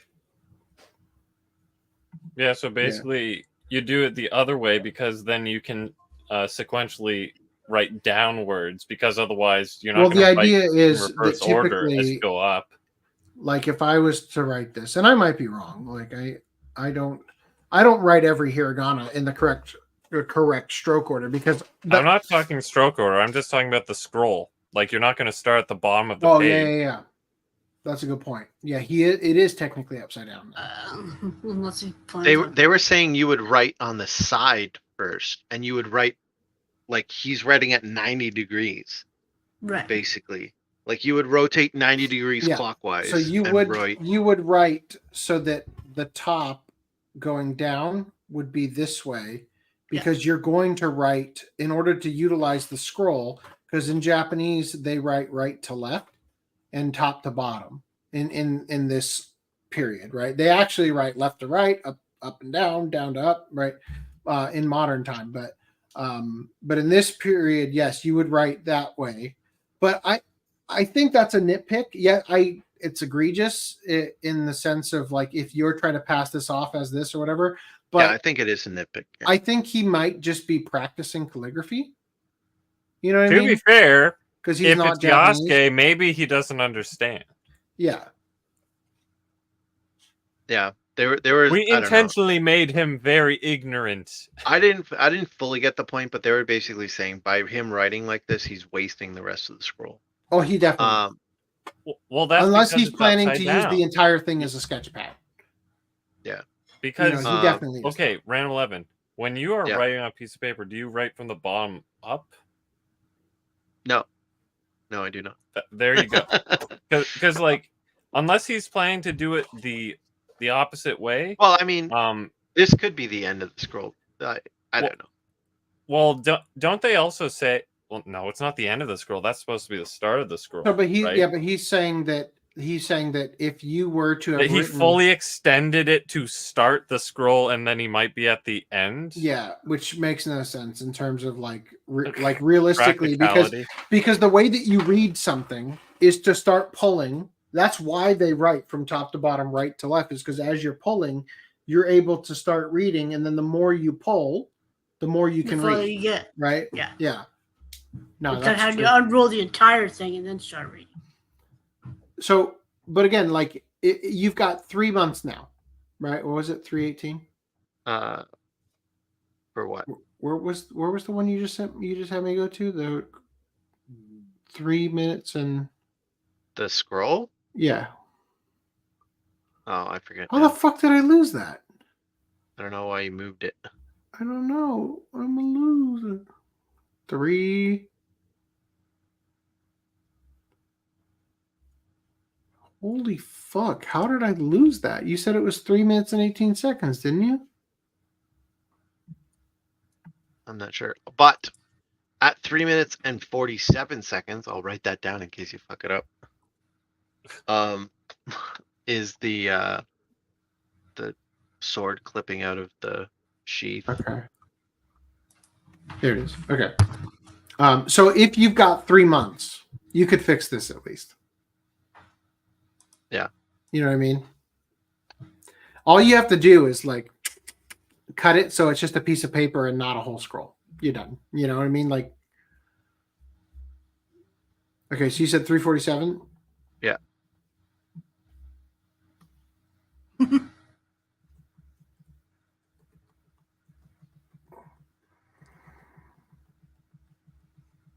That's a classic. That's a classic Assassin's Creed thing, though. I don't feel that that's a huge issue. Did he break his sword like Zoro? It's like on one of the last. I see couple it. It's frames. right there. Yeah. This appears to be the sword. No. I mean, there's a better example, Even but better yeah, one? that is it. That is it. But like as he stands up, you can see it better too. It's still sticking out. Wait a I second. mean, isn't it it's also isn't it sticking bending? all the way up through him. Oh. Yeah. God, what the fuck, man? Wait. Oh. Okay. You can see I was the gonna tip of say, the blade Is he a right there. two-sworded samurai, or No? Is that the sword? But This no. is the long sword, and this is the short sword for when he needs to commit seppuku. Oh, that hurt, did it? Well, wouldn't he not have a short sword if he's not? You know, he wouldn't know to commit seppuku, right? He didn't commit seppuku, so he has no need for the short sword, right? At 3 minutes and 38 seconds, he after like explaining that he's smart and stuff with the calligraphy, because they're like doing a voiceover in the trailer, he smashes through this gate and the lock it's locked from the inside. From the other side. So like he could have just unlocked it. Yeah, all that he'd have to do is lift that bar up, and then it'd be unlocked. But Don't they also talk about how Yasuke is more intelligent and all this stuff as well? Yeah, so it's like completely the contradicting. voiceover, like Really? just before this, is talking about how he's smart. Watch. What a moron. He breaks down this door that is And he locked from clips right his through side. it. He just clips right through it. Why can't he just lift the bar? Yeah. He's too intelligent for that, okay? He's doing his 4D chess. Now look. Also, do they have straw in ancient Japan? Do they harvest wheat and stuff? I would imagine. I believe so. I don't know. I'm not sure if they use rice for literally everything, replacing grain or not. They have to feed their livestock. I'm just with thinking of the something. likelihood that they would have bales of straw or I don't piles of know. straw. Maybe it's bales of rice. Yeah. No, it's definitely you want- straw. Because what did they feed horses? What are you putting your Horses hands don't on, eat bro? straw. Straw Look is at what this you use to- hand. Oh, my hand is broken. I'm gonna. Oh wait, Straw no, is what you use to bed animals or whatever.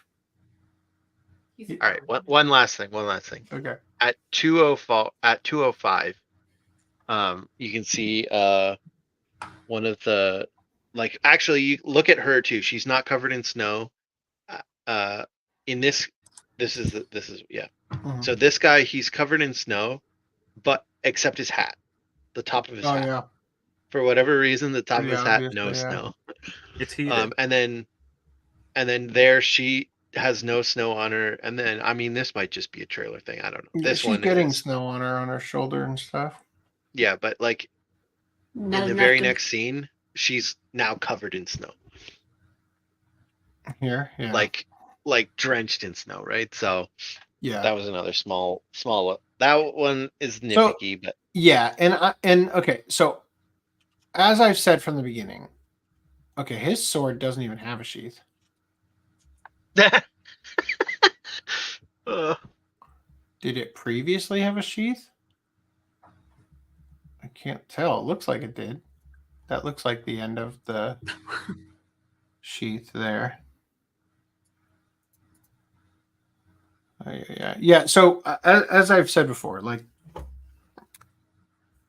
I can see what Ubisoft's thought process was behind choosing Yasuke, right? Even like setting aside the, like current year, we're gonna tokenize it, we're gonna use a black guy because even setting that aside, like I can see the allure of using a character who is technically a real person, but for which nothing is really known about him. Yeah. Because it just gives you the opportunity. You got a blank slate about this cool character, right? Mhm. And he's unique. He's going to stand out from everybody else. I can understand the allure of this, right? But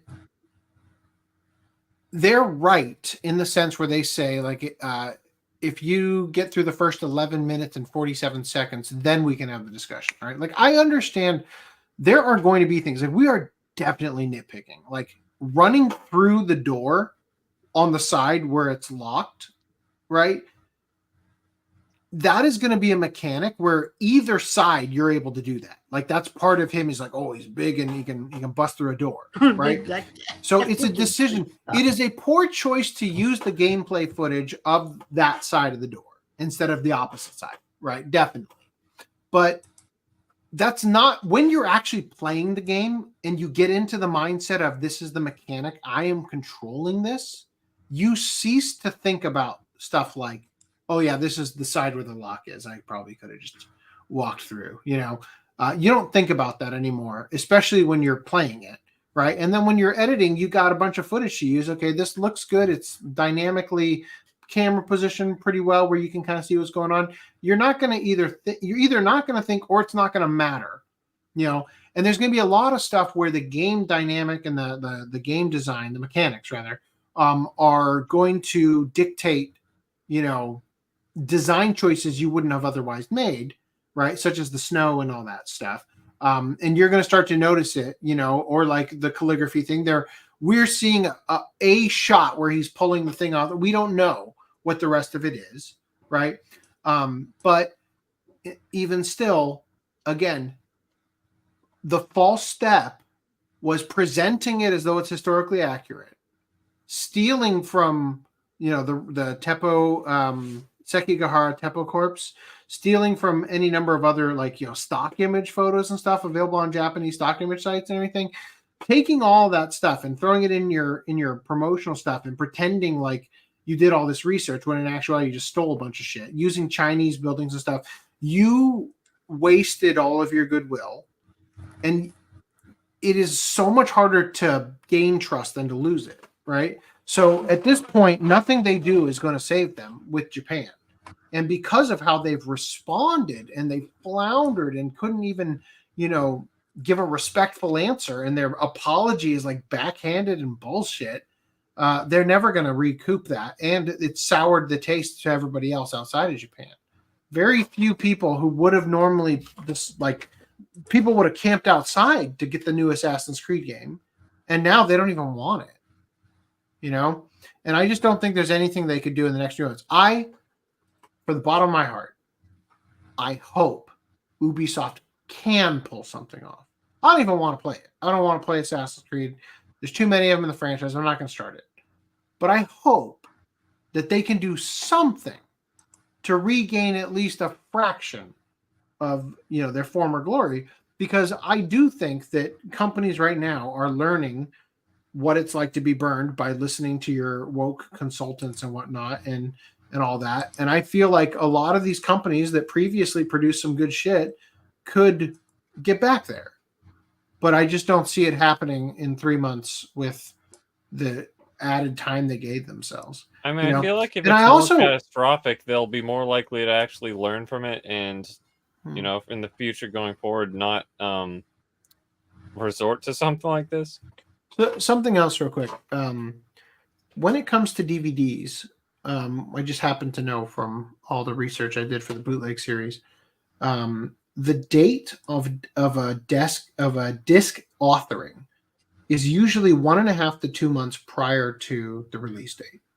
And because of that, you have to logically think about the game gets mastered onto the metal stamper, and then it gets run through, and zillions of discs get printed, and then those discs get put into packaging, and then the packaging gets sealed, and then the sealed packaging gets on trucks, and the trucks go across the country, and those go to... Well, games are different. You can day one patch everything. That's literally all companies ever do nowadays.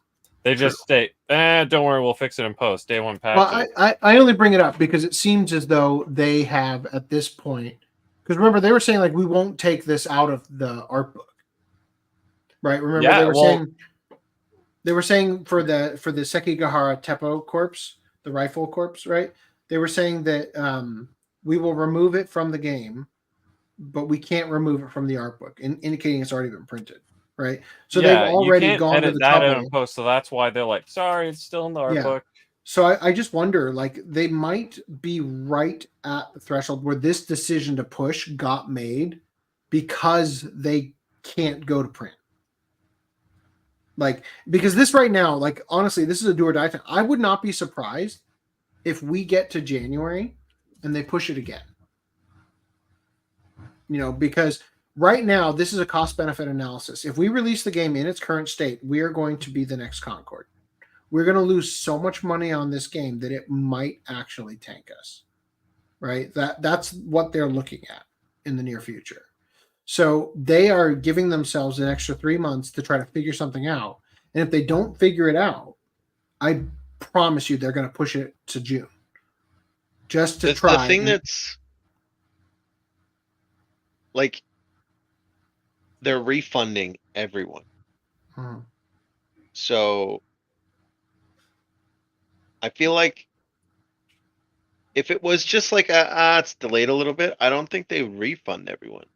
Did they refund everyone? That's what I heard from Assassin's Creed. Yeah, they're not refunding because no one's paid anything, but like they're canceling all the pre-orders. Is what I heard. Yeah. So that's nuts. Those are the only people who actually believed in you. So like those people that have now signed up for your game are now no longer. You can see where Assassin's Creed is on that list again, right? Is it past Veilguard now? What list? The list we were looking at where Dragon Age is right behind Silent Hill. Oh, right? Yeah. And then Assassin's Creed, I think, was a little bit higher up on the list. For pre-orders. Yeah, for pre-order. Yeah, it's gonna be dead last now. So if bottom of the page, Concord, Assassin's Creed. So if they're bothering to cancel for honestly a 3-month delay isn't that big of a deal really, but they're going the extra step to cancel everyone's pre-orders. Watch them accidentally release it on the day the bomb was dropped.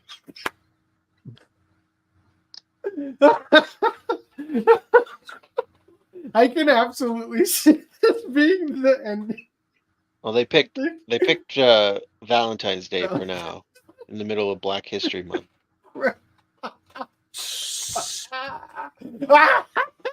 That's a true method. The true motive. Oh dear Lord! They're gonna wait till June and release it in Gay Month. Oh my God. Barbaric Ache production. How you doing, buddy? Muskets, yeah. Regarding the matchlock pretzels or whatever they were using back then. Greenlate? Wow! Oh my God! Doing adulting. chores and shit. Adulting till almost, I guess it's 10 o'clock your time. Yeah. So, Jason mentioned that the quiver also goes through his body. I saw a Japanese YouTuber say Yasuke's armor is anachronistic because it was useless against muskets by that time. That style armor was no longer being used because of modern weaponry. So here's the thing. So we're 100% clear on this.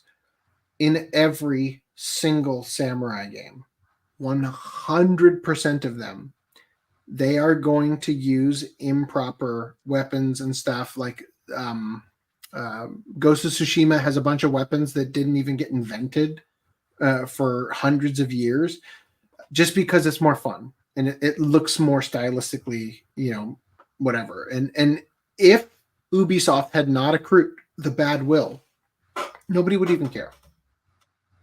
I think they should make like a historically accurate ninja game where you just play as like a normal guy that you dress up like in normal clothes.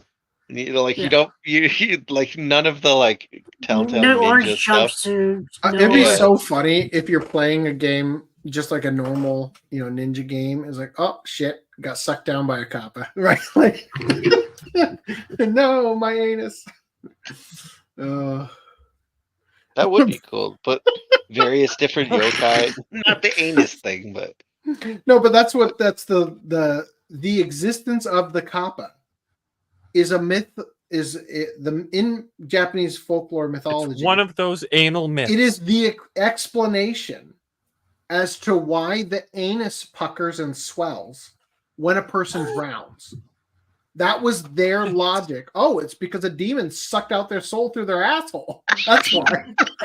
Do the Japanese people, when they find a drowned person, just pull down their trousers to check their anuses or something? Like, how do they get this research? We need to do like a. He's like, yep, it was a kappa.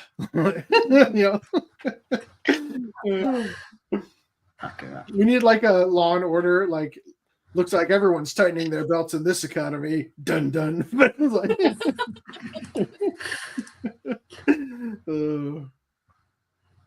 every time Ubisoft says they used experts, I imagine the word in quotes, experts, i.e. political activists who say they are experts in a field they wish to subvert. Yeah. Stillwater Police character creation is from Saints Row. Holy shit, really? Did Ubisoft make that, or is that a whole different game company? I don't think it was Ubisoft, right? Saints Row? No, I don't think that was. Dragon Age and Fable are in a race to see who will lose the most money in a fantasy game. It's amazing, right? These activists are like fanatical religious cult members who will not stop until they have spent every dollar on proselytizing to their cult. Or proselytizing their cult. I predicted years ago the only way this activist media would stop is when these companies go bankrupt. I will take the collapse of Disney or multiple large corporations. It will take the collapse of Disney or multiple. Dude, it's coming. I can just feel it, man. It is coming, and I don't revel in it at all.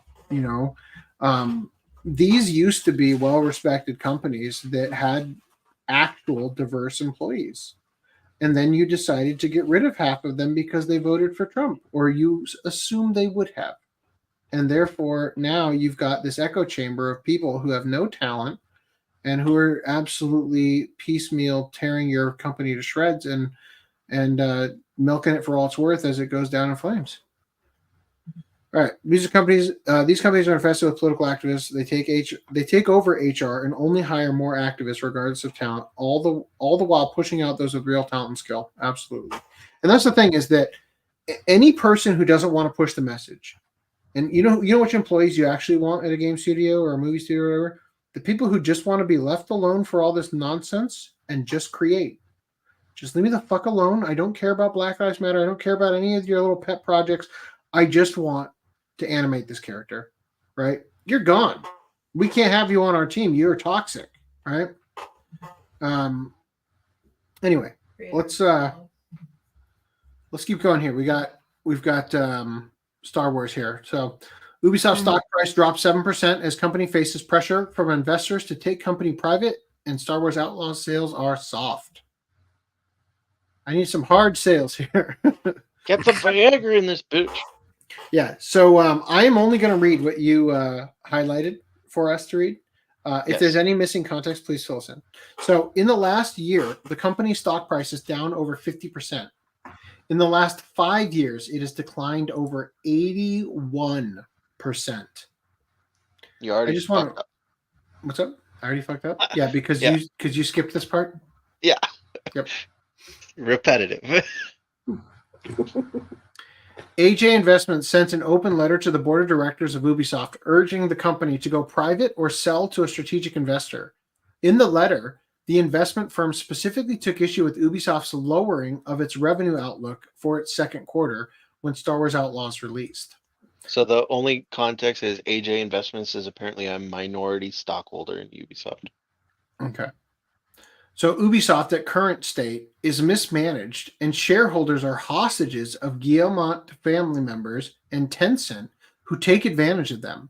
Management is focused on pleasing investors and beating quarterly results and not focusing on long-term strategy to provide exceptional experience for the gamers. We believe that Guillemot family and Tencent are discounting potential value of Ubisoft in order to buy more shares at lower valuation and eventually take full control of the company at heavily discounted valuation. We value the great work that has been done by the Guillemots over the decades in the Ubisoft, but These now people are it's retarded, by the way. Yeah. But now it's time to move on and restart the business with a new shareholder approach and new management / CEO.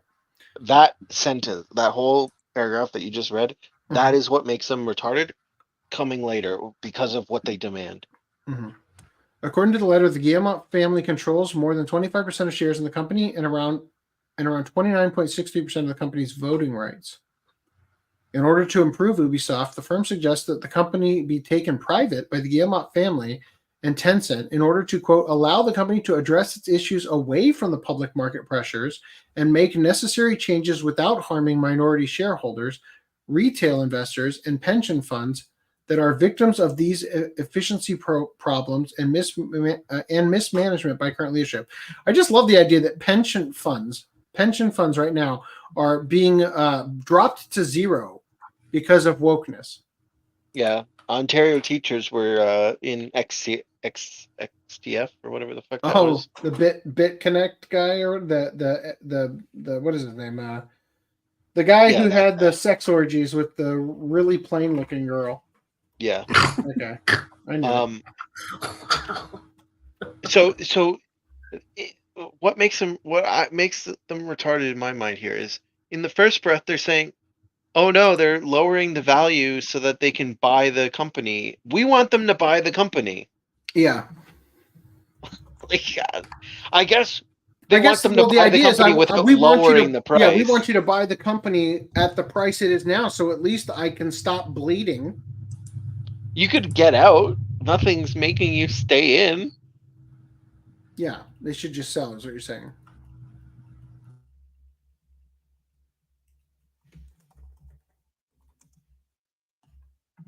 Sorry, I am. There you go. Yeah. Did I read this part or did I skip? Yeah, I think yeah. Ubisoft should consider selling its studios that possess talent but are focused on non-core games, thereby allowing Ubisoft to streamline operations and focus on its main IPs. Honestly, no. Because its main IPs are the ones that are shit right now. Those main IPs they want the company to focus on include Rainbow Six Siege. Yeah, I don't think getting rid of the people who aren't working on that is going to make Wheelchair Operator Girl any better. Assassin's Creed, Far Cry, Watch Dogs, and the various Tom Clancy titles, such as Rainbow Six Siege and Splinter Cell. Watch Dogs is already dead. I don't know what they want them to do with it. Finally, I'd love another Splinter Cell game, but honestly, with the way they're going, it's like... No, seriously. Can I take this as a moment once again to just pull something from off screen and get it off my... Let me show you what Splinter Cell used to bring to us. This is Splinter Cell Conviction right here. Am I screen sharing this? You guys can see it, right? Yep. Okay. How can you tell Ubisoft was built differently in 2010? I don't know. Let's check out some scenes from Splinter Cell Conviction. No audio?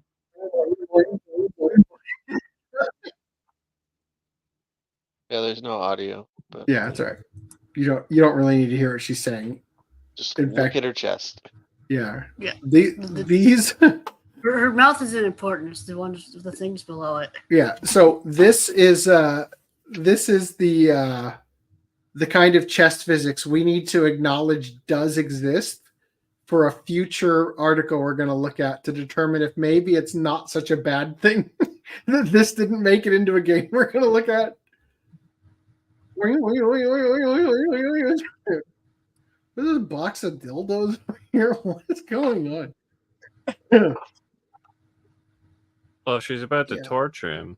Yes, I was going to say, because I'm like tied up, right? Anyway. Ready to get Kappa, bitch.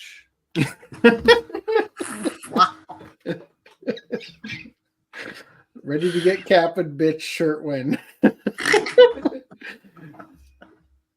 Those main IPs, they want the company already doing that. Yeah, they also want the company to hire a new CEO. If these demands are not met, the investment firm threatened, we will use the French minority law to collect enough shareholders to start proxy fight and initiate sale process of Ubisoft to increase shareholder value for all shareholders. You better do it or else, right? All right, what do we got here? I'm just going to read the headline on this. I think this wasn't one you wanted me to read, right? Financial analysts downgrade Ubisoft stock, citing Star Wars Outlaws and predicting it will underperform expectations. It did. It fucking did. I'm going to skip this one, I think. Yes. Star Wars Outlaws nearly falls off the top 40 most popular PlayStation games list less than a month after its release. Oh, they don't have the. I said skip everything. It's okay. I just read the headline. Ubisoft admits Star Wars Outlaws sales are softer than expected. What a gross term you keep using. The sales aren't as erect as we had hoped. As it slashes net expected bookings by 30%. All right. In a document providing new financial targets for financial year 2024-2025, Ubisoft drastically cut its net bookings projections for financial year 2024-25 from 500 million euros to 350 to 370 million euros. The company explained the main reason for their net bookings being cut by up to 30% is, quote, a reflection of decisions taken for Assassin's Creed Shadows and the softer than expected launch for Star Wars Outlaws. The company announced that it is delaying Assassin's Creed Shadows to February 2025. In response to player feedback, Ubisoft's development teams are currently fully mobilized to swiftly implement a series of updates to polish and improve the player experience in order to engage a large audience during the holiday season to position Star Wars Outlaws as a strong long-term performer. The company also plans to release the game to Steam on November 21st. Currently, Quote, I believe it's only on their Uconnect thing or whatever. Uplay? Like the Ubisoft, Uplay. I think that's what it is. Here. The Ubisoft storefront. So I take your statement and I raise you yet another tweet. I raise you another receipt. There's a lesson to be learned here. You see, the out-of-touch corpo execs like Ubisoft proposing the most anti-consumer predatory things imaginable. There will always be small pockets of Stockholm Syndrome consumers trying to convince you it's somehow a good thing. The new Ubisoft Plus and getting gamers comfortable with not owning their games.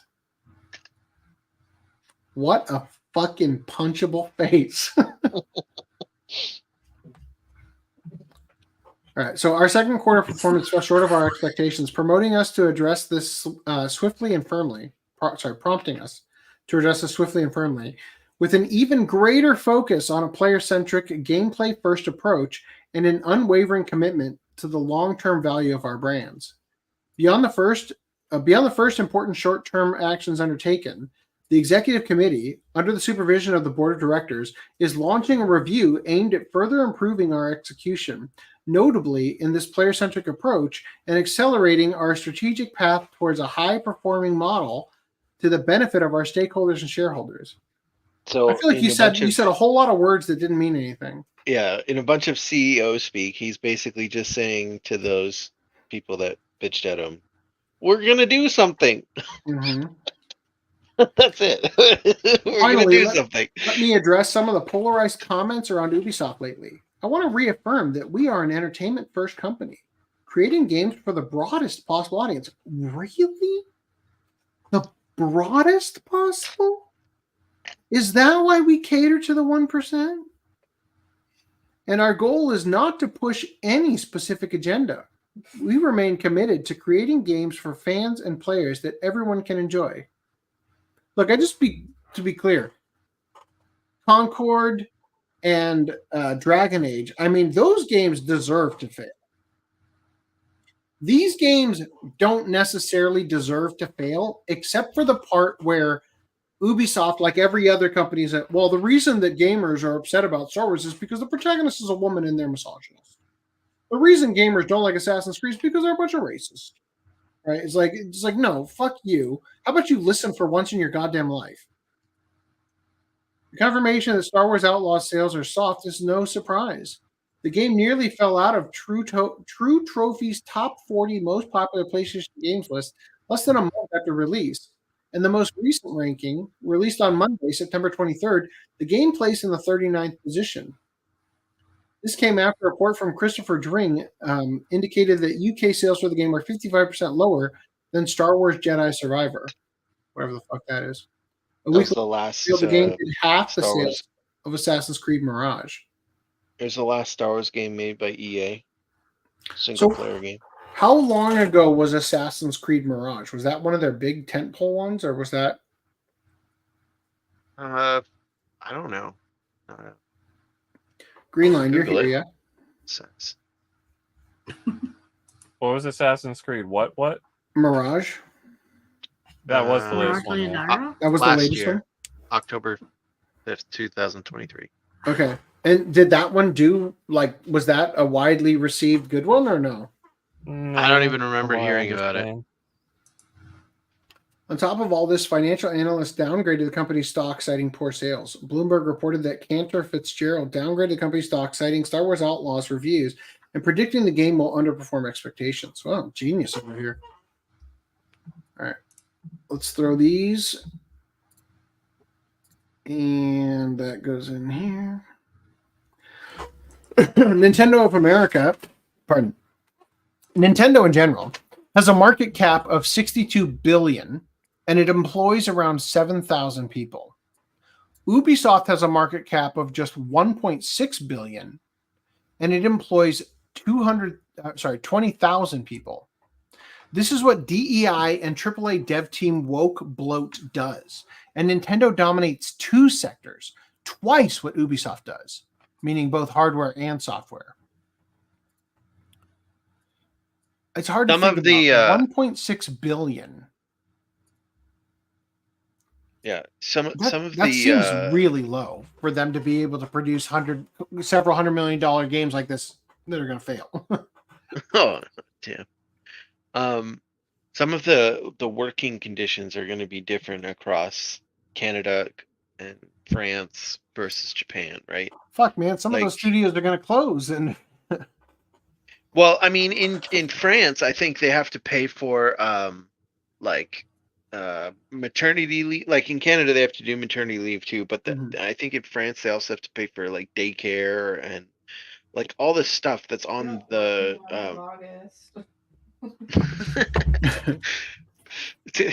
17 lunch breaks. So that's going to add to the development costs as well, right? Mm-hmm. It's just an absurd amount of people. 20,000 people employed versus 7,000 at Nintendo. But the difference, I guess, is that Nintendo's not trying to make historically accurate games. They're trying to make games that are actually fucking fun. Yeah. Ubisoft has built its reputation on doing something that it can't do in this economy anymore. So Nintendo also, I think, has less amount of games. So I do think Ubisoft puts out more than Nintendo does. Maybe, but how many times has Nintendo put out a game that you absolutely despised? Yeah, it's a lot. It's a lot rarer. Their quality is higher on average. So, I want to close out this particular part of this segment with these words from Raging Golden Eagle, who said, quote, I think the biggest positive shift in gaming going on right now is normies waking up and no longer blindly trusting brands/IPs. In the past, the prevailing attitude was, these guys made good work before, I'll buy their new work. Not anymore. All games must stand on their own. I'll take it. If that's where we're at, I'll fucking take it. Baby steps. All right. Sweet Baby Ink Infected Unknown 9 Awakening reportedly has poor pre-orders and atrocious Steam wishlist ranking. Never heard of it. Don't care. It's the one with the girl who played Yennefer in the Witcher live action. Still never heard of it. What do you know? Let's see. So most wishlist upcoming game. It is number 3092 in top sellers. Or what is this? 390? I don't fucking know how to read this. I'm not going to read the article. I won't bother you guys with it. Anyway, that's doing poorly. Sweet Baby Ink Effect. God of War Ragnarok. Peak player count less than half of God of War. Is that the original God of War?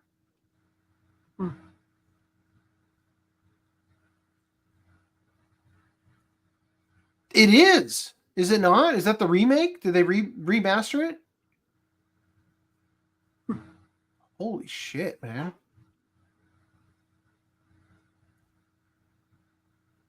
God, this thing is poison to profits. Meanwhile, Black Myth Wukong defeats DEI cancellation effort, turns tenfold profit in just 2 weeks following its release. Now, if you just made a goddamn physical. All right.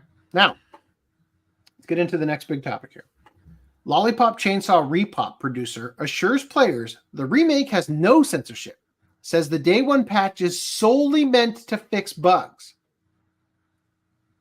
So the producer of Lollipop Chainsaw Repop assures there is no censorship going on yet again, with changes to original mode being made for the better. As the original game featured cheerleader Juliet Starling in a variety of costumes, many salacious, fans feared Lollipop Chainsaw Repop would be censored for modern sensibilities. This only grew after comments about the game having, quote, a more realistic approach to graphics was taken by fans as a mealy-mouthed way of confirming as much. CEO of Dragami Games and executive producer for the original game, Yoshimi Yasuda, instead reassured fans he would, quote, do his best to prevent censorship. This was later confirmed, along with the scenario and script being unaltered, and that the developers loathe the censorship like fans do. While the Repop mode will feature pop art graphics over most of the blood and gore, this? Is that what? Original mode was touted as keeping its gore. However, VGC reports that it was recently confirmed original mode would feature some changes, such as such, Yasuda took to Twitter in a lengthy post to reassure fans this wouldn't include censorship. Quote, I will explain the original mode. The original mode is a mode that reproduces the same gore expression, cutscene direction, character design, motion, comic style character introduction images, costumes, achievements, etc. as the original version. For this original mode, which we've applied for approval, there were no requests for revisions from any of the platformers. This is as I explained before. Well, the fact that you didn't get any requests is also a red flag, to be honest. Next, the differences from the original version are as follows. First, all of the parameters that have been adjusted for modern action games are different. This includes attack power, movement speed, camera movement range, combo input acceptance time, the initial combo skills. Other changes include the number of remaining shots in the blaster, changes to the behavior of Nick's special moves, the addition of an option to automate QuickTime events. Fucking thank God. The change of the ranking mode to a time attack that plays through all stages, changes to the lineup of items in the shop, price adjustments, the addition of a chain attack system, image quality, resolution, FPS, and the addition of Yukari Tamuro's voice, whoever the fuck that is. Oh, here we go. Tamura will act as an additional voice actor, an additional Japanese voice for Juliet, alongside Yoko Hikasi and Eri Kitamura. Tara Strong is her English voice. Why are there 3 voices in the Japanese one? You need to put a pink butt on him. You want to put an X on his butthole? My wife just made this tonight while we've been doing the show. God damn it. It's a little cat. The face isn't put on yet. Chat, tell me, does he need a little butthole? Yes. Yes, right? He's the friend of the one I made earlier. Do you have it? For Chloe. No, she has it up in her bed. But right. It's unanimous. It needs a butthole. Is it puckered or not puckered? Ooh. Is it like, pre or post kappa? Do I have to make a star or It needs nipples. It does have like little feet. Like... Yeah. You see the little feet? Right. You could get 6 nipples in there. I'd believe in you. All right. To be fair, Ubisoft is trying to make a historically accurate game in the era of political correctness and is an exercise. Yeah, good point, man. Yeah, because we live in a realm of historical revisionism. Right. And so you're right. Like trying to make a game in this is you're going to step on landmines left and right. Political activists don't want to portray history accurately. They want to rewrite it. Absolutely. Good point, man. All right. Cocksucker. Oh, okay. I thought it said, wow. I read that as a T. I'm like, does this say cockstroker? What does it say now? Front genital ambiguous sucker? Jimmy Urine is the guy she's fighting. Oh no, Jimmy Urine is the voice. His name is Urine. No. Uses his voice to assault Juliet in Lollipop Chainsaw Repop. Oh, so this is the remake. Oh. Yasuda further explained how other original mode changes were only to improve Lollipop Chainsaw Repop. Quote, I have also fixed some of the incorrect implementations in the original version. Specifically, the cutscene that plays when you defeat the zombie big chicken in the psychedelic world of Stage 3 has been changed from a cutscene to a slow motion scene for defeating the gatekeeper zombie. This change was made to unify the rules for zombie defeat cutscenes. Huh. Okay. Sounds autistic, but I'll take it. I have also fixed the chainsaw marks so that they appear on all buses, walls, roads, etc., except for plants and trees. Both of these were specifications that I overlooked during the final check of the original version, and I made the corrections in Repop. We have applied for a day 1 patch, but the purpose is not to make corrections based on the platformer, but to fix bugs and improve the quality of the ranking mode. I have been burned by Stellar Blade. I am not going to listen until this game is out. It's out already. It's been out for 2 weeks, by the way. When was this written? September 9th. What the fuck? Hell. All right. Yeah, it came on September 12th. All right, let's find out what the next part of this is. All right. Remember, the day 1 patch is only to fix bugs. Lollipop Chainsaw Repop director debunks accusations of censorship. Says change of game engines caused reduction in jiggle physics. Uh-oh. Despite an accusation to the contrary, Lollipop Chainsaw Repop director Yoshimi Yasuda has assured players that the recently released remake is 100% uncensored. This claim that Yasuda and the devs at Dorigami Games had gone back on their promise that the game would be unaltered was first raised by Twitter user Manga Lawyer, who on September 11th alleged that protagonist Juliet's originally generous jiggle physics were missing from Repop. The jiggle physics only work during combat and running in the new uncensored version, he told his followers. It's unclear if the developers deemed them unrealistic or inappropriate. Other scenes have slight changes. In a follow-up tweet, Manga Lawyer shared a, quote, a full comparison of Lollipop Chainsaw Repop censorship versus the original. Well, hot diggity damn.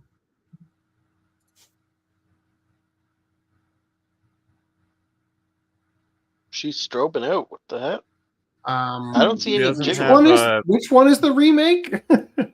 I This has assume gotta it's be the the second remake, one right? because the original, I'm assuming, uses cell shading because of the lesser processing of the 360 and PS3 or whatever, God, right? she looks better in the original by a dramatic margin. Why is she strobing? The light's too strong. Maybe she's holding onto her chainsaw. Strange. She looks horrible in the new one, if that's the new one. I'm looking at the background graphics now to try to determine. Fuck, they look awful. Yeah, that was one criticism I heard from this game is that The textures are like too high detail. the remaster was not They look very fucking good awful. in terms of This game was for art PS2, quality. yeah? PS3? PS3, I think. Okay. Yeah, PS3 and Xbox 360. Wow. In a follow-up tweet, Manga shared a full comparison of Lollipop Chainsaw Repop censorship versus the original, which notably does in fact show that Juliet's chest in Repop is less bouncy than before, albeit only slightly, and directly accused Dragami Games of having toned down Juliet's physics in the standing position. If it doesn't matter or it's not a big deal, then why change it? He questioned. Maybe there isn't a clear answer. I prefer the original PS3. Fuck yeah. Unless this is the could these be the repop versus original of the remake? What, do they have two modes? Isn't that what we were just reading? Yeah, the original mode and the repop mode. Could that be that this one is from the original mode? Because these things ain't moving either which way. I mean, I can see a little distortion, but it doesn't look like what I would consider jiggle physics. I don't know. She definitely looks less engaged visually, like her face and stuff. Like here, she looks like. Oh, I hate this. I would have preferred a 3 comparisons, like the original. Yeah, if that's the case. And then, like, the. In light of the fact that the game was uncensored in every other regard, with even the seashell bikini skin and an achievement for peeping up Juliet's skirt being left untouched, pushback against So these things pushed back against Mangalare's theory of deliberate censorship and instead chalked the toned-down physics to the game's translation from Unreal Engine 3 to the current Unreal Engine 5. If Unreal Engine 5 doesn't have booby physics, then what is even the point? As per Yasuda, it appears these... We need to go back, right? It appears these players were right on the money. No. People speculated this is as per Yasuda, they were right on the money. It's like, no, he's like, yeah, that's a good out. I'll say that. Like taken to his personal Twitter account on September 13th, Yasuda responded to a number of issues that have been raised regarding the release of Repop. First, he addressed the feedback from players that pricing in different regions of the world has not been thoroughly researched, assuring those concerned that we agree with the players and will adjust the prices as soon as possible. We will announce the changes on our SNS, so please stay tuned. From there, Yasuda turned his attention to the various bug reports the team had received and promised, quote, "We are currently working on fixing them." Good. We will not only fix the bugs, but also consider option settings and customization. Okay. It was at this point that the director addressed Juliet's Animations, informing players regarding the physics engine. We are using the physics plugin Kawaii Physics as a plugin for Repop because the physics engine used in the original version is not compatible with Unreal Engine 5. The behavior of the physics engine was caused by a bug in the parameters. We will fix it promptly. We are also fixing other graphical bugs. If you notice anything, please contact us. Yeah, how about the fact that this looks miles better than the new version? Moving away from Manga Lawyer, the director finally addressed the currently circulating rumor that Dragami Games' decision to give the game its censored repop mode was made in exchange for permission to leave its standard mode uncensored. I'm disappointed that some influencers and journalists are spreading false news, such as the suggestion that I proposed repop mode as a censored mode and negotiated to make the original mode uncensored. The fact is that we have obtained ESRB approval for the game specifications you are playing now, applied to the platformer, and obtained release approval without receiving any correction instructions from all the platformers. It also is idiotic if you think about it for 2 seconds. Like, yeah. Oh, well, he clearly made the censored version to get past the ESRB ratings or whatever. But the censored still better in the original one. If you still have the original one in the game, that doesn't just take out like the nudity and murdering or whatever it might be. The uncensored version's still there. It's like, when has nudity and murdering ever been removed from ever been an issue? I'm pulling things out of my ass. It could be like whatever they decide to censor. Okay, so I'm just saying, if you get an R-rated movie or whatever, uncut director's cut edition that like shows the wiener or something, that doesn't just disappear if you watch the theatrical basically cut. Not even there in the. No, but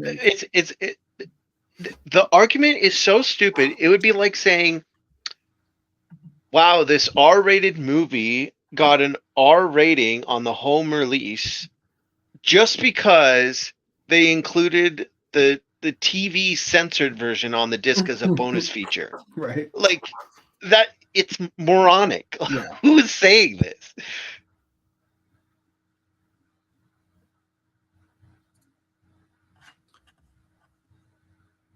This is the same. This is the same as what I told you before, and I honestly shared this fact with the game users.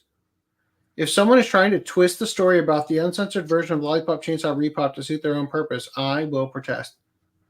Well, if I was going to play it at all, I'll just get the PS3 version because this looks like shit. The irony, well, I mean, if you have a PS3, yeah, that's fine. But the irony that I don't know if you have any of these tweets, but there are some people that are saying like the game is woke. I know what you're talking about. And yes, okay. They're coming up. Do you have those? Okay. Yeah. Lollipop Chainsaw Repop with just 2 international gaming review scores, no magazine covers, amateur trailers, and a controversial price of $40.40 has already surpassed Concord's all-time peak players just 2 minutes after release. Damn. Sex sells. How'd they install it that fast? I think there's some shenanigans going on here. Some people have really fast internet, Randy. How small is the game? Because some games from that era honestly aren't that big. Yeah, but I mean, this is a remaster where it's all HD and Unreal Engine 5. I assume it would be. Let me look it up right now. Putting it on the case.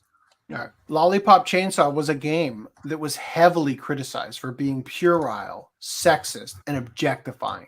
But also, it's a game with a large female fan base in ways I simply don't see for other games. There goes my theory. It says 60 gigs available, required or whatever. Lollipop. I looked up Lollipop Chainsaw Repop stream. Steam file size 13.52 gigs. Why does the requirements say 60 gigs available is what you need? Oh. A lot of its lasting power is carried on the back of its female audience today, in my opinion, says this person. Now, full disclosure, I follow Kaylin Ramos. I do not think they got a lot of hate for these tweets. I do not think they intended it the way that it was heard. but we'll look at them. Lollipop Chainsaw was the power fantasy of like half the girls I went to high school with. Okay.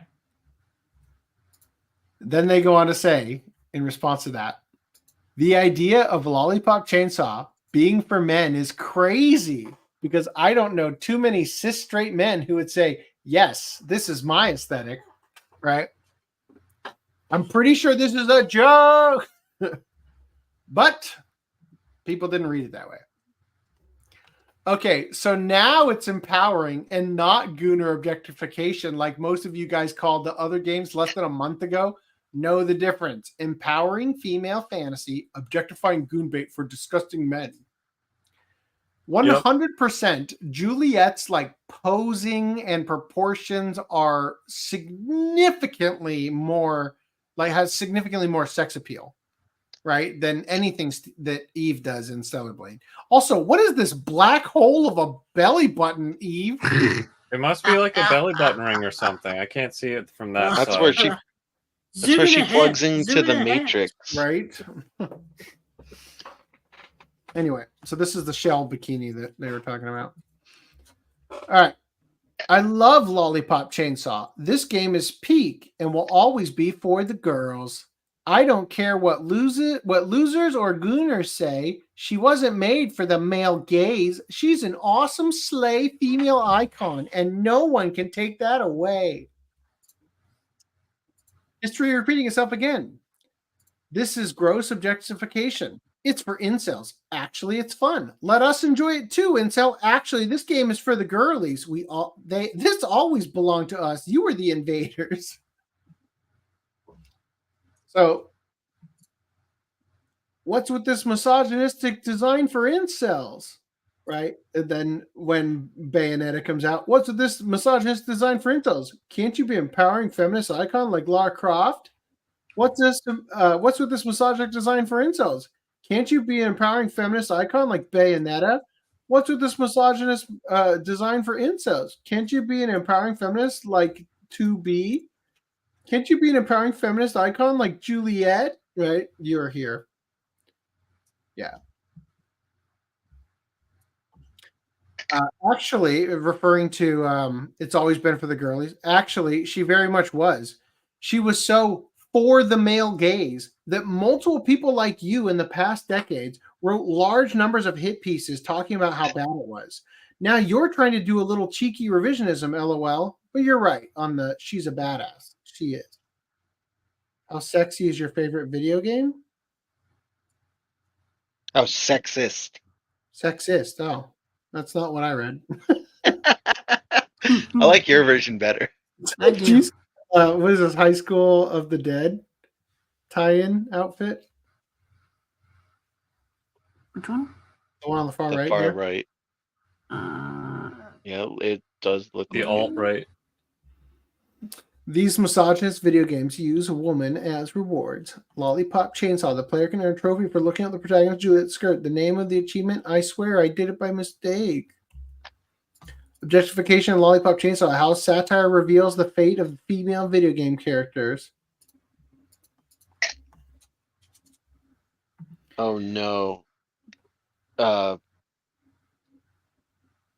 Anita Sarkeesian is back in the news recently. Do you think that Lollipop Chainsaw set her free? did the remaster set her free from her cage? Oh, you know what Wherever it's she's time to sitting? finally show? Thank you for giving me an excuse. For 2,000 years, I'm finally free. Boy, Brad. All right, you ready for this? Do you want to see how pathetic Anita Sarkeesian is?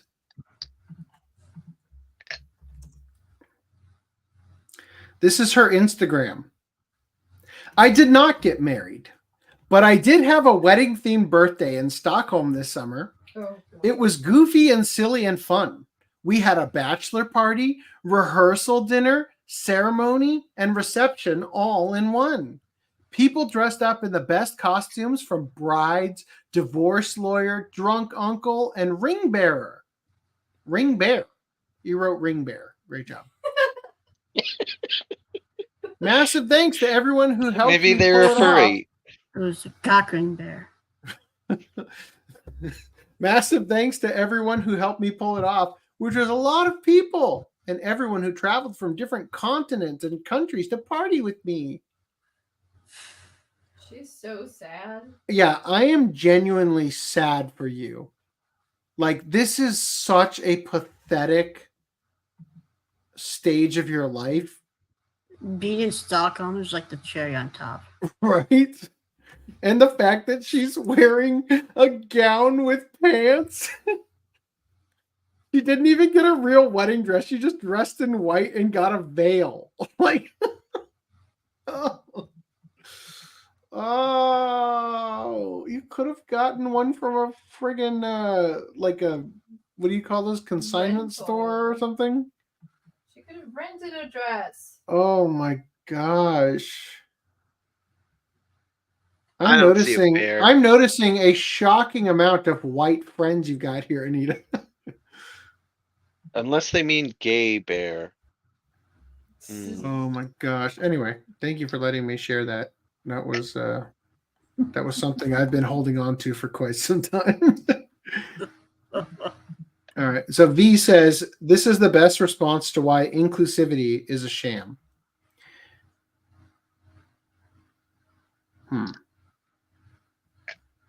Oh, okay. No, this works here. I was like, well, didn't I supposed to put this in Dragon Age? No.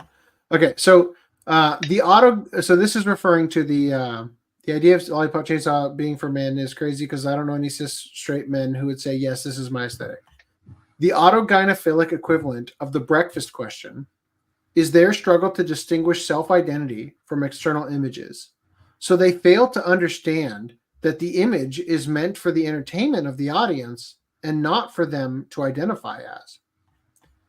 This is the best response to why inclusivity is a sham. If the video game characters were for the player to identify as, then everyone would play human warrior in World of Warcraft. Nobody would play elves, orcs, trolls, undead. As such, the reality is exactly like Beautiful Joe Beautiful puts it. The characters are there for the entertainment of the audience. This is why when they slam a they-them Concord character, nobody likes it because nobody is entertained by such a thing. So, and Stellar Blade is being sued for a very unexpected reason. I bet you can't guess what it is. Anita Sarkeesian. No. Stellar Blade is in trouble for being too anti-woke. The claim says that its protagonist, Eve, is too attractive and oh yeah, no, not at all. Just kidding. But Stellar Blade is feeding off. Stellar Blade is Stellar Blade is being sued for the same reason as Elon Musk's Starlink in Ethiopia. Did we read an article about like the Starlink in Africa caused all the teenagers to get addicted to porn? Yeah. I don't think they mentioned teenagers, but okay, everybody. I think they just said everyone. The whole country. Stellar Blade is being sued, and the reason is a tribe. Yeah, pretty odd on its face. IGN's Rebecca Valentine reports that a Louisiana film production company is suing Shift Up and Sony, saying they infringed on its trademark and claiming business damages as a result. That business name? Stellar Blade. No space. God. The lawsuit claims that because Stellar Blade now exists as a popular game, that anyone Googling Stellar Blade cannot find its website anymore. Boo-hoo! Get better SEO, bitch! Though they do own StellarBlade.com, and I am willing to bet that people typing that into a URL bar has driven more traffic to them than ever before. The trademark issue is even stranger. Stellar Blade was originally shown off as Project Eve, but the name was changed in 2022, and in January 2023, Shift Up registered the Stellar Blade trademark. Stellar Blade's Griffith Chambers Mahaffey then registered Stellar Blade in 20... Okay, hold up. So Shift Up beat them to it? And said, "Oh my god!" So Stellar Blade's, company Shift Up. They did it in 2022. They changed the name in 2022, and then in January 2023, so the beginning of 2023, they registered the Stellar Blade trademark.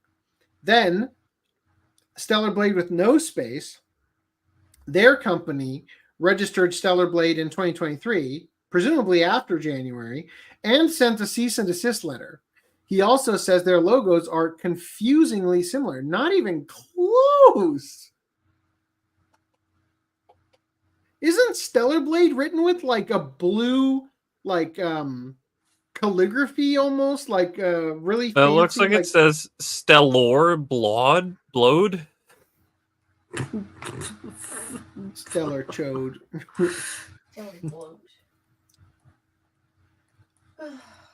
He also says their logos are confusingly similar, given the color schemes and a more prominent letter S. This leads to what is easily the funniest part of the entire thing, as this is the company's logo. Yeah. Oh, God, I can't even tell the difference. Oh, my God. It's so similar. Holy shit. They're dead. They got them dead to rights. Oh, my God. I'm not a lawyer, and this is not a legal judgment, but the company name is Stellar Blade, no space, not Stellar Blade. The trademark is not for the same word, and Stellar Blade was even registered after Shift Up was granted the Stellar Blade trademark they now own. That's the not logos necessarily a thing. What's up? That matters. What is it? If you register a trademark after, that'll limit damages, but you could argue that you were doing commerce under that name beforehand. Now it would give you a limited trademark, so you wouldn't be able to say like, well, I have a trademark globally or whatever, but you might be able to argue, at least if you have if you're like a local business, now if you're an online only business, I don't know how this works, but if you're a local business, you would say like, okay, well, I own the trademark in New York or whatever, right? And then so in New York, they wouldn't be allowed to sell anything called Stellar Blade. You're the only one that's allowed that. But for online stuff, I don't know how that works, but it would be a very limited trademark, and there would be no the amount of damages would be very limited as well, because you didn't make it publicly known that you had a trademark. So I think that's a huge issue. How on earth? Okay, you've been doing commerce, right? That's like me saying, like, I have a lemonade stand that I call Stellar Blade Lemonade, right? Yes. And I've been running it since I was 7, and I've only sold, like $200 worth of lemonade, but I now feel that I should be able to sue you because I've been operating underneath that name since I was a kid. And here's photos of me with my lemonade stand that looks like it belongs in Snoopy and the Peanuts, with their, like the psychiatry thing. So I'm also not a lawyer, but from my understanding, it has to do with market, like how much the market recognizes your brand, right? Mhm. So if you've been selling, which is a grand total of not at all for them.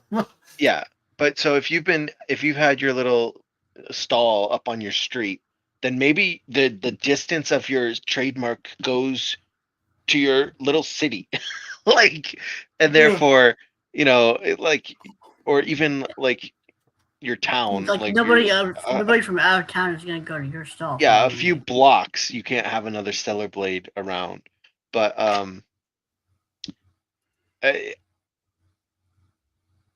even if they did somehow get this trademark beforehand, it's a completely different product, like category entirely. They're not selling video games. The name is different.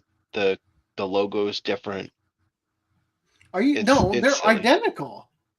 Don't you see it? They both have a bluish tint to them. So hold They on, both one have second. the word blade. One second. How? So the game trademark Stellar Blade came before this. I'm assuming a knife seller's website. No, it's It a film company. Oh, whatever. Film company, whatever. It was Anyway, filed beforehand. Yes. So when it was it made publicly known that it was filed? Like could somebody who was following Project Eve It know wouldn't that matter. it was You shouldn't even filed? have to Google that shit because I'm wondering. Like I feel like this was made disingenuously. Yeah, it's 100% made disingenuously. The game filed their trademark first. Yeah, but so like I'm wondering, like what I'm trying to question is, was it made disingenuously or was it just a coincidence? Like, did they know that the game was going to be called Stellar Blade before they filed the StellarBlade.com? Well, if they Googled, they would have found. we can find that answer. So what do I search? Is it who is lookup? StellarBlade.com. Yeah, who is. All right, it was registered in 2006. November 2006. That doesn't necessarily mean. Well, I mean, you can have transfers and stuff, but registered by Domains by Proxy LLC originally. Yeah, that just means they've somebody thought it could be a valuable one. No. Domains by proxy is generally when you like when if you don't order put your info in. Yeah, if you order through GoDaddy, you can specifically add like $20 a year for them to basically proxy your identity so that when people look you up, they can't find your actual name. Yeah. But the quicker and better way to figure out if the thing has been a thing for longer is just look it up on archive.com or .org. And by looking it up, their website hasn't changed since 2021 by minimum, and that clears the video game. So they definitely did have this website, and it wasn't just like a park domain. It's this guy's website, whoever he is, under a brand of Stellar Blade LLC before the game existed. So so I'm looking at it right now. The earliest one is February 7th, 2011. Yeah. So the fact that they register the trademark after, again, is just it doesn't necessarily mean that they're doing it maliciously, but it just means that they're trying to stake their little claim on their name. But I just don't see it like they can both have their trademarks and they can be separate. I don't see them infringing on either. Honestly, a non-lawyer. Okay, I don't see that. Let's show off this website. Let's show off this website real quick. I'll just say this about Stellar Blade LLC. Services we provide: music videos, commercials, documentaries, web videos, short films, web serials, screenplay adaptation, original concept development, HD and 4K cinematography. God, they offer HD. I can't believe it. On location sound, post-production, video editing, and color correction. All right. So these are just some of the things they've done, like commercials for Bayou Hot Wings. Wow, you couldn't even get a goddamn tripod. Oh my. Look, I laugh because this version of their website from 2011, which has an autoplay musical track to it that you guys can't hear. I get that. That looks like dog shit with their pixelated logo that they clearly sketched in a book and then like cut out in Photoshop poorly or whatever. It says Stellar Blade is the new icon of the independent production company. Unlike many of its competitors, Stellar Blade believes that cinematography, not motion graphics, will make media projects stand out from among the infinite mass we've come to know as the World Wide Web. So cinematography is the thing that will make you stand out, but I couldn't bother to use a damn tripod. No gimbal, no stabilizer. Oh man. No, seriously, are you filming this on a phone? Your cinematography sucks. The most astounding thing about this is that they have made enough money to remain in business since 2011. Right? Ooh.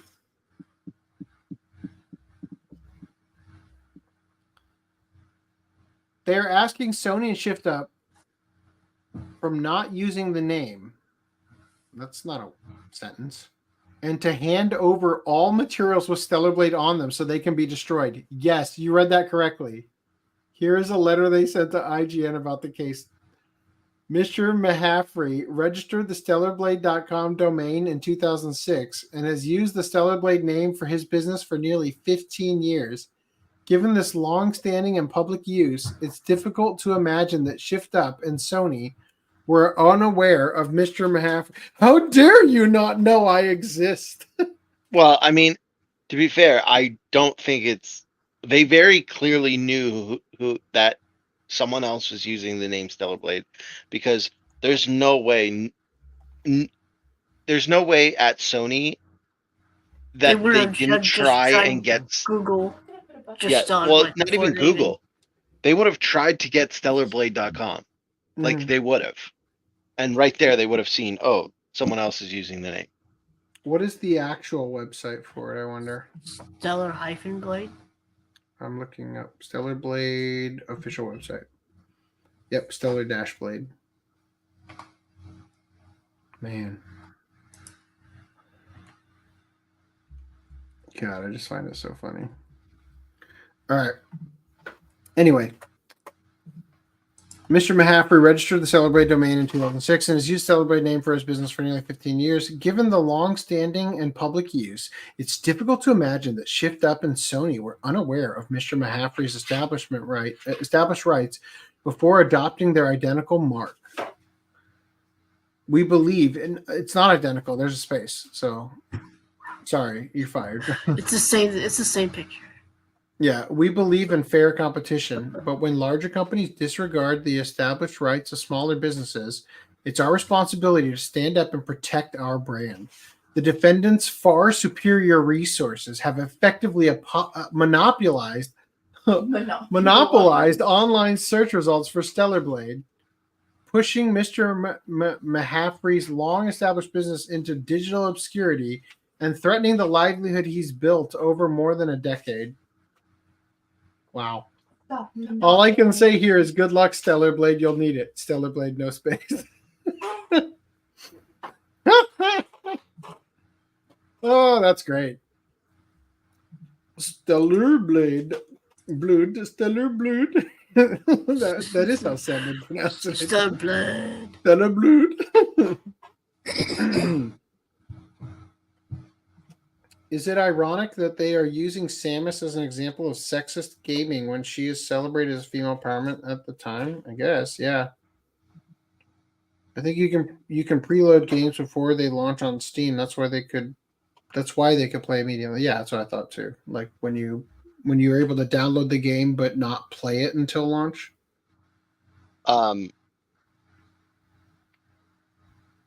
She wasn't on the conveyor belt of this game is sexist. You're a feminist icon. It's just a wrong timing. That's all. What are you doing? Who is this one? If I gave him.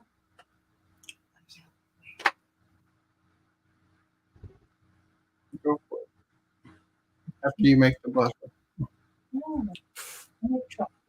That was what I was talking about. Yeah. All right. You're a sexist. You're sexist.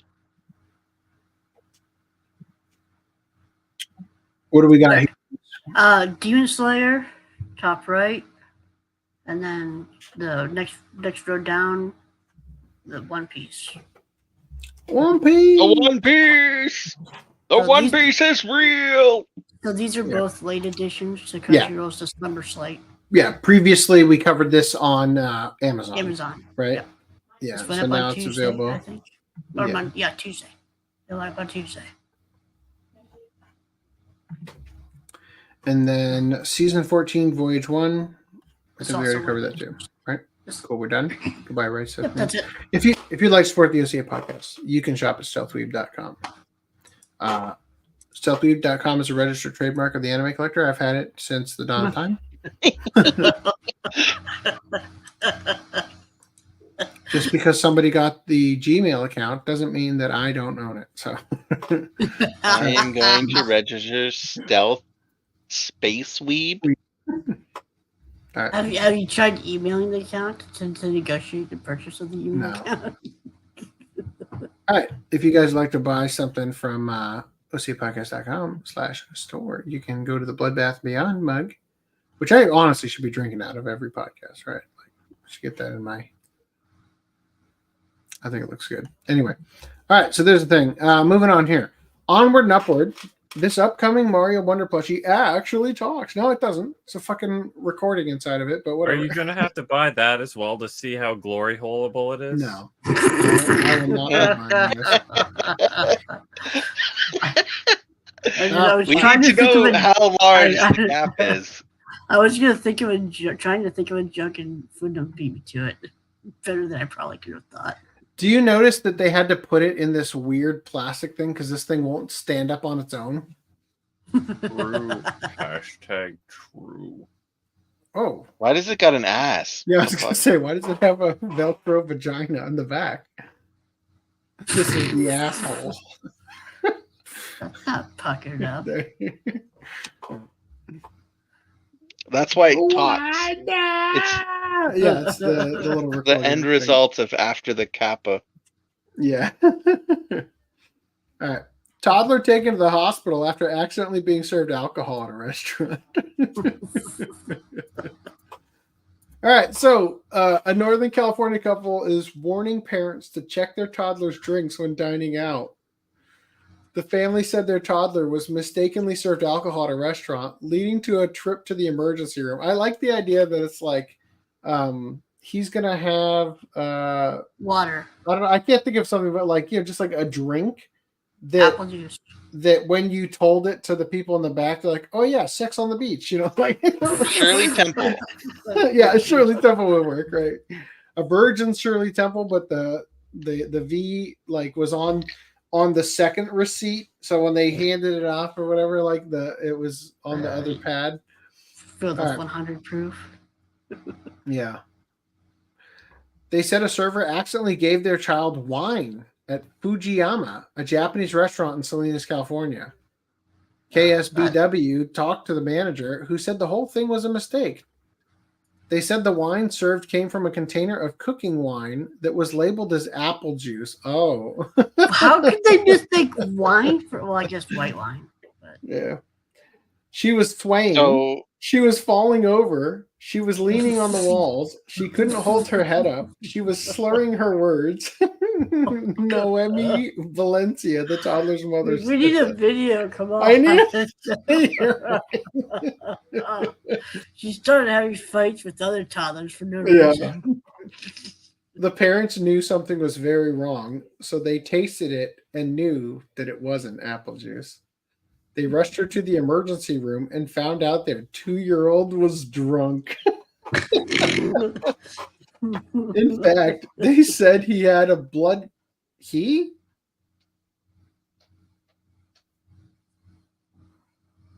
Didn't. She was swaying. She was falling over. She was leaning on the walls. He had a blood alcohol of 0.12. Damn. Well above the legal limit to drive. You're going to have to give me the trike keys, young man. We're hoping the restaurant learns from the mistake. Quote, take proper precautions in how you store things or label things properly so that this doesn't happen to anybody else. Or, it could have been so much worse, Valencia said. The little girl, I am so lost. Has since fully recovered. Valencia urges parents to taste what's served to their kids. Meanwhile, the California Department of Alcoholic Beverage Control said it's aware that it's aware of the incident and is working with local authorities to investigate. That was hilarious. Okay. Turns out it was important. It was on purpose. That Jeff just wanted to see that kid shit faced. I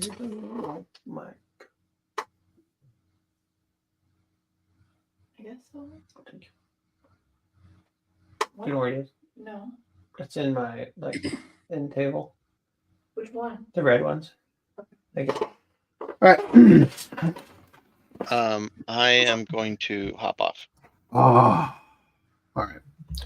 Rare risk. 2 women left with disease that thickens lungs and makes it hard to breathe after having eyebrows microbladed. I don't quite know it. No, that's all. Lung disease. How does that even... They were both diagnosed with systemic sarcoidosis. Sarcoidosis. An autoimmune condition which thickens the lungs and makes it harder to breathe. Randy, you're complete. Cases of people developing the condition following this popular cosmetic treatment. Sharing details and pictures of the unusual event in a journal, medics in Slovenia, well, that is the real reason, are calling on beauticians to make their clients aware of the procedure's potential health risks. The women, both 33, went to see their respective doctors after becoming concerned with some orange-red plaques in their eyebrows. The first had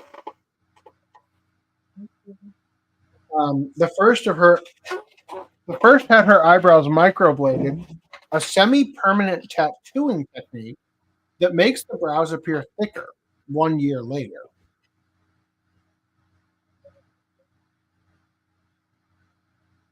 The second had received the same procedure 6 years before the marks emerged.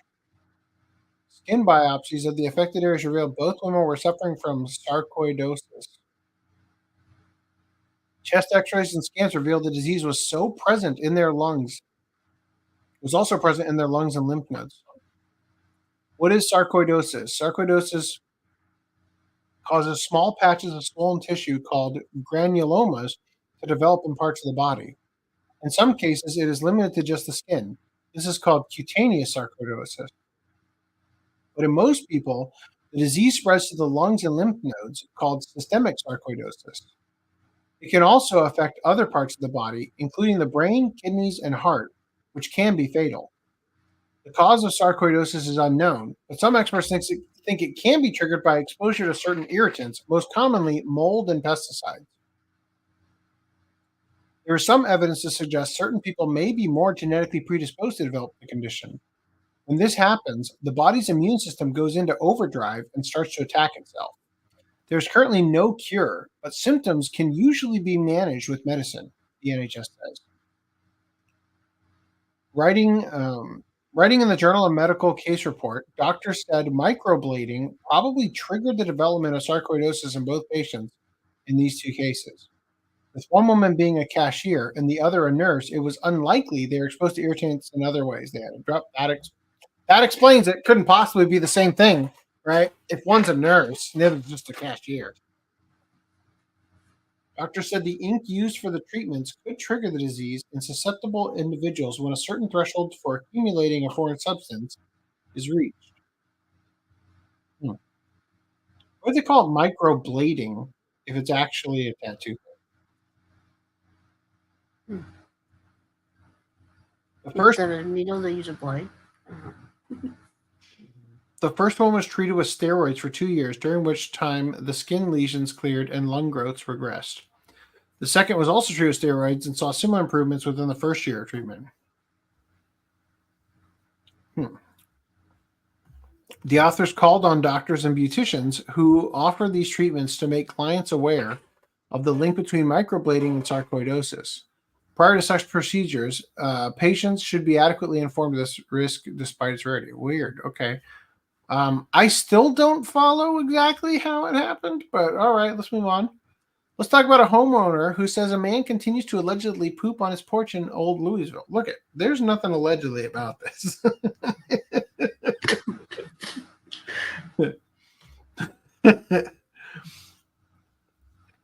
I don't know if I don't know, but let's throw the baby on screen. I don't know. Big baby, little baby. I don't know. Then you'll make it across. All right, well, I'm gonna join Random 11. See ya. Wow. Okay, it Howard. happened again. The so-called porch pooper popped crap, a squat at an old Louisville home, and it was caught on camera. Police looking for the one doing the number 2. It's a story we first told you about last week. The homeowner told WDRB the thing that's the most alarming about this is that he seems to be wearing the same outfit. That works Get too. it, like When you're perpetrator. making up words, Yeah. When you're I making up gotcha. words, you get the point. Yeah. Returned to his home around 1:30 in the morning last Sunday, and once again pooped on the porch. Then came back around 3:30 in the morning the next day, but was scared away by a sonic alarm that had been set up at the house. The homeowner tells us he ordered a no trespassing warning tape to span the railings of the porch at night. He says he hopes this will be the end of it, but that LMPD is taking the situation very seriously and has increased drive-by patrols on the street. Okay, so this happened twice in one night is what's happening. Wow.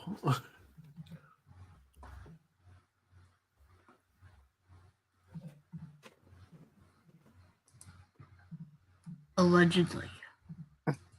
Allegedly. Not like we have video evidence or anything. Right. I meant to click off the baby and somehow scrolled and then clicked on it. Okay, that's all right. I forgive you. All right. Louisville, Kentucky. The alleged porch pooper has returned to Old Louisville. The homeowner told WDRB the alleged suspect returned to his home around 1:30 a.m. Sunday and once again pooped on the porch. He then returned around 3:30 a.m. the next day. His own porch? But was scared away by a sonic alarm set up as a deterrent at the house. Oh no, not his own porch. The homeowner said he ordered no trespassing warning tape to span the railings of the porch at night. He told WDRB he hopes this will be the end of it, but that Louisville police are taking the situation seriously and increased drive-by patrols on the street. Last week, the homeowner said the first violation on his porch was August 26th. The man appeared to look around, do his business, walk away, and then come back and do it again. And the second time he rang the doorbell. Anyone with information is asked to call the department's anonymous crime tip line. Tips can also be submitted anonymously. Oh, that's it. Wow. Okay, come on. He's a repeat squatter. Surely this one will be better, right? Texas mother faces new charges for giving illegal butt injections alongside daughter as victim reveals grim injuries caused by the shots.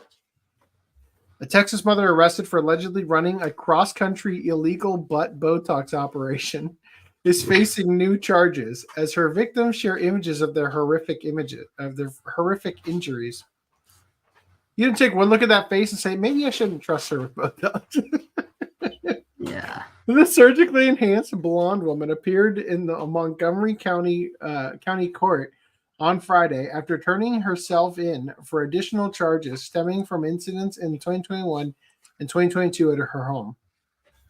She wore a pink jail jumpsuit and was in handcuffs as she was charged with 2 counts of practicing medicine without a license, causing physical harm. They giving out pink jumpsuits now? I guess so.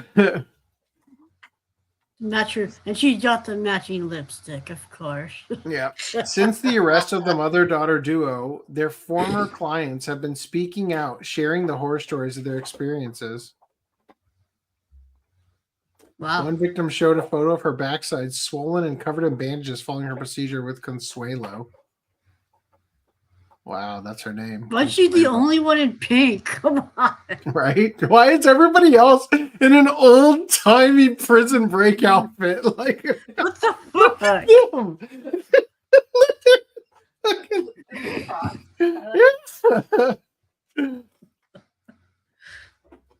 Then you can go. Your wife can go to prison and just get pink scrubs. One woman told the local news outlet she went to Consuelo's Conroe, Texas house in 2022 for butt enhancements. How was she advertising this? Did she know all these women? Probably Craigslist. The woman said she paid $8,000. $8,000 for some random ass stranger to inject liquid from big brown bottles into her body on 3 separate occasions. 3 occasions. The side of my butt would get really, really red and sore to touch. I'm pretty sure it was infected, she said. Right now, it feels like marbles all over my butt. I regret going to her, yes. Photos show the woman's backside swollen and covered in baby. Holy shit.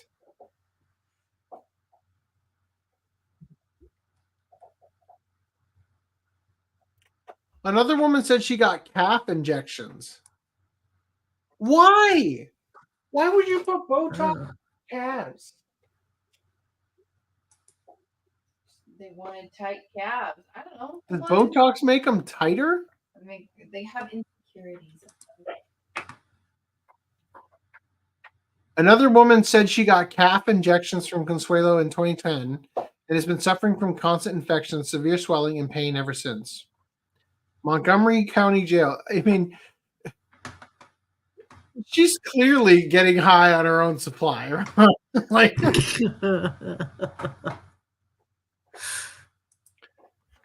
Montgomery County Jail records show Consuelo was released on a $100,000 bond on Friday, $50,000 for each additional charge.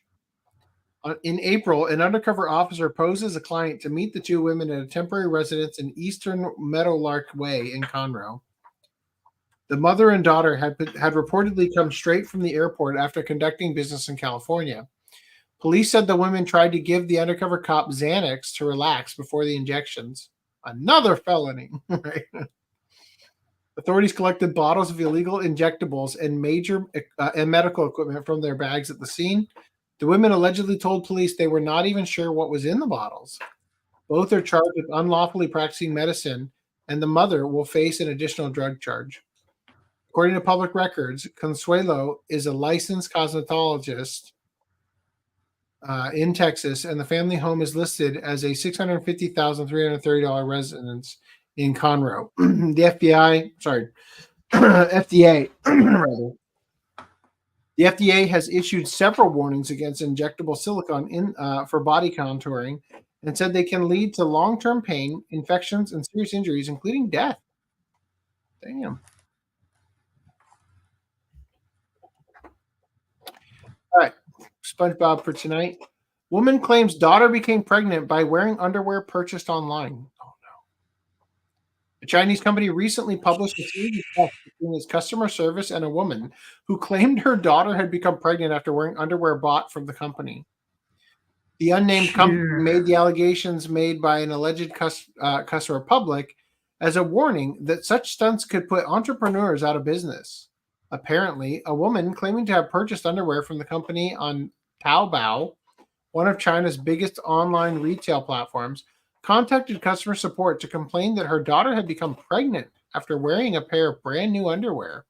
Despite staff's attempts to convince the disgruntled woman that such a thing wasn't possible, she insisted that it was the only way her daughter could have gotten pregnant and demanded an explanation. You just gotta wait till the baby comes out and see if it's Chinese, right? All attempts to convince the woman that her theory was physiologically impossible failed. So in the end, customer service told her that its factory staff consisted exclusively of women and their boss had gotten a vasectomy. So the girl's pregnancy had nothing to do with the company. Wow. My daughter is pregnant after wearing your underwear, the woman wrote on a private message board, to which the company staff answered that underwear cannot be used as a means of transmission of pregnancy. We should have responded like, it is pretty sexy.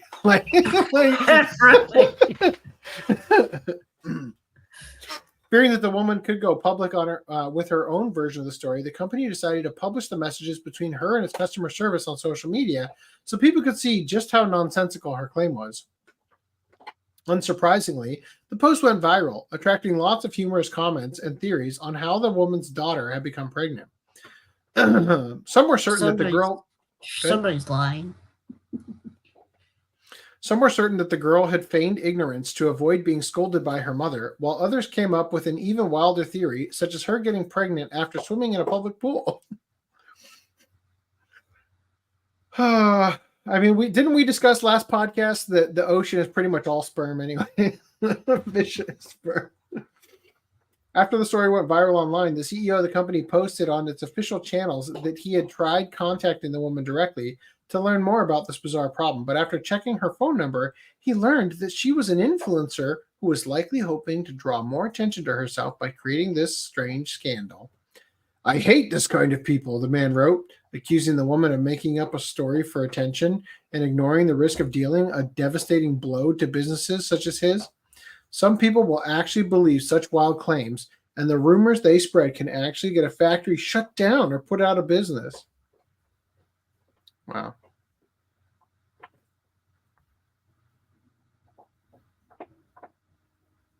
Wow. I don't know. That SpongeBob wasn't that satisfying. You're right. Let me see what else we have. I can pull it back. Well, we could, but I've got some goodies here. Let me just find out what we got.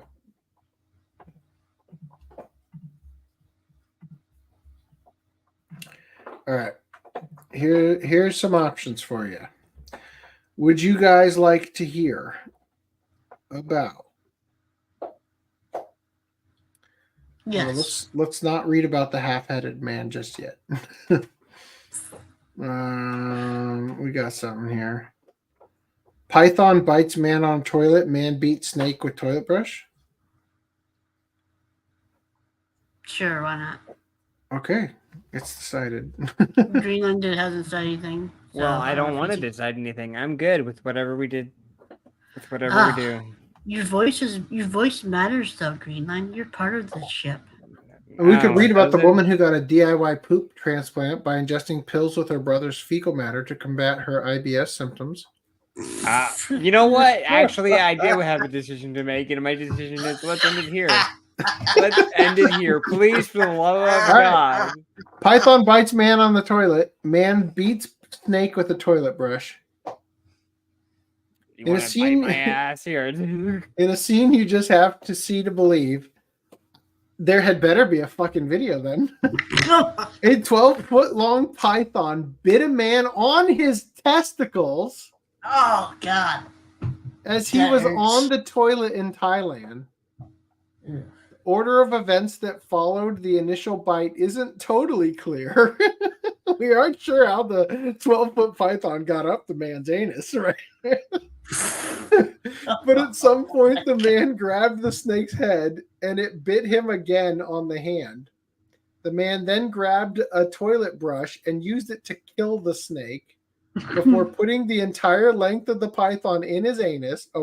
From the toilet and going to pulling the entire. I keep thinking this is actually what's happening in the article until I have to look back and be like, no, wait, you're fucking with me, damn it. Before pulling the entire length of the python from the toilet and going to the hospital for his injuries. Because we always cover these stupid fucking articles, and it's just like, no, you're just fuck. The man's name is Thanat Thegtawanan. And he posted photos and videos of his insane experiences to his public Facebook profile on August 19th. The photos show a large python snake and a blood-splattered toilet. I hope he's blood. Videos show Thegtawanan holding the snake by the head. Thankfully, pythons are not venomous. You know what? Thankfully, my balls aren't pierced by venom. Thankfully, my scrotum doesn't have holes in it and venom. Thankfully, pythons are not venomous. These animals constrict their prey rather than relying on a toxic bite to finish them off. But pythons do bite, as Thang Tawananan can tell you firsthand. Today, I just have to write a post to share my experience, and I want to warn all my friends. It happened yesterday around 10 o'clock. I woke up and went to the toilet to do my usual personal business. I sat for a while. I felt something biting my balls. Ooh, that tickles. My balls don't usually hurt this bad in the morning. What's going on?